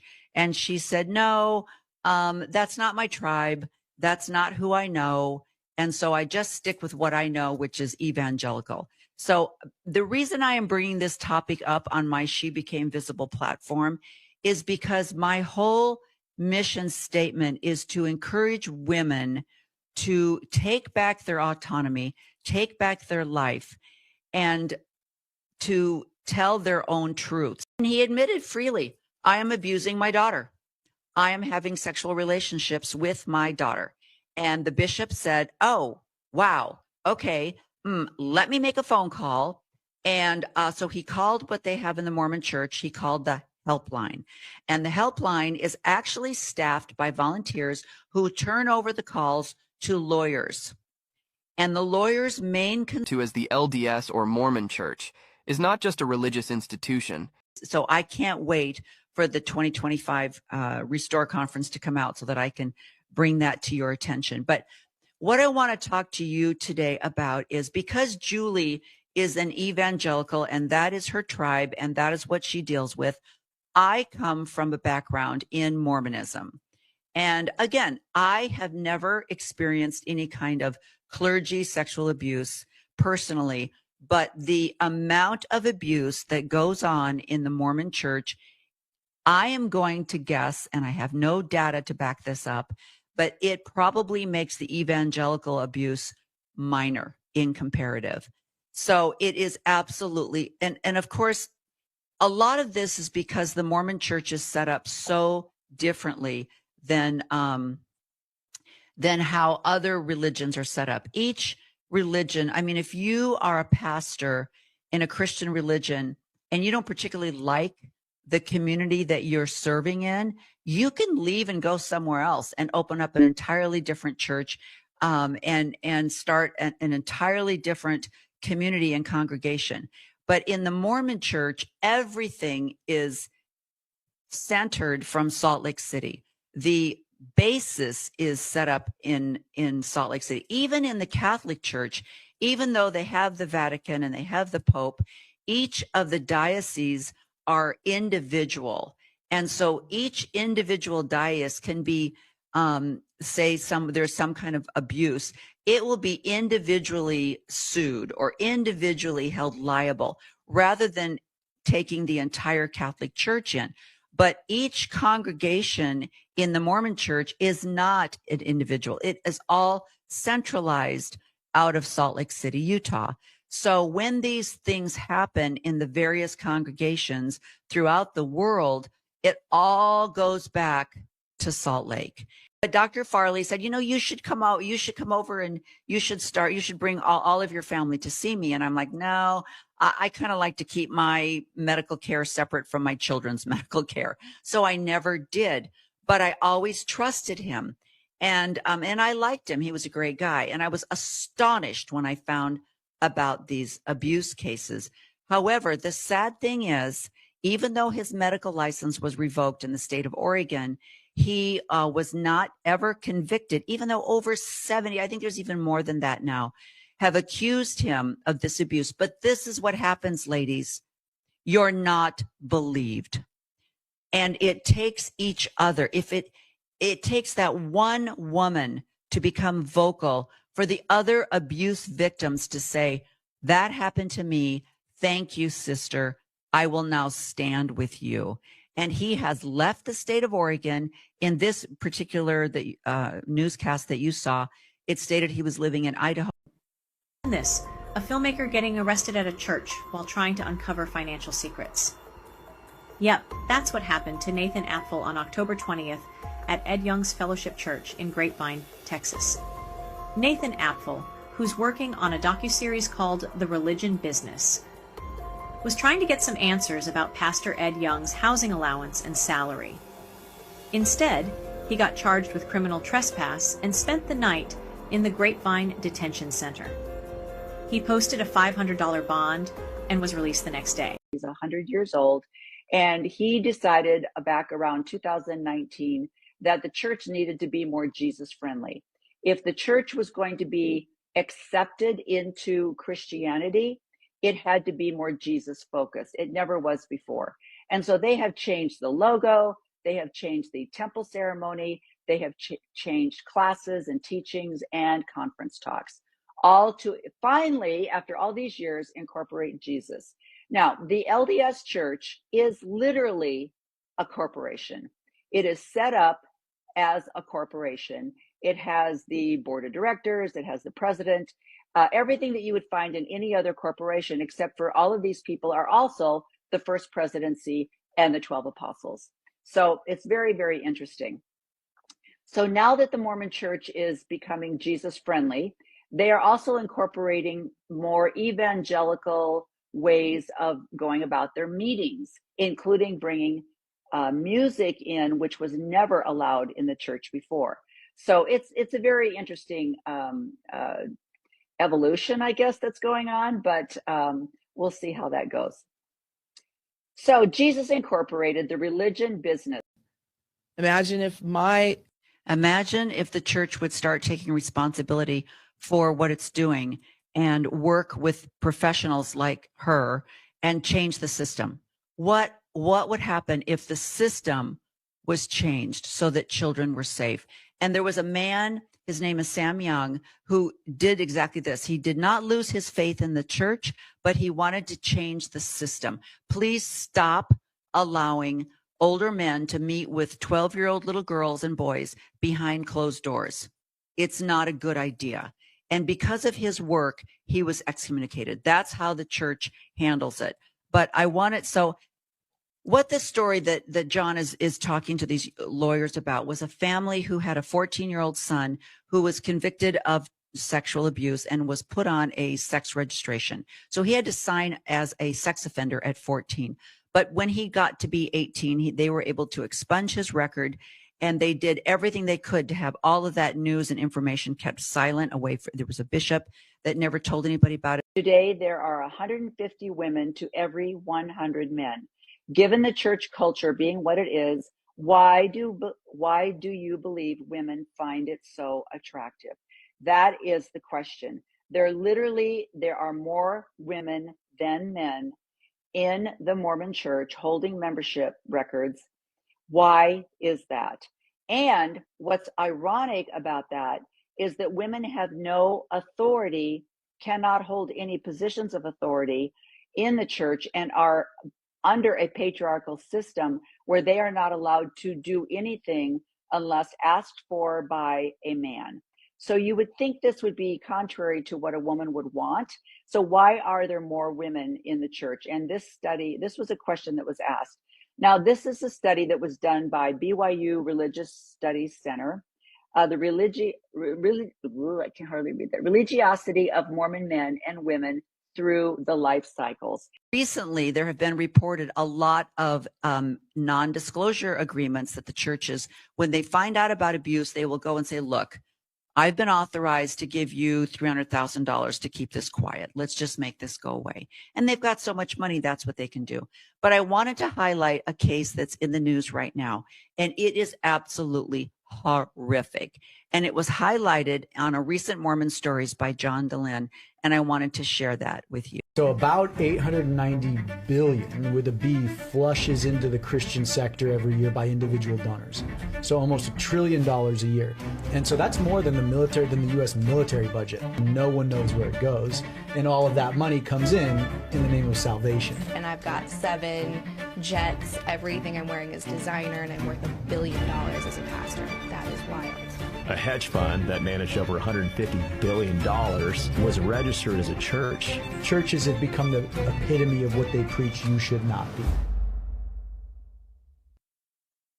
That's a little taste of what we have coming forward. And you still don't understand. So let me break it down to you. If you are a woman that is not strength training, this is what's going to happen. Do you see all those women in their late age, 60s, 70s, and 80s, that need a lot of help? Do you see them having a very hard time going upstairs or getting off the floor? Do you have any women in your life that actually just need support?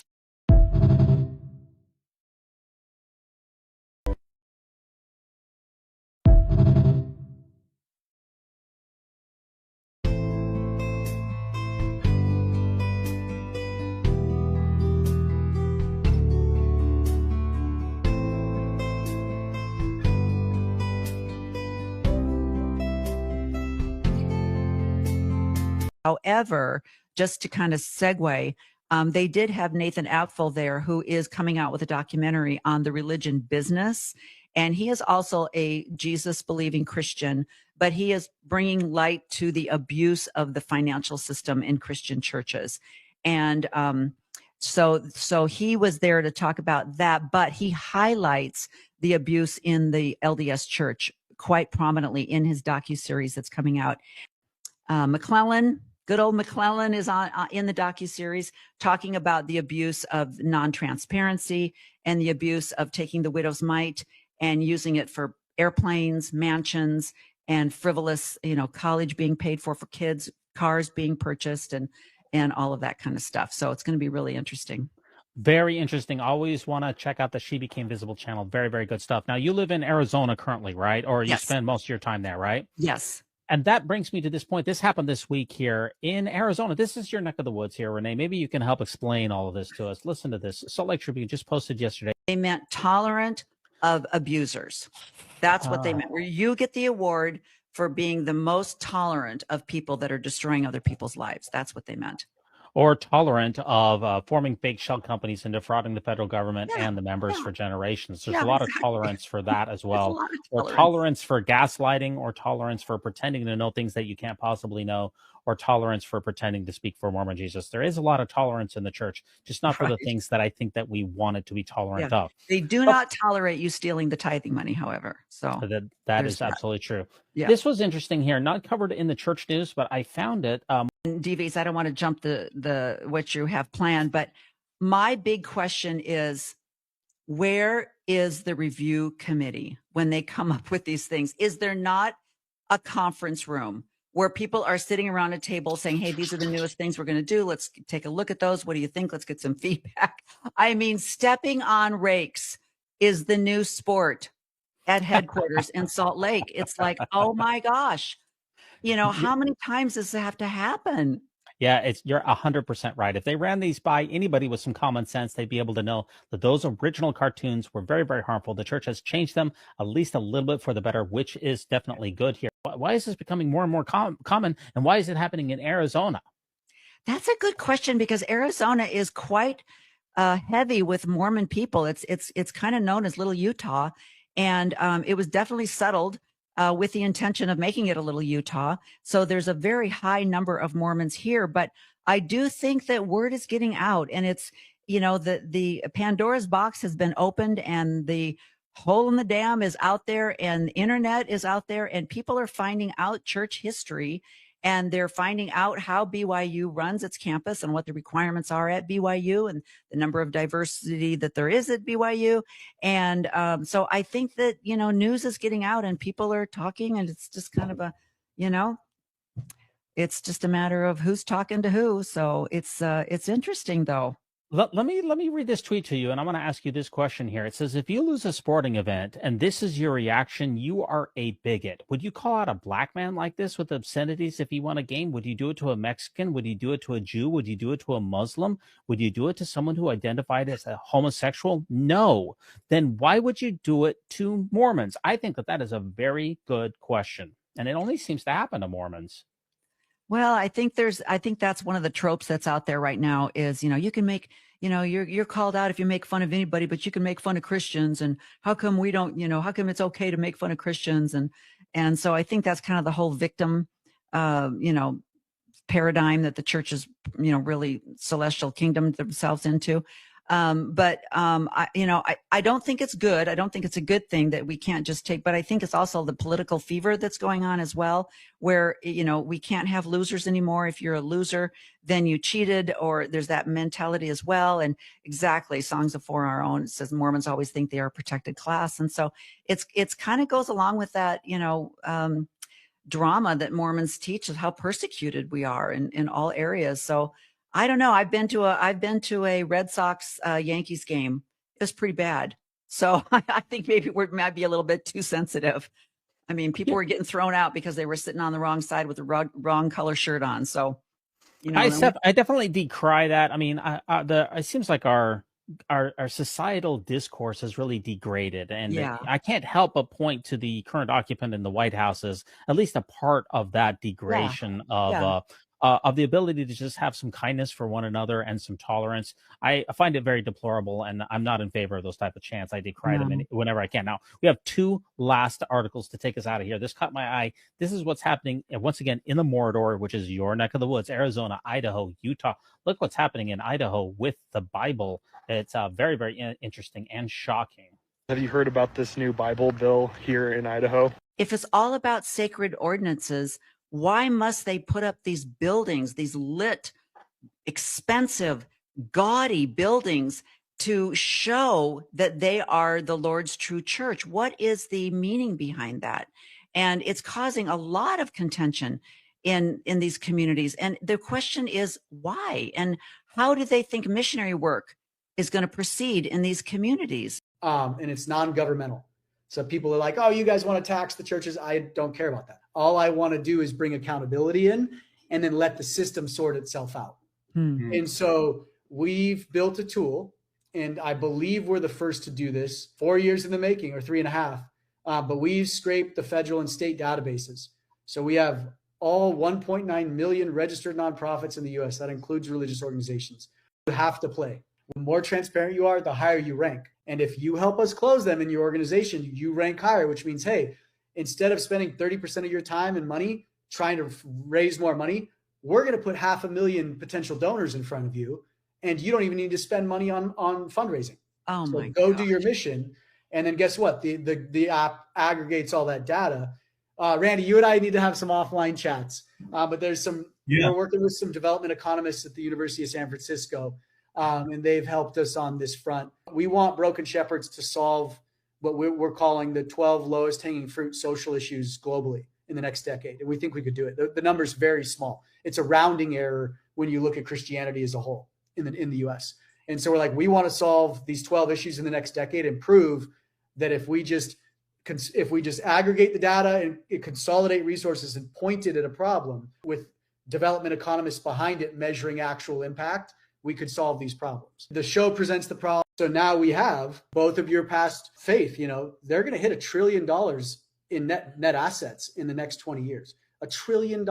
And point out, because that was one of the things that I thought was fascinating, when you said that the financial organization that was started, Ensign Peak, was started in the 90s. Yeah, in 98. And that they immediately made it an auxiliary. So you've got a financial organization that is a church. Well, and you think about it, like, again, I'm gonna give the LDS Church some credit. Mormons are very streamlined and efficient. They would always save for a rainy day. And that's not a bad thing for a corporation, because this is what we try to hammer in the show. This isn't a church. This is a religious corporation.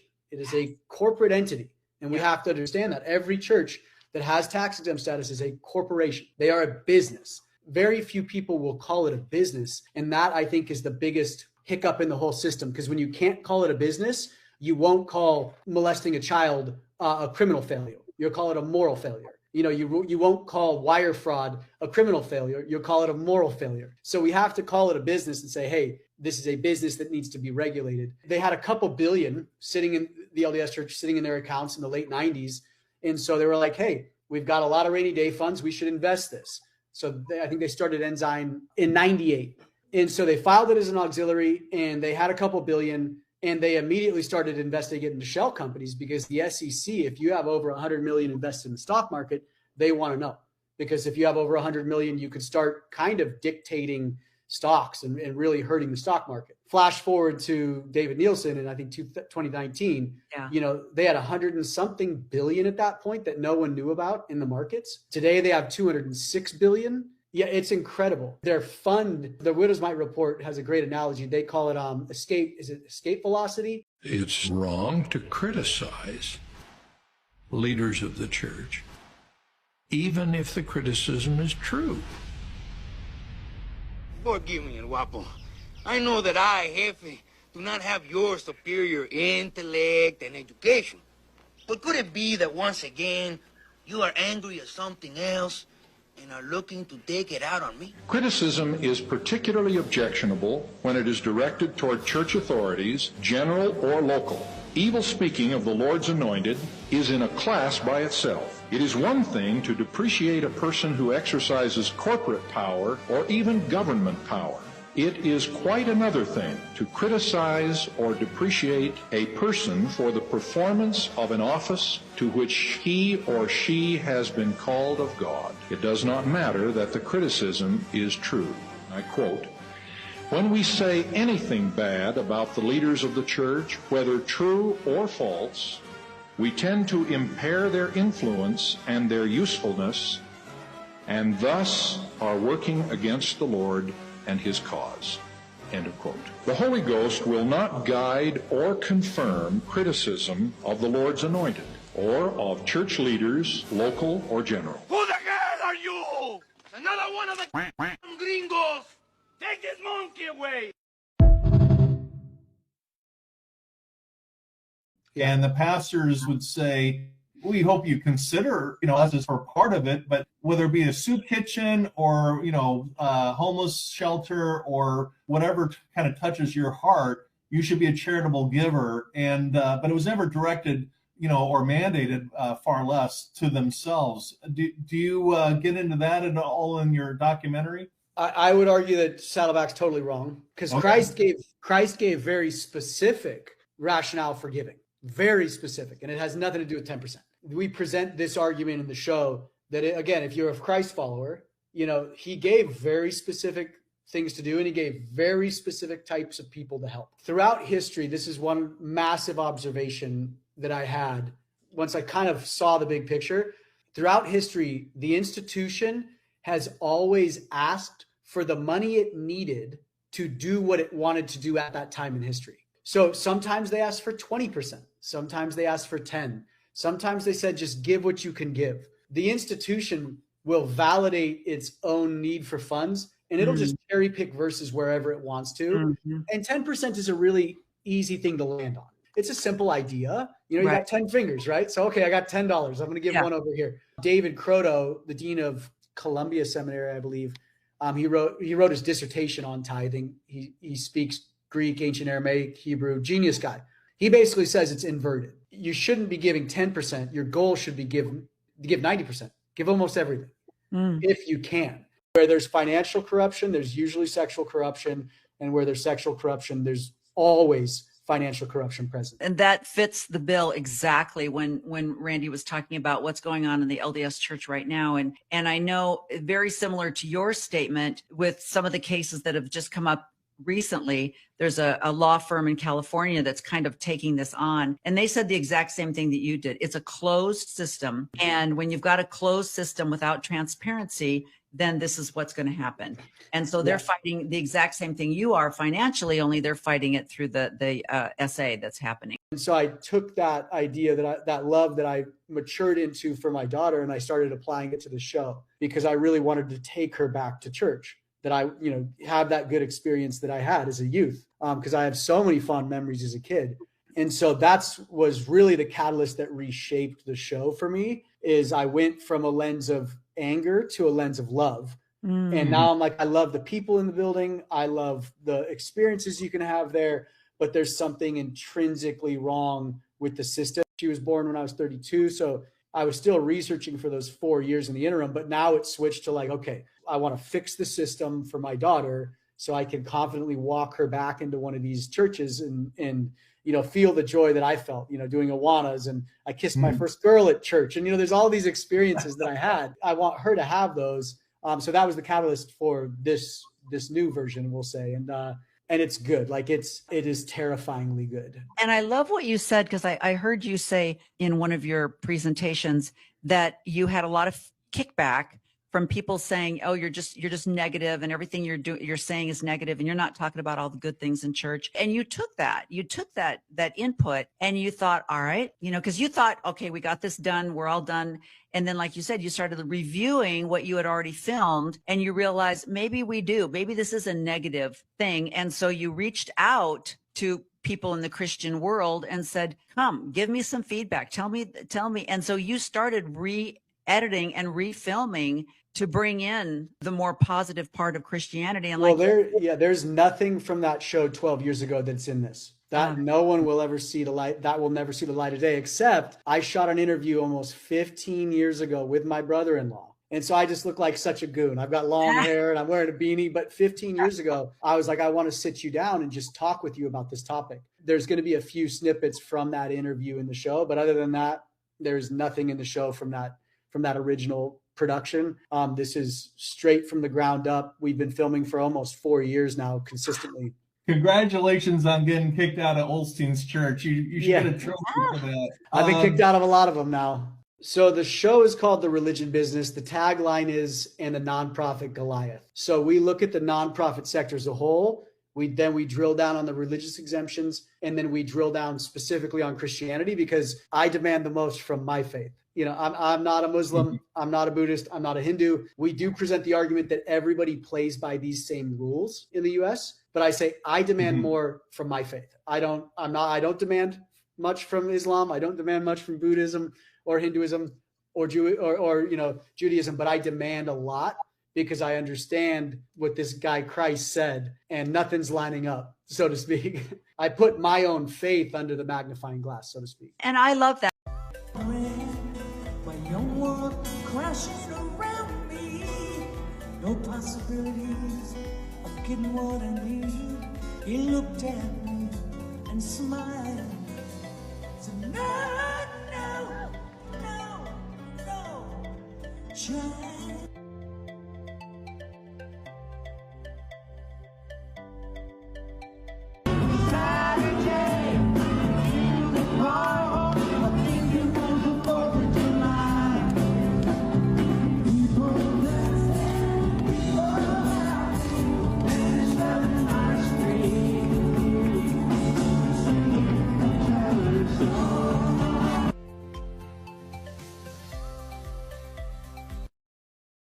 It's the man that's absorbing all these resources and kind of becoming the celebrity. But in the LDS church, it's the institution, which is almost more dangerous, in my opinion, because the institution takes on a life of its own. It's almost like the ring in Lord of the Rings. It their ensign, which is now 2/3 of the net assets of the church. So let that sink in. Only 1/3, $1 out of $3 that the church has anything to do with their religious mission. 2 out of every $3 is strictly for profit. It's out in the market making money. So it's like, how is that even possible that 2/3 of an organization is a for-profit venture and they have a religious exemption? It's just mind-boggling to me. And so the LDS church, and this is the first time I've said this, really scares me because they're the second largest landowner in the US now. They will hit $1 trillion in less than 20 years in net assets. And then you have the apostles saying, hey, we're saving all this for the second coming.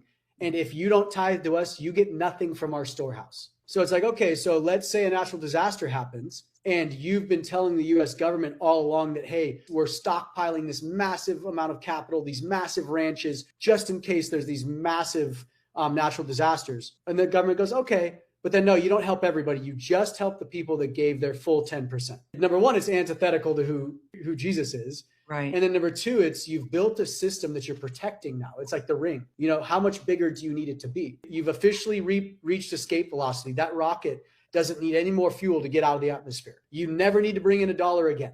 You've created the perfect investment vehicle to never touch. Yeah. But you're still demanding money. And now you're threatening that if you don't give us your money, you'll never get the benefits of this fund. It's more terrifying to me than the Vatican in the 1500s and the Pope. And I'm sure that the mental destruction is a big, huge part of why they are also physically not healthy. So you cannot have one without the other. You cannot be physically healthy but mentally destroyed. And you cannot be mentally destroyed and physically healthy. So even though I made this decision in January of this year to really concentrate on health and fitness for longevity for women in my demographic, I have learned very quickly, and especially through the Restore Conference, that if you do not have mental health and mental peace, you will never have physical health. What do you think about this? I love it. What about this? I love it more. How about this? I love it. I am with Megan Connor. Megan is someone really important when it comes to the Lori Vallow Daybell case and trial happening right now in Boise, Idaho. She is the first relative that's not Lori's immediate family to come forward to share her experience growing up with Lori Vallow. Megan is Lori Vallow's cousin, and we are so glad to have you here with us. So that's just a little introduction. She is Lori Vallow Daybell's first cousin. This isn't just a cousin twice removed or a cousin that lived in Connecticut and you lived in Utah or whatever. This is a cousin that spent a lot of time, same age, kids the same age. They spent a lot of time together. Her father and Lori's mother are brother and sister. It was a close relationship, and she has been so vocal on Lori's trial and on the family dynamics. And so that's one part of today's discussion. And the stupidity is what authoritarian systems want, because if you don't question and you don't use any kind of critical thinking, then I can control you. And that's what an important thing to talk about too, because if you have a people who don't question or who don't think critically, then they're easy to control. And so let's talk about a couple of the things that contribute to stupidity. One of them is black and white thinking. And that's where we are so much with politics and religion and economics these days. Guys, embrace the gray area. And the second idea is not questioning things, just taking the word of someone who you generally trust as the gospel truth and believing everything they say. And it's like picking whatever political candidate that you want to pick, believing everything they say and discounting everything the other side says. Right. This tribalism and this idea that my side is right and I'm going to believe everything my leader says and never think about anything the other person says. And the other part of it is having these quick and easy labels for things and being able to say, you know, othering.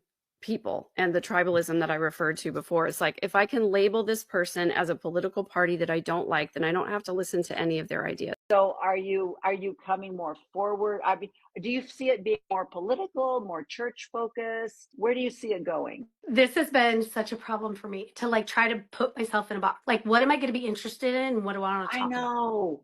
Like, Yes. it's so hard. Pretty much my Because switch they don't over. understand ADHD. It's like, well, today, hello, Yeah. I am focused on this. So that would be my whole. Well, and it'll also be like, I could talk about ancient myth or whatever. Mormonism's still going to pop up.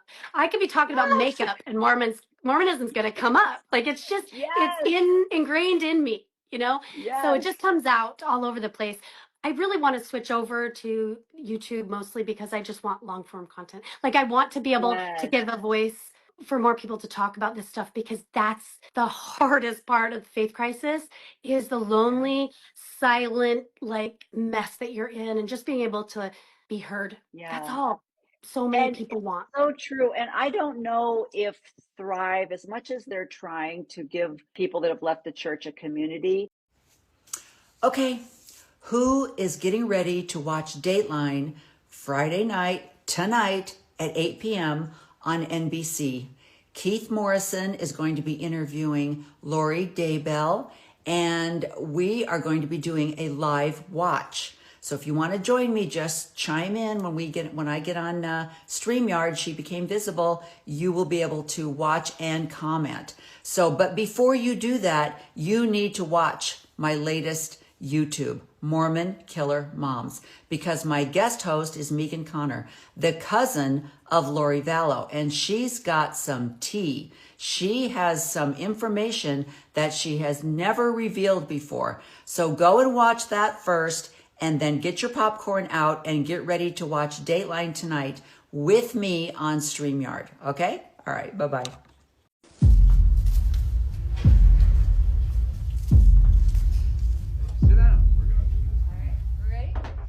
Are you keeping track, Keith? Can we agree on that, Keith? Can I joke with you, Keith? Can we joke? Good one, Keith. You've heard a lot of stuff, Keith, and I'm here to say you've heard a lot of stuff, but what I tell you will be the truth. I thought we were going to be friends, Keith. I thought we were going to be friends. Get your facts straight, Keith. Aren't appearances not what they might seem to be, Keith? Could you get your life story out in 90 minutes, Keith? How old are you, Keith? Keith, we can talk all day. I can talk all day. I don't have anything to do. You could extend your time. Come back. Come see me.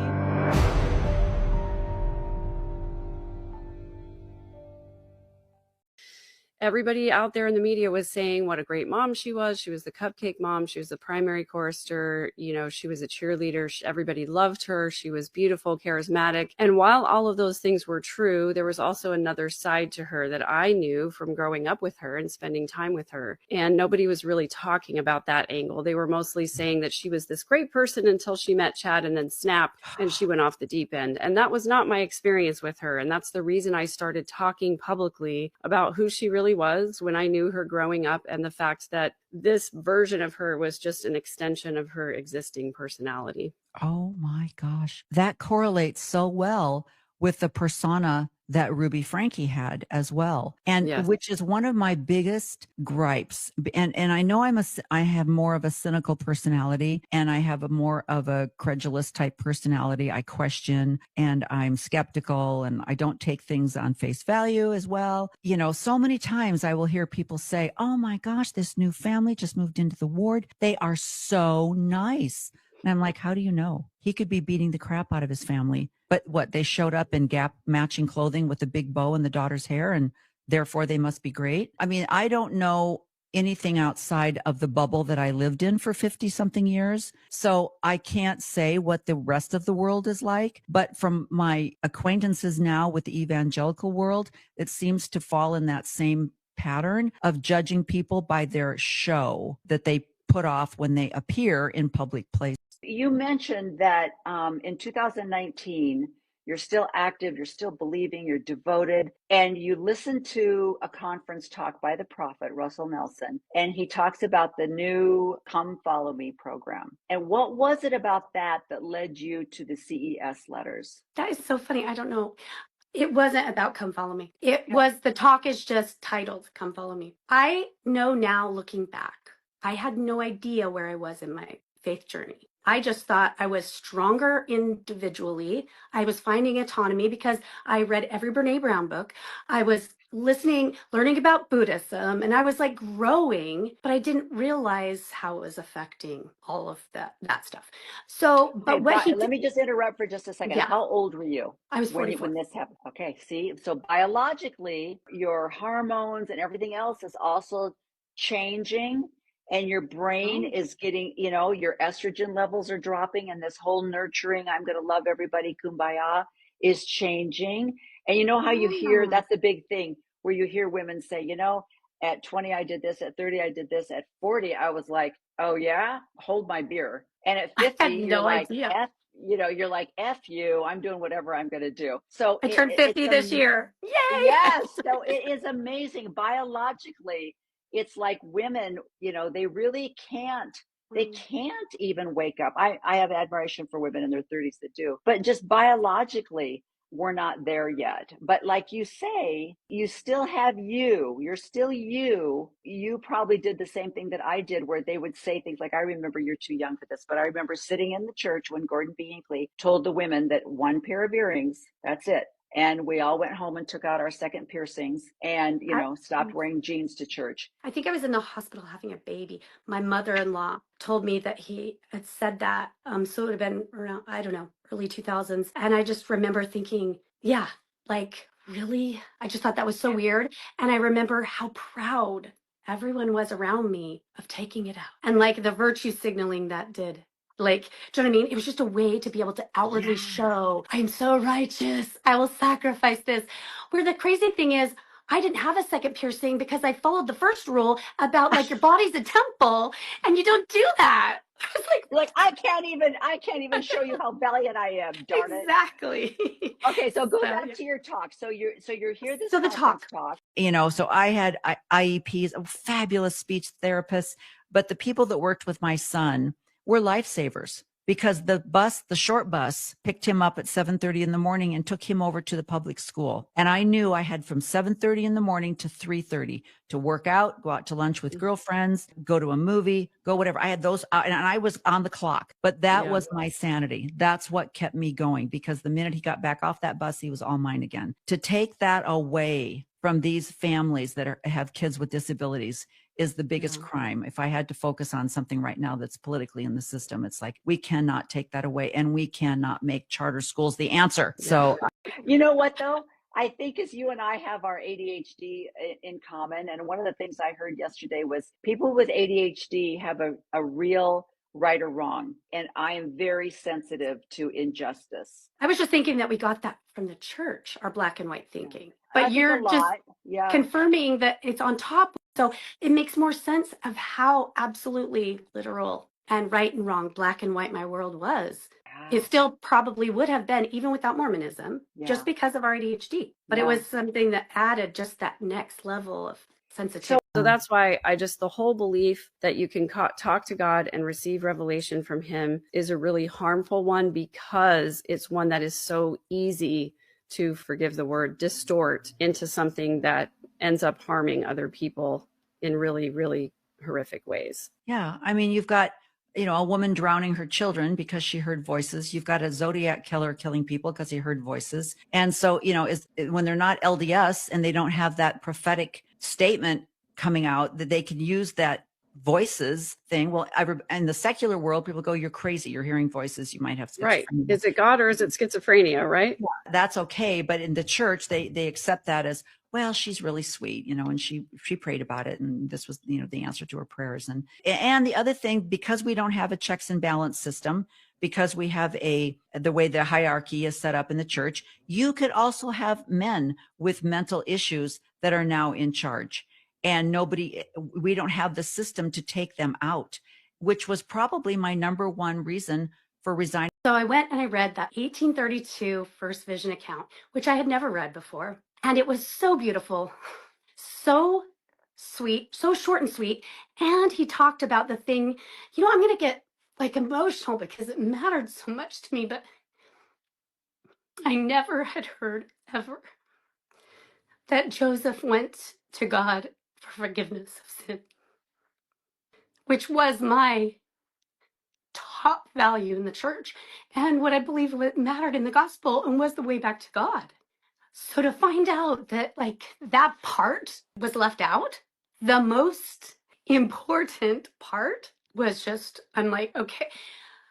Yeah, I read that through maybe 3 or 4 times, and I could see 4 different that were not only left out, but were actually in opposition to the story as I had been told. That one, along with Joseph saying before he went that he had already come to the realization himself that all the churches had gone astray. And so that's why he went to God for forgiveness of sin, because he didn't believe anyone else around him could offer him that they weren't connected with heaven. Like, because of what we're talking about, I will just stop now and just say that Mormon God just was obliterated for me. Like in that moment, it was so fast because I'm like, he created a God in his own image, like literally created a human God. He created a limited, smaller box God and then told us we could be a God. What could be more enticing than that to sell a story, right? Or a religion. And so I could just see so that exploded and went like into a huge God for maybe a day. I was like, oh my gosh, God is so huge. I was shook that I had this God in such a small little box. And I knew that I was supposed to be their mother. And I knew that they both died because they needed to be together, but they needed to come to earth for me to be their mother. This somehow we know what happened before we came, and that way we can now manipulate things and we can explain things that we do here that don't make sense, that aren't right, but we feel we're justified because of what happened before, which no one knows, and Lori doesn't know, but she's these are things, you know, especially if you don't have a very if your mental state is not very strong, the doctrines can play on that, you know, and people can twist things even more so and make it even more dramatic. I mean, think of all the murders and things that have taken place by LDS people who use scripture as a reason to do what they've done. Yeah. It's even in the scripture. It's even in the book of Mormon. Yeah, You know, we were just talking a couple, you know, Lila and I, we were just talking about how when we have a place in Draper that we're snowbirds that we go to in the summertime, and it didn't even occur to me as I'm walking along Porter Rockwell Trail, nice little paved trail. All of a sudden, I'm on the trail. I'm like, wait a minute, they named a trail after this murderous guy? Surely they, what? You know, and then I thought, okay, I'm going to find, because I Googled it. I thought, I got to find, there's a statue. There is a statue of him and the little history of how he settled this area and what he did in that area. And people accept it. They accept the dogma that's been, that they're brainwashed to think that he was a hero. He was Joseph Smith's bodyguard. He was Brigham Young's bodyguard. It's like, yeah, he murdered people, you know? Yeah. Right. Are we still in commercial? I think we're still in commercial. Yeah. I see how it happens. And because we were there, right? We've lived this. Yeah. And I remember thinking, you know, oh, maybe I covenanted before I was born to marry my husband, and all my children, I covenanted to them that I would give them a body and bring them to. Yeah. I mean, it was in part of the doctrine. Okay, here we are. She's close to mine. I don't know how to say it. We're LDS. She thinks she's a resurrected being and a God. Because there is so many things. The Mormon church, the Mormon religion literally has its own lingo that other people don't understand. When you talk about a ward or a stake or a temple, something in the temple, or covenant promises and things like that. So it can get very like, what are they talking about? What's a Gadianton robber, you know? And, but it's absolutely fascinating. A 911 call came into an Idaho sheriff's office. Okay, what is your name? My name is Tammy Daybell. Tammy Daybell. calling on a cold autumn night to report that when she returned late that evening from a church event, a man with a gun confronted her outside the home she shared with Chad Daybell. What was he wearing? He was all dressed in black, and he had a ski mask on. I pulled up into our driveway, and I was getting stuff out of the back seat of my car, and suddenly he was there, and he had a paintball gun, and he was and like he was going to shoot at me. So I yelled for my husband, and then he took off running around the back of my house. Who was that masked man? The FBI ran a cell phone geolocation search, which revealed that Alex was near, and then his phone was shut off just at the time of the attempted shooting. He was, had a rifle and was shooting at me, so. But nothing came out of the gun either. It was months later when Detective Ball sifted through Alex's digital trail and concluded that what Tammy Daybell thought was a paintball gun was not that at all. And we could have a 4-hour podcast right now.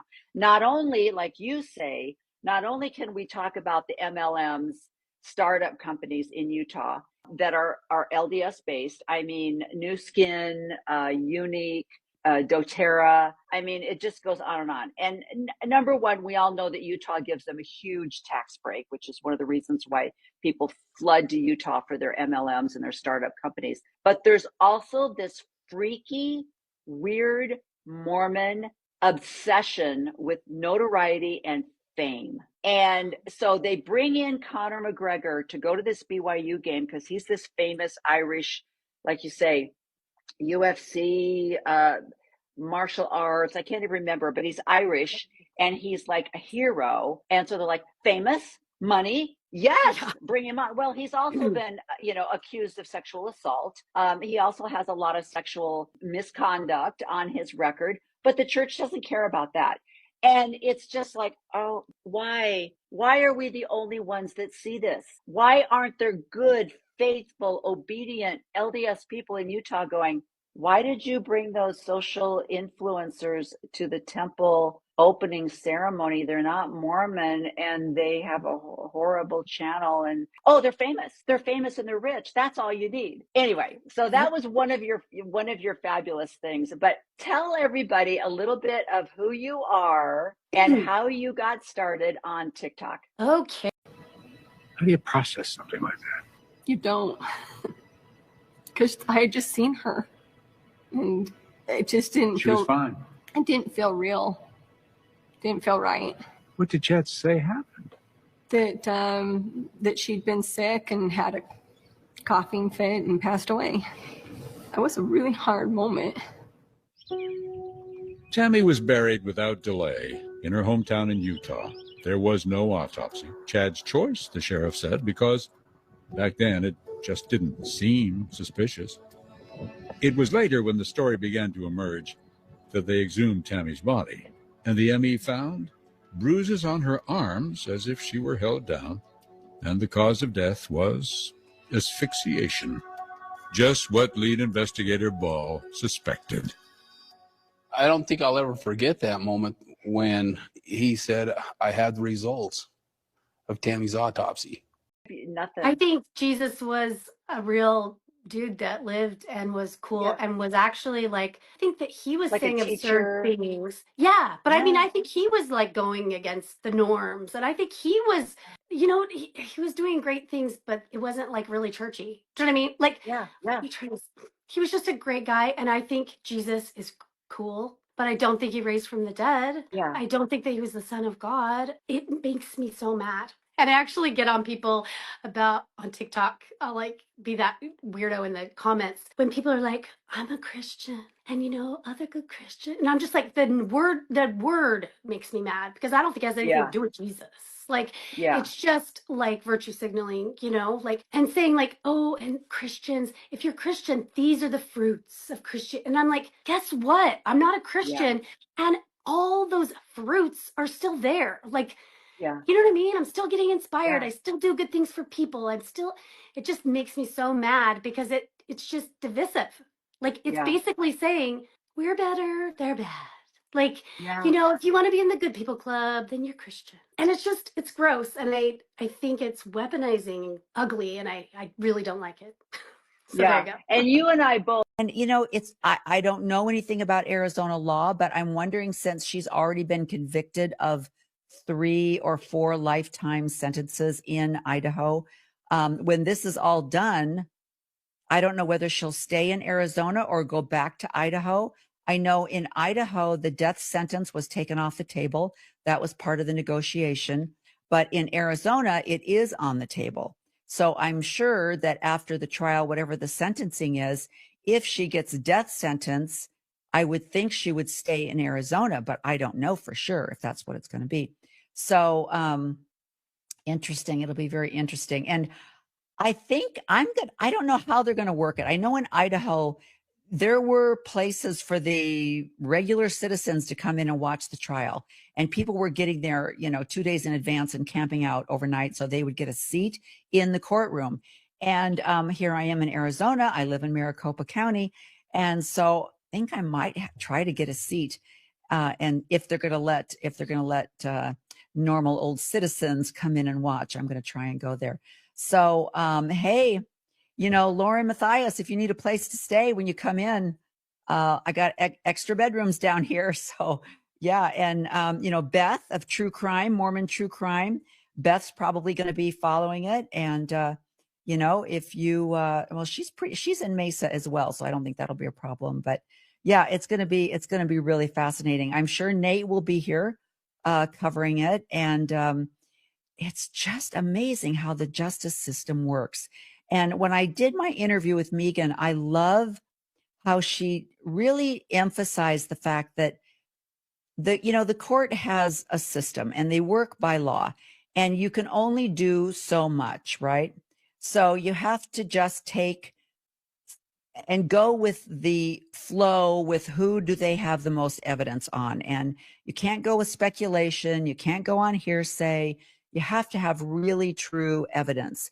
And so there's a lot of things that I know people try to armchair quarterback, right? Why didn't you do this? Why didn't, because Megan and I were talking, and it's like, Melanie Gibb, people have said, why hasn't she been arrested? She knows more than she's saying. And then Zulema, who was Alex Cox's wife, did she know more?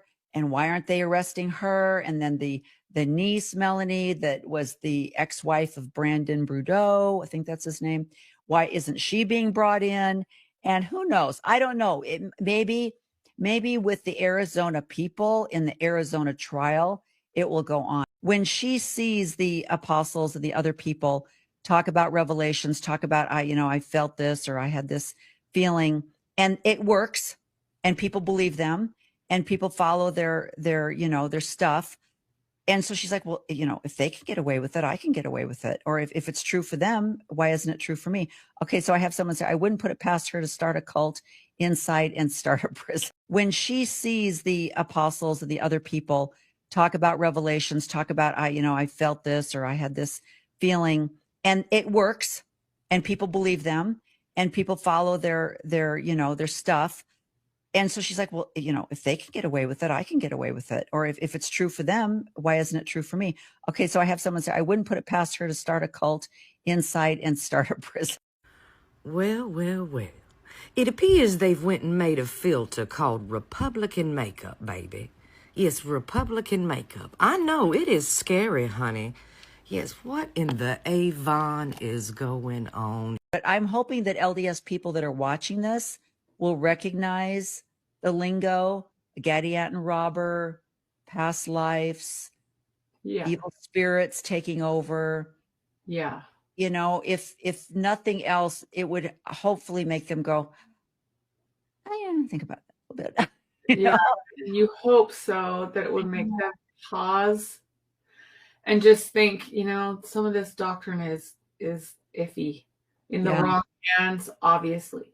Yeah. And it's so literal in their case. Like, I remember thinking somebody might have had, be subject to, a bad spirit, but I never thought anybody could be a zombie that we should just shoot.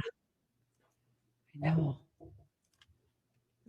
Oops, stop. Back to home. Wrong button. So it's kind of the idea of like you go off to college, learn a bunch of things, have experiences, that's what life is, and then you go home.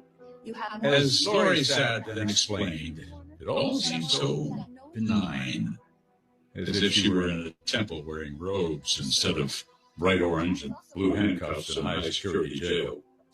You'd almost forget what she was here for. Things like this. This is why women don't go to the police. They don't report a rape. They don't report abuse because they don't think they'll be believed because of people like Lori Vallow who lie, who make up stories. And so then when someone who truly is in danger goes to the police, they don't believe them. And so they need to be called out on that as well. Not just men, but the women too have to be called out on that behavior. That's right. And so, I mean, we've both had people in our congregations in our experience that have claimed abuse or claimed this and you know, nothing happened and the bishops believed them. And then the next woman comes in and says, my husband is bipolar and he's abusing me. And they're like, you know, are you a good wife? Are you really being a good wife? Because of their experience with someone else. So, you know, boy, that's why I have a hard time with people that haven't done something quite as drastic as what Lori's done, like Michelle Stone, but they're still as dangerous.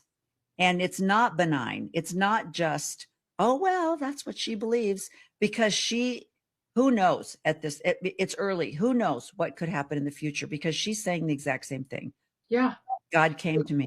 Mm-hmm. It's the same kind of stuff and how she will figure out a way to spiritually make everything okay. Yeah. You know, even if in this case, taking lives, multiple lives, she has herself convinced that she did nothing wrong. Yeah, exactly. Yeah. It's crazy. It's crazy how this can happen. I'm noticing that my hair looks too much like hers. I'm like, I got to change my hairstyle. Okay. I'm going brown starting tomorrow. Yeah. What's she saying now? I can't hear it. Did you turn it on, Rene? Friend of mine. And so it went. My child. Until 2018, when Lori went to a get-together at her church in Phoenix to hear an end-time speaker named Melanie Gibb. She had a lot of the same energy I did, enthusiasm for learning and excitement for the second coming. Like Lori, Melanie was drawn to a particular end-times theology that their Church of Jesus Christ of Latter-day Saints considered too extreme. And as of that day, they became fast friends. So like a sister kind of a friend that you just meet suddenly and just like, this girl's a lot like me. So Melanie listened to Lori's stories about her husband, Charles Vallow, and 3 kids. By then, Colby was 22, Tylee 16, and JJ was 6. I guess Circuit TV is going to be there. And she's trying to fight against that. But that was one of the other things that was so funny. It's like she's fighting against having cameras. But Dateline, absolutely, please. Let me be on your show. Oh, I don't know. Maybe they've already chosen. You don't think they have? They haven't chosen a jury? Chosen a jury yet. I can't imagine they would be filming this. Yeah. Right. Because I know. Real hard. I heard next week, like March 11th, there's going to be some kind of court procedure. So it's just starting. So maybe that's just the beginning of picking a jury and the whole bit. So, well, Lila, I don't know about you. I'm going to let you go. I'm just going to watch the rest of this on TV because like I said, I'm a little disappointed. I thought there'd be more Lori and not so much of the recap. Yeah. But I think he's doing a great job. And if people weren't aware of the story, he's really condensing it well. There's a lot of people who don't know the story. I run into people all the time who have no idea what I'm talking about when I know. Yeah. So, yeah. Maybe it's just our little group is aware, Utahns and Arizonans probably. Yeah, exactly. Yeah. People that are really entrenched in the religion, I think, are probably more aware of it, and people outside. But I mean, there's a lot of things going on. When I went to the Restore conference, there were a lot of things that were going on in some of the mega churches in the evangelical world that I didn't know who they were. We didn't know about. Yeah. Yeah. I wasn't following that story. So So, you know, I'm glad that he is. I'm glad that he's doing this. But anyway, well, I am so glad. Thank you for joining me tonight. It was so great to have Absolutely. somebody Thanks with for you. having me. Yeah, It's and been- let's do a show afterwards and get the gals together and just kind of rehash this because Sounds good. It is fascinating. So, all right. Good night. Talk to you later. Bye. All right. Bye-bye. Okay, people, I'm going to let you go. I'm going to turn on Dateline on the TV and finish watching this. I hope this was a fun. And if you have any questions, you can email me or DM me. I am now no contact with some I still have contact with. I don't forgive them. I will never forgive them. Really? Never. Even if you never speak to them again? I don't speak to them again. I will never forgive them. What they did to me, because what it changed my view on myself. I spent years crawling out from under that rubble. I still doubt myself. I still don't feel safe in the world. They took away my safety. How the hell do you forgive that? I don't. And I sleep fine at night. That's good. I guess as long as you feel at peace. Right, I feel totally at peace. Well, that's good then. Because what bothers me is I know they're out there doing this to other people. Yeah. How do you forgive That's that? frustrating. That's frustrating. I guess the thing would be, how do we find peace even if we don't forgive I think someone? people who don't forgive definitely feel peace. Okay. I think people who don't feel peace are the people who forgive and keep getting harmed. Oh, that's are the true. people who forgive and weren't ready to forgive. Healing from narcissistic abuse is individuating, becoming autonomous, and ultimately rising into your authentic self. That's what it is. And your authentic self may not forgive, and that's okay. Is what authoritarian systems want, because if you don't question and you don't use any kind of critical thinking, then I can control you. And that's what an important thing to talk about too, because if you have a people who don't question or who don't think critically, then they're easy to control. And so let's talk about a couple of the things that contribute to stupidity. One of them is black and white thinking. And that's where we are so much with politics and religion and economics these days. Guys, embrace the gray area. And the second idea is not questioning things, just taking the word of someone who you generally trust as the gospel truth and believing everything they say. And it's like picking whatever political candidate that you want to pick, believing everything they say and discounting everything the other side says. Right. This tribalism and this idea that my side is right and I'm going to believe everything my leader says and never think about anything the other person says. And the other part of it is having these quick and easy labels for things and being able to say, you know, othering people and the tribalism that I referred to before. It's like, if I can label this person as a political party that I don't like, then I don't have to listen to any of their ideas. Yeah. Sassy. Yeah. And so like full of herself and almost like, how can she be still in this mindset after, you know, being in prison and having all these things, all these allegations? She's still in this mindset of, you just don't know everything. And, you know, Jesus and I were like this. I just can't even. Well, and the thing that is interesting is she's functioning. And I know they're going to be interviewing Colby. And he talks about what a great mom she was and how much he loved her. And like Megan said, when I interviewed her, people, she was the best cupcakes and primary chorister and just the best person and so kind. How do you put that facade on for 40, 50 years? And then suddenly it's like, is it truly an act? Is it truly just a way that she thinks she's going to convince people? Or has she, and then has she convinced herself? Or is it just an act, you know? I think she's convinced herself. I do. I think she's to the point now where I think all the evidence is so obvious and it's proving that she's a co-conspirator or that she planned this. And instead of just admitting it and going that route, she's gonna play this other thing the whole way through. And I think she's convinced herself that what she did was, they did not murder people. It was a great one for my first one. But I think what I loved about it more than anything else was that I really did feel like it was a safe space for every person to be living their life the way that they're living it, without shame and without judgment. And I don't think there are enough spaces like that in the And I'm going to make, we know for a fact, and I'm going to make the numbers up. Don't hold me that these numbers are right. But we know for a fact that it costs more to teach a student with severe disabilities. I'm going to make a number up. Let's say that cost is $50,000 a year. It may be 20. I don't know.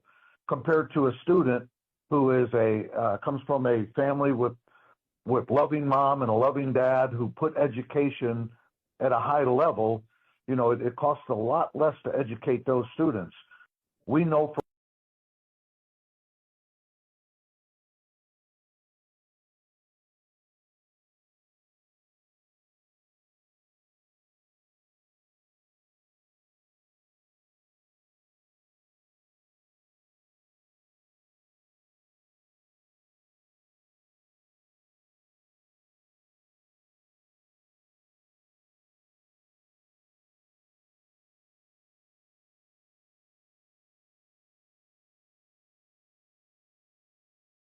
Probably, I don't know if it's on national news, but it's definitely in the Utah, Arizona area. So let me start out with showing you what's happening today. Cities are in turmoil tonight as both a judge and a former fire chief are accused of multiple sex crimes, some involving child pornography. News Specialist Mike Anderson in Box Elder County tonight. Mike, a lot of people there calling this a betrayal of their trust. Yeah, Mike, you know, a lot of people taking pause tonight after people who they trusted as community leaders now facing some despicable crimes, and some people asking if we really truly know the people around us. In downtown Tremonton, where Ned Brady Hansen served as fire chief. You know, it's a surprise to all of us, you know, that you're looking up to these people, you know, to take care of our community, take care of our kids. And in Brigham City, where Justice Court Judge Kevin Christensen lived. I just remember thinking it was really fair, and he talked to people like they were actual humans and not just a case number. People are now struggling with what to think. And I was like, are you serious? There's no way. A SWAT team rearresting Hansen Tuesday after Christensen presided over his case, releasing him on bail. Investigators say both men viewed and shared child pornography online, chatting online together before engaging in a sexual relationship. Christensen also accused of enticing minors over the internet. It's a virus, and it's a horrible disease, and I'm glad he got caught. I feel sorry for the family. They are just as much victims. Some people tonight questioning their own judgment of character. Because people don't know that. It's behind closed doors, and then it's disgusting. But I look at it as they're going to have to answer one way or another. For people who were trusted to protect. For me, I mean, it was a shock. You know, I know both people. It's hard for many to understand how they're now facing such heinous crimes. Their families living under that shadow. It's disgusting. It's hard. It's sad. It's humiliating for his family.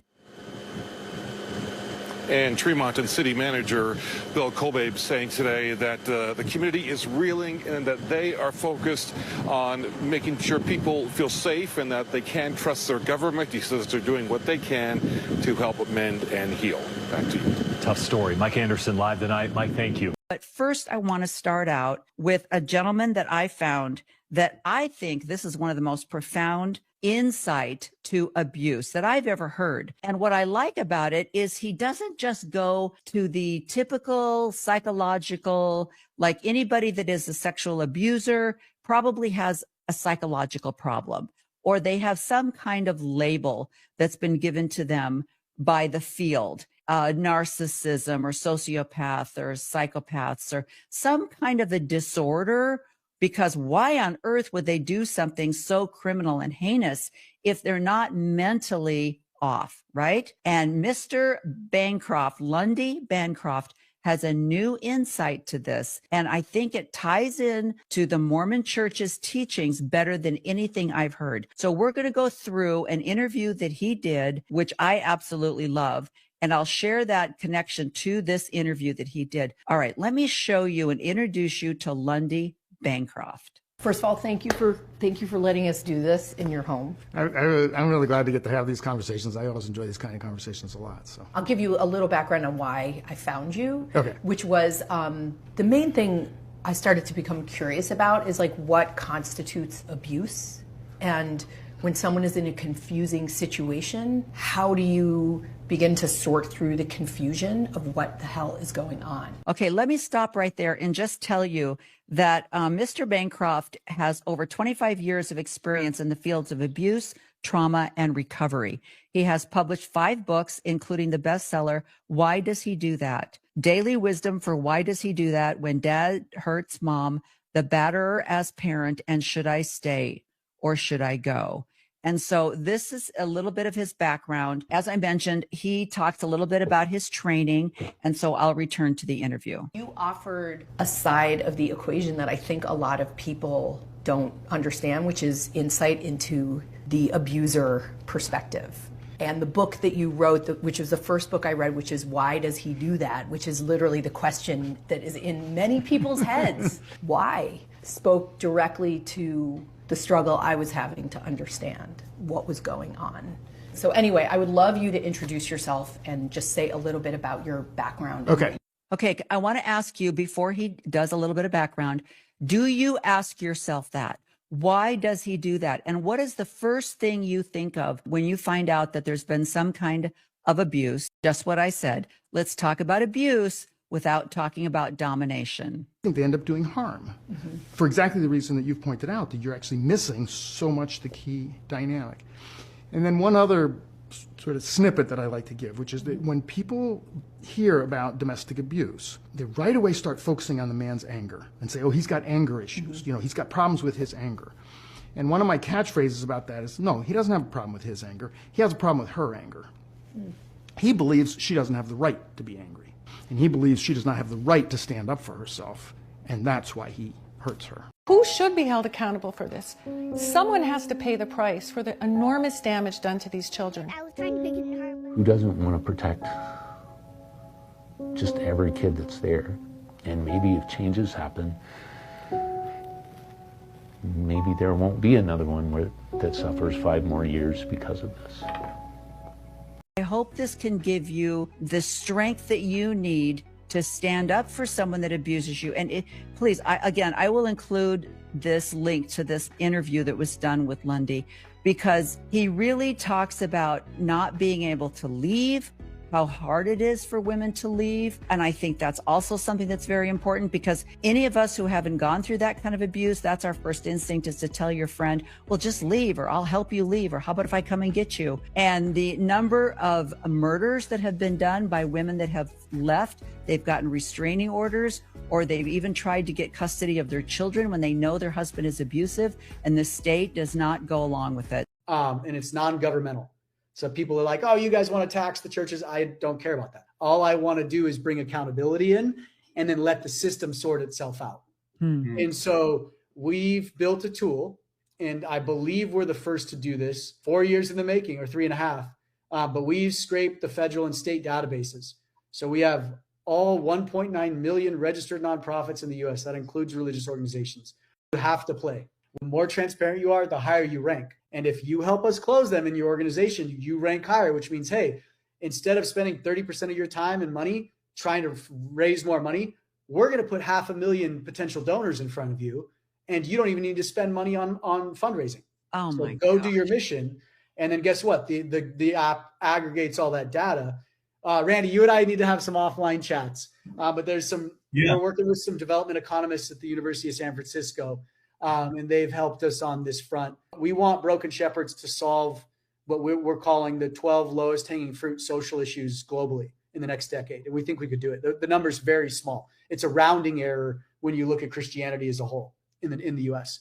And so we're like, we want to solve these 12 issues in the next decade and prove that if we just aggregate the data and consolidate resources and point it at a problem with development economists behind it measuring actual impact, we could solve these problems. The show presents the problem. So now we have both of your past faith, they're going to hit $1 trillion in net assets in the next 20 years. $1 trillion. And point out, because that was one of the things that I thought was fascinating, when you said that the financial organization that was started, Ensign Peak, was started in the 90s. Yeah, in 98, and that they immediately made it an auxiliary. So you've got a financial organization that is a church. Well, and you think about it, like, again, I'm gonna give the LDS Church some credit. Mormons are very streamlined and efficient. They would always save for a rainy day, and that's not a bad thing for a corporation, because this is what we try to hammer in the show. This isn't a church. This is a religious corporation. It is a corporate entity. And we have to understand that every church that has tax exempt status is a corporation. They are a business. Very few people will call it a business. And that, I think, is the biggest hiccup in the whole system. Because when you can't call it a business, you won't call molesting a child a criminal failure. You'll call it a moral failure. You know, you won't call wire fraud a criminal failure. You'll call it a moral failure. So we have to call it a business and say, hey, this is a business that needs to be regulated. They had a couple billion sitting in the LDS Church, sitting in their accounts in the late 90s. And so they were like, hey, we've got a lot of rainy day funds. We should invest this. So I think they started Ensign in 98. And so they filed it as an auxiliary, and they had a couple billion, and they immediately started investigating into shell companies, because the SEC, if you have over 100 million invested in the stock market, they want to know. Because if you have over 100 million, you could start kind of dictating stocks and really hurting the stock market. Flash forward to David Nielsen in, I think, 2019, you know, they had 100 and something billion at that point that no one knew about in the markets. Today, they have 206 billion. Yeah, it's incredible. Their fund, the Widows Might Report, has a great analogy. They call it escape velocity? He started where there's financial corruption, there's usually sexual corruption, and where there's sexual corruption, there's always financial corruption present. And that fits the bill exactly when Randy was talking about what's going on in the LDS Church right now. And I know, very similar to your statement, with some of the cases that have just come up recently, there's a law firm in California that's kind of taking this on. And they said the exact same thing that you did. It's a closed system. And when you've got a closed system without transparency, then this is what's going to happen. And so they're fighting the exact same thing you are financially, only they're fighting it through the SA that's happening. What kind of service should you as a woman be giving me? And how much do I deserve that I don't feel as though you are giving this to me? Now, this is a subject, and I want to show you a clip about how Mormon men are taught this from the time they are babies. Not quite as intensive as when they're children, but by the time they are 11 years old, they are now brought into what they call the priesthood in the Mormon Church. They are literally hands on, men put their hands on the heads of these little boys, and they give them the power of God. They are told that they now hold the priesthood of God. Now, if that's not entitlement, I don't know what is. Let's put this as simply as I can. The study of history makes it clear that the Department of Education was created because states proved both unwilling and unable to properly educate female students, students of color, disabled students, rural students, and students whose first language was not English. Basically, any children who did not come from the elite families who dominate state legislatures. But again, that's the very same type of history that the government is now trying to abolish. I wonder if there's a connection. So in the military, leaders eat last, right? It was a rule, and it's a good rule. You make sure your people are taken care of, you make sure they're fed, you make sure they're squared away, and then you take care of yourself. Leaders eat last, right? And right now I'm seeing a whole lot of leaders eat first. And that tells me everything I need to know about them. Hey, I just got through taping a podcast with this girl, Nadia. She is fabulous. And I wanted to show you, this is a picture of her Instagram page. She also has NadiaEatMoveGlow.com is her website. So let me tell you a little bit about her. So I'm not exactly sure how I found her. I think maybe you know how the algorithm just sends you things. And since I'm old, they sent me to her, and Nadia is 75. And on her Instagram page, which is blowing up, she just gives little tips on ways to stretch, ways to exercise, things to eat. And she tells you that she's 75 and she looks fabulous. But everything that she does is doable. And so it's not extreme, and it's something that every single woman could do, no matter what your age is. But the fact that she's 75 is what I love. There are more and more women in their late 60s and 70s that are getting on this media platform and showing women that A, you're not old at 50, so stop acting like it, and B, that you need to do whatever you need to do, no matter what your age is, to live a better, visible life. So I'll be posting my podcast later this afternoon. It should be on YouTube tonight, and I really hope you'll listen. Nadia was so fun to listen to. I'm so tired of these people living so far away. She is on the East Coast. I am in the Southwest. My other guests have been over in England. It's so frustrating. Anyway, so I hope you enjoyed, and I will definitely link it once I get it posted. Thanks. So my guest today is, let me show you. Nadia is 75, and she has got a fabulous Instagram post going on. She has got a lot of followers, and what I love about her, I don't even know how I found her. I don't know whether I was scrolling and it popped up or how I found her. What she has is reality. Her Instagram is full of posts about real things that you can do. And I know that sometimes, I believe women, especially our age, we get overwhelmed easily because people start hitting us with, this is what we should eat. This is what we should do. Don't do this, do this. You know, it's funny because I saw one the other day where a lady was like sitting there eating her oatmeal, and then she posts this doctor comes up and says, don't eat oatmeal. It's peasant food. Peasants are the only ones that ate oatmeal. And she goes, oh, okay. She puts it down. She picks up some eggs. Don't eat eggs. Eggs don't have enough protein. She puts that down. And that's what you get if you're on social media. You get a lot of people screaming at you. And one of the things I love about Nadia's posts are they're real. They're just things that we can do. The other thing that Nadia talks about, and we will bring her on here soon, is the reality of thinking that you're too old to make any changes in your life. That is just not true. And I think the women that are showing that are the women that are at least over 60, if not over 65. These are the women that are on social media right now that are showing you you are not too old to change. And so I'm throwing my entire family heritage away. I'm free. Where's the polyamory and the drugs?